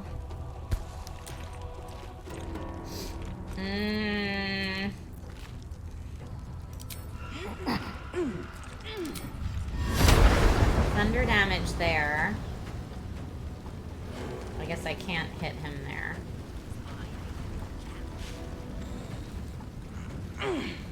49, 64 to that guy.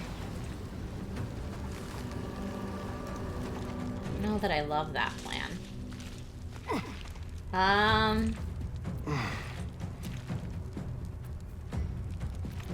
What's our best bet here?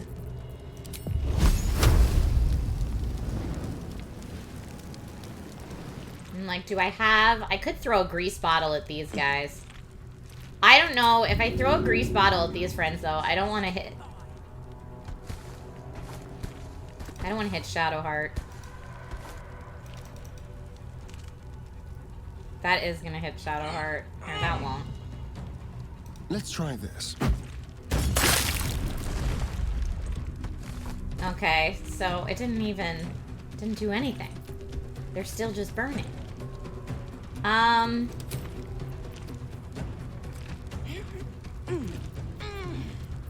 could push, but there's nothing to push. I could push Gale, but I'm not gonna push Gale. I could bite Gale, but I'm not gonna bite Gale. Alright, so some of these guys are at least going down. Thanks to the fire beats out plant type. Hi, Donut Bandit! Happy birthday to you too, fellow Virgo.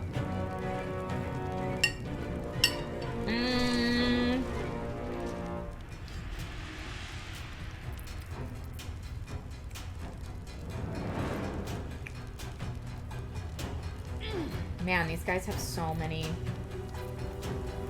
hit points.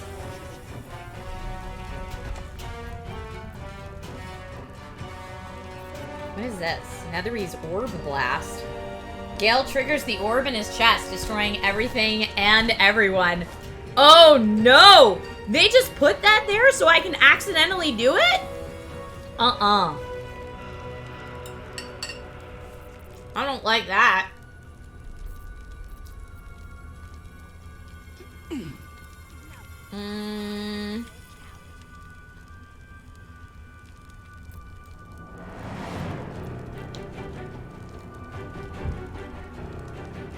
No, he can't hit that. We just gotta take out this dude. What is all like this, Yeah, this is not... Like, I'm like, I can't, like, just hit him, can I? Oh, this is gonna be... And I don't want to destroy the treasure. I don't want to destroy the treasure! Okay. This guy has 9 left. This guy has 6 left. Do it. Okay. Those 2 are down. Good job, Gale. Can I shove this fool? Too heavy to shove. Alright, too heavy to shove. I see how it is. I feel like Gale should probably Misty Step the heck right on out of there.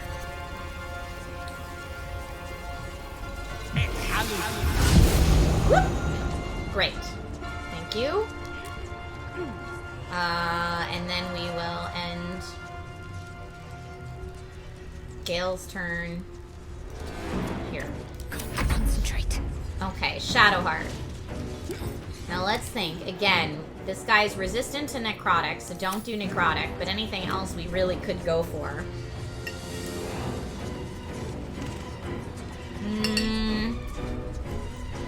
Yeah, Gil does have a big red button now.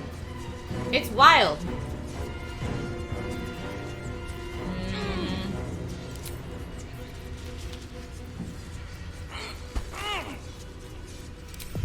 Firebolt. For 11.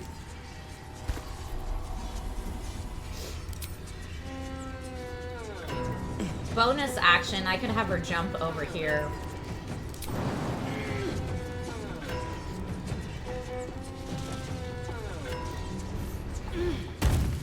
I just want her out of that difficult terrain.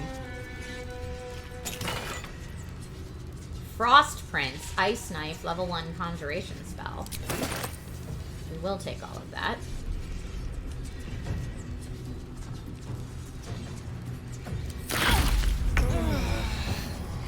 Okay, so everyone else is getting hit with the Shadow Curse. That's constricted, not great. It's mostly Bella that's taking it hard. We do have the Potion of Superior Healing, which we can use. This guy is still at full health, which is not great. I can't jump out of this. Alright, let's take... Okay, good. That was very helpful. Now, let's see what we can do in terms of... Disarming attack is not going to work. But I do think that a menacing attack ranged might be good. I have disadvantage because I'm constricted. Let's see what else I can do. Fly won't work. Gust of wind. There's nowhere... I guess I could just try to push these people off the edge. I don't know if... No, gust of wind, he's not close enough, unfortunately. That would be really cool if it worked, though. Cold person. I could throw a spiked bulb. I could throw some acid.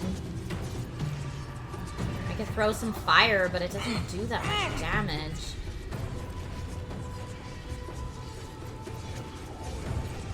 I don't think I'm close enough to this guy to do a melee.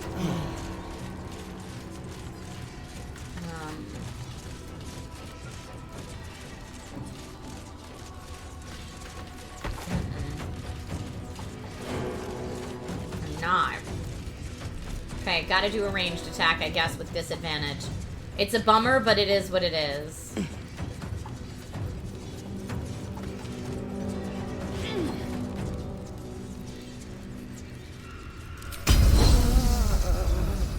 I'm gonna go for this one who's already hurting. And of course it's a miss because of that disadvantage. I hate to use this when we have disadvantage. It's so sad. Try the spiked bulb. It only hits for 1 damage. It does make them bleed if they even can bleed, but they're trees.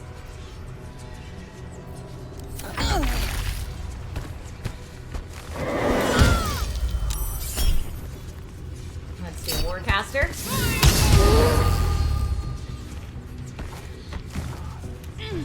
Okay. That guy's coming up to whack Astarion.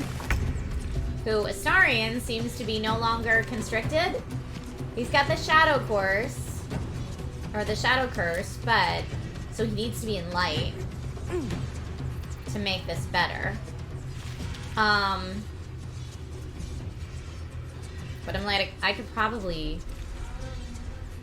jump to light right after this.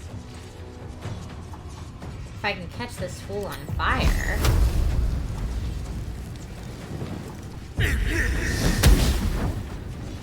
Critical miss. Alright, well, let's get back up here. Yeah, Shadow Curse is gone. Don't care. Let's get into the light.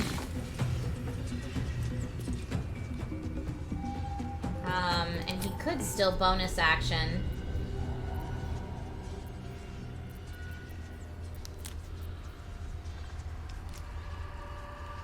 And jump to... I just wanted him to have higher ground, really, but I mean, he has that now. So that's fine. We're gonna end his turn. Shadowheart's turn. I could bestow a curse. I could do my Spirit Guardians again. They're pretty awesome. I don't know if these things would be immune to fear. Let's do my Spirit Guardians. Radiant.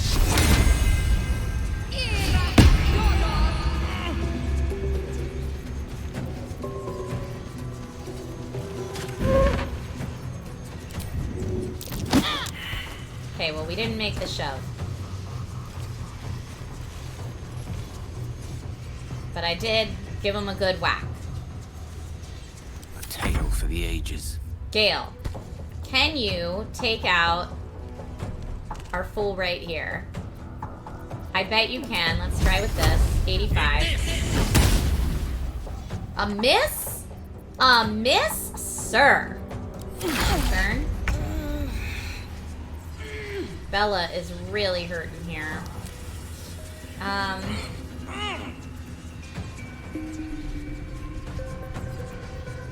I do need her to drink a potion of some sort, but first let's just try a ranged attack, I guess. And it worked! Yes! Alright, bonus action. Elixir of Bloodlust, Potion of Healing. Let's see if we have any other healing. No, let's just look at potion. Potions, please. Nope, why did it do equipment? I wanted potions. You've got 6 of them. Oh, I guess we don't have any more of the potions of greater healing. That's a bummer, sauce. Oh, gain an additional 2nd level spell slot. Let's give that to Gale. Alright, I guess we're going with a regular healing potion. Ending the turn. Unarmed strike on Astarion. All for whatever was in that thing. It was just one little amulet. It wasn't even good. Alright, let's try from here. Raise. Can I do sneak attack?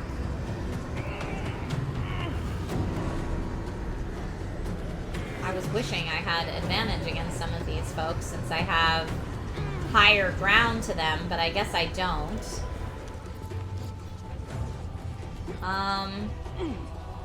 Could try a chromatic orb.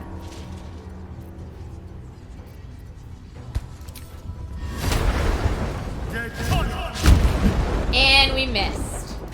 Not so great, I'll tell you. A better position. It is a better position. Fast. Alright, now Shadowheart, you're gonna have to go over here by this fool. Well, unless we want to just gang up on the guy up by everybody else. I don't know if she can make it up that far.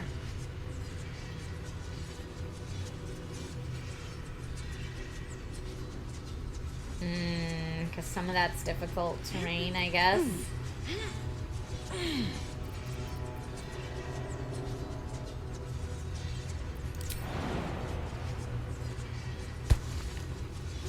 Let's try to go there. Let's see. Yeah, because in the spirit gardens, yes, guardians. I can talk today. This guy's got 50 left. Not great. Don't love that. Sacred Flame.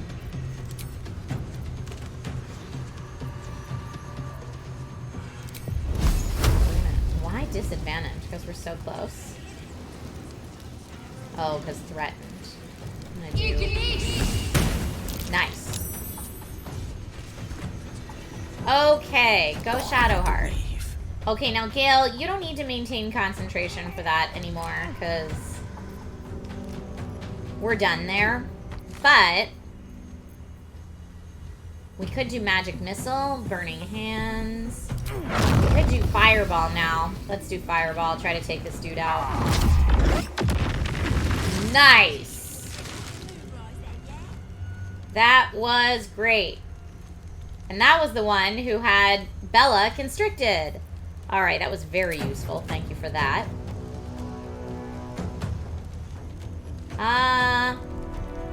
Yeah, let's drink this. Why not? Okay.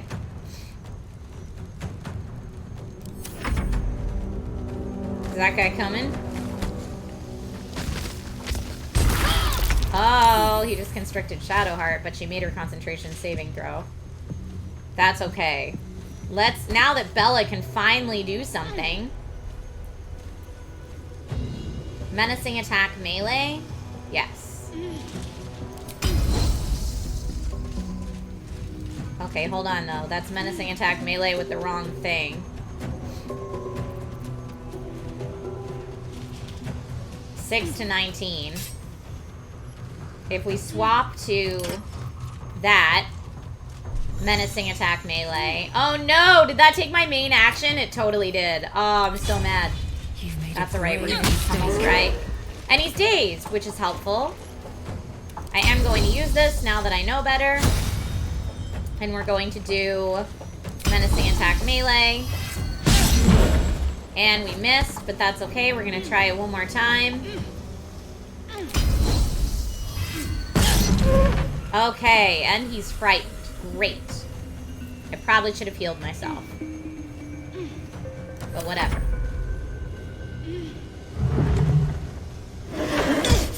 Unarmed strike on Belladonna. Okay, let's go. Now, can we do... Yes, we can do our sneak attack on this fool. Yes! Way to go, Astarion, with the sneak attack. That was money, my dude. I think we're all good here. My faith will protect me. And turn. Shadowheart is still constricted and definitely needs some healing. I don't think she can heal herself.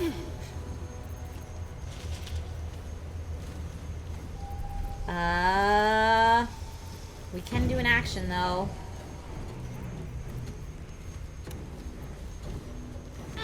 Guiding Bolt should do well, but it like never works out well. Disadvantage, but 72 is still pretty good.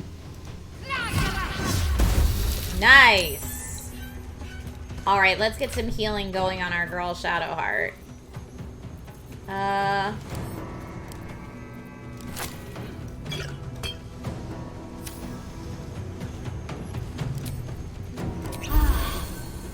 mean, that wasn't a lot of healing. Thank you, Rob, for the hydrate reminder. Appreciate you. A rough tempest I will raise. Okay. How much does this guy have left? Only 6? Then we should definitely magic missile it.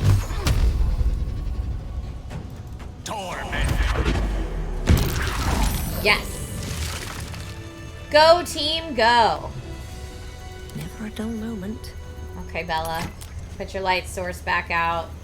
Sarian light source back out.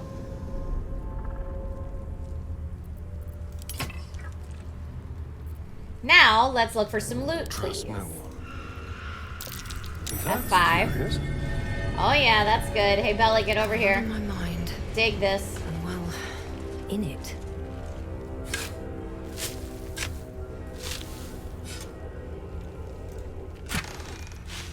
Some gold and some holy water. Okay.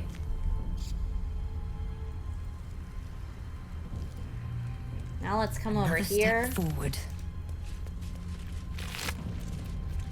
Wood bark. Alright. Elixir of bark skin. Open up. I'll take that. Shadow root sap. Okay. Alright, what else did we not get here? This guy back here needs to be looted. Got it. I mean, I didn't come look all the way back there. I guess I didn't. Alright, let's see what else. Yeah, I don't see anything here that we need.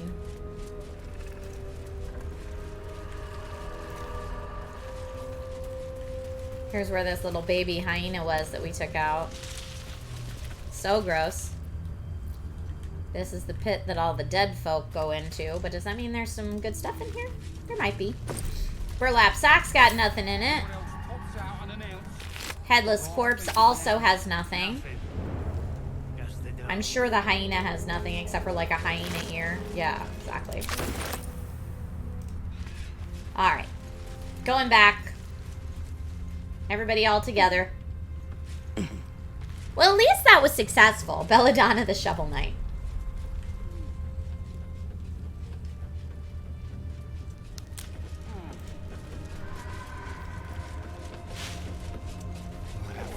Best be ready to guide us when it's time. Okay, saving there. I am going to just go to camp real quick to see if we actually have that lyre. I don't know if we do.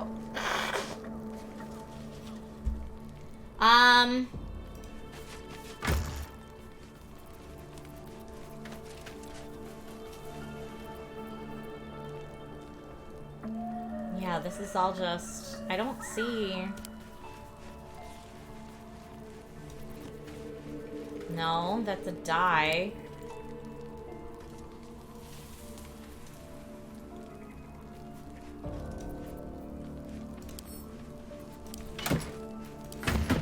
No. Yeah, I don't have it. I think I sold it. I think if I did have it, I probably sold it.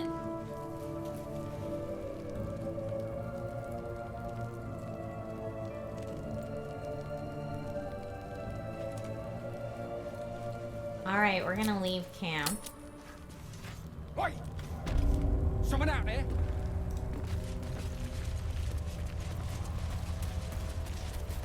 Although, I mean, my crew definitely needs a short rest for healing purposes. Alright. Was it next to the chest I clicked open? I just got common sense too.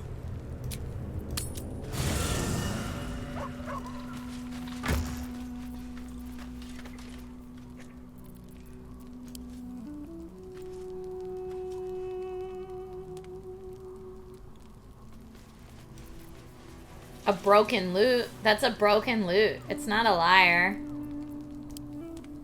Maybe I gave it to Volo and I can get it back. Maybe I bartered it with Volo. Hold on. I think I was like, I already have an instrument. I don't need a second one.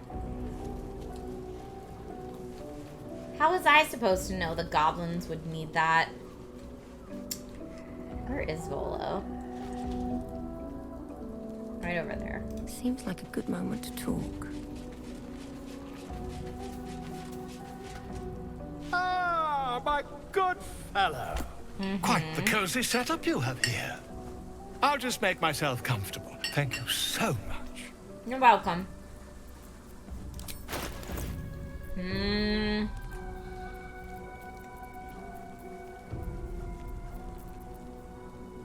Loot of the Merryweather Bard.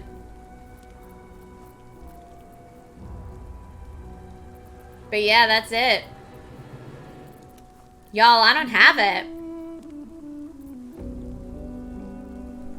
I think I sold it. Lance, I am playing a halfling, and she's great. She's the coolest. What's that?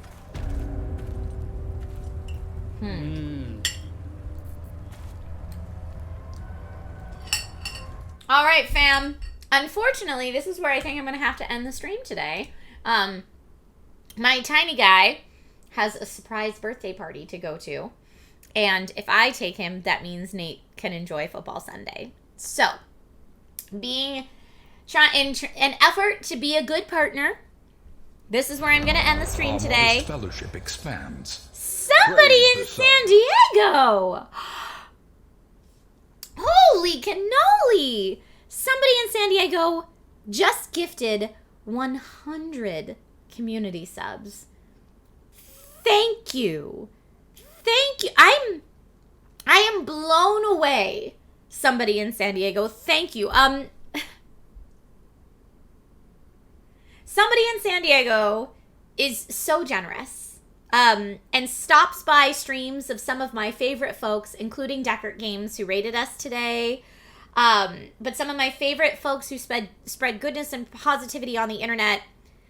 Somebody in San Diego has been known to frequent streams and generously support their channels. And it is amazing that you have chosen my channel to gift today. Thank you. Thank you, somebody in San Diego. I appreciate you so much. You said, enjoy your birthday celebration. You and all the Dragon Riders are awesome sauce. You're awesome sauce. Look at this smile. I can't wipe it off my face. Thank you. Yes, my birthday weekend has been wonderful.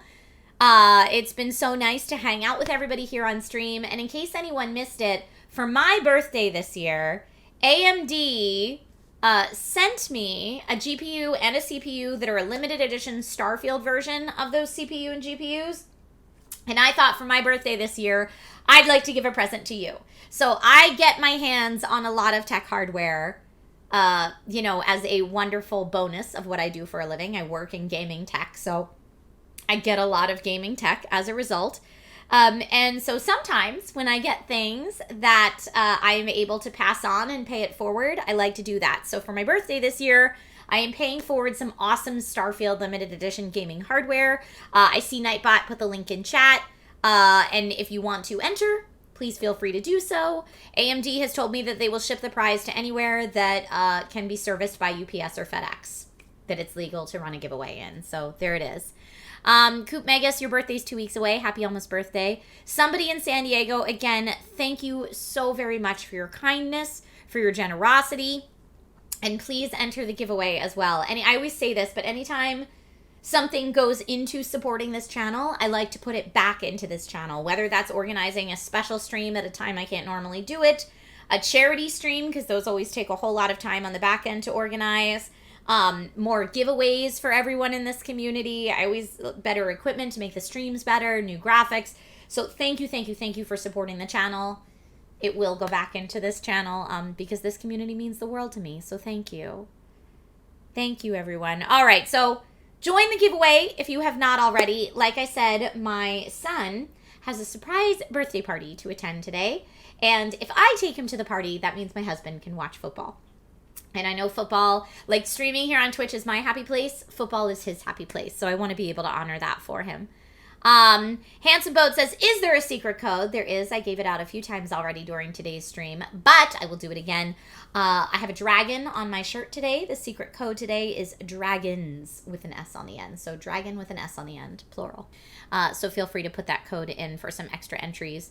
Thank you all so very much for joining the stream. Dante says, have a nice time wrangling 6-year-olds at a party. Oh, I will not be the 6-year-old wrangler. I don't know where the party is, but generally when parties are at kids' places, they have wranglers and the adults just stand around and talk.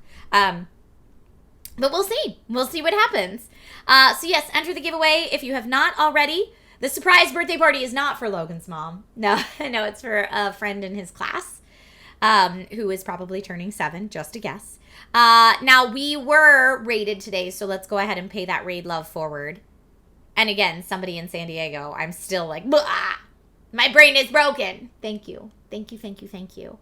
All right. I will not be wine mom. No, not wine mom. It'll be like soda in a paper cup mom will be me today. Let's see who we can raid. I would say like, let's raid Decker Games, but I know you said they're on a plane today.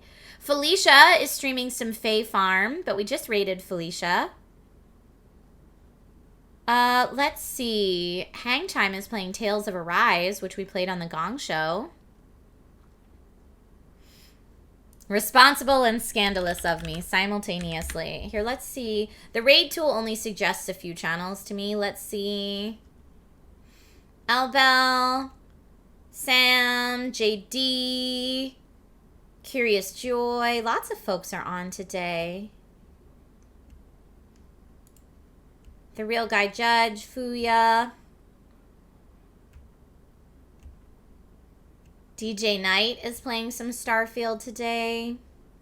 Oh, Amy's on. Enthusi Amy. We haven't raided Amy Dallin in a long time. So let's raid Amy Dallin. Yeah, Handsome Boat just said if you're looking for people to raid, Enthusi Amy is a good one. Hey, we both are on the same wavelength, my friend. Okay, here we go. Let's raid Amy. I love Amy so much. Please tell her I said hi. And then all the Dragon Riders come in with all the positivity in the world for Amy Dallin, who is someone who is already just has so much positivity all the time. She exudes positivity herself. Good night to everyone, wherever you are, whatever time zone you're in. Good time zone to you, as Boys Games in our channel always likes to say. And wherever you are and whatever you're doing, stay safe, stay healthy, be kind to one another, and spread some positivity if you have it in you to do so. Thank you all so much. Thank you again to everyone who participated in the stream today. Thanks again to somebody in San Diego for your incredible generosity. Again, I'm overwhelmed. Thank you.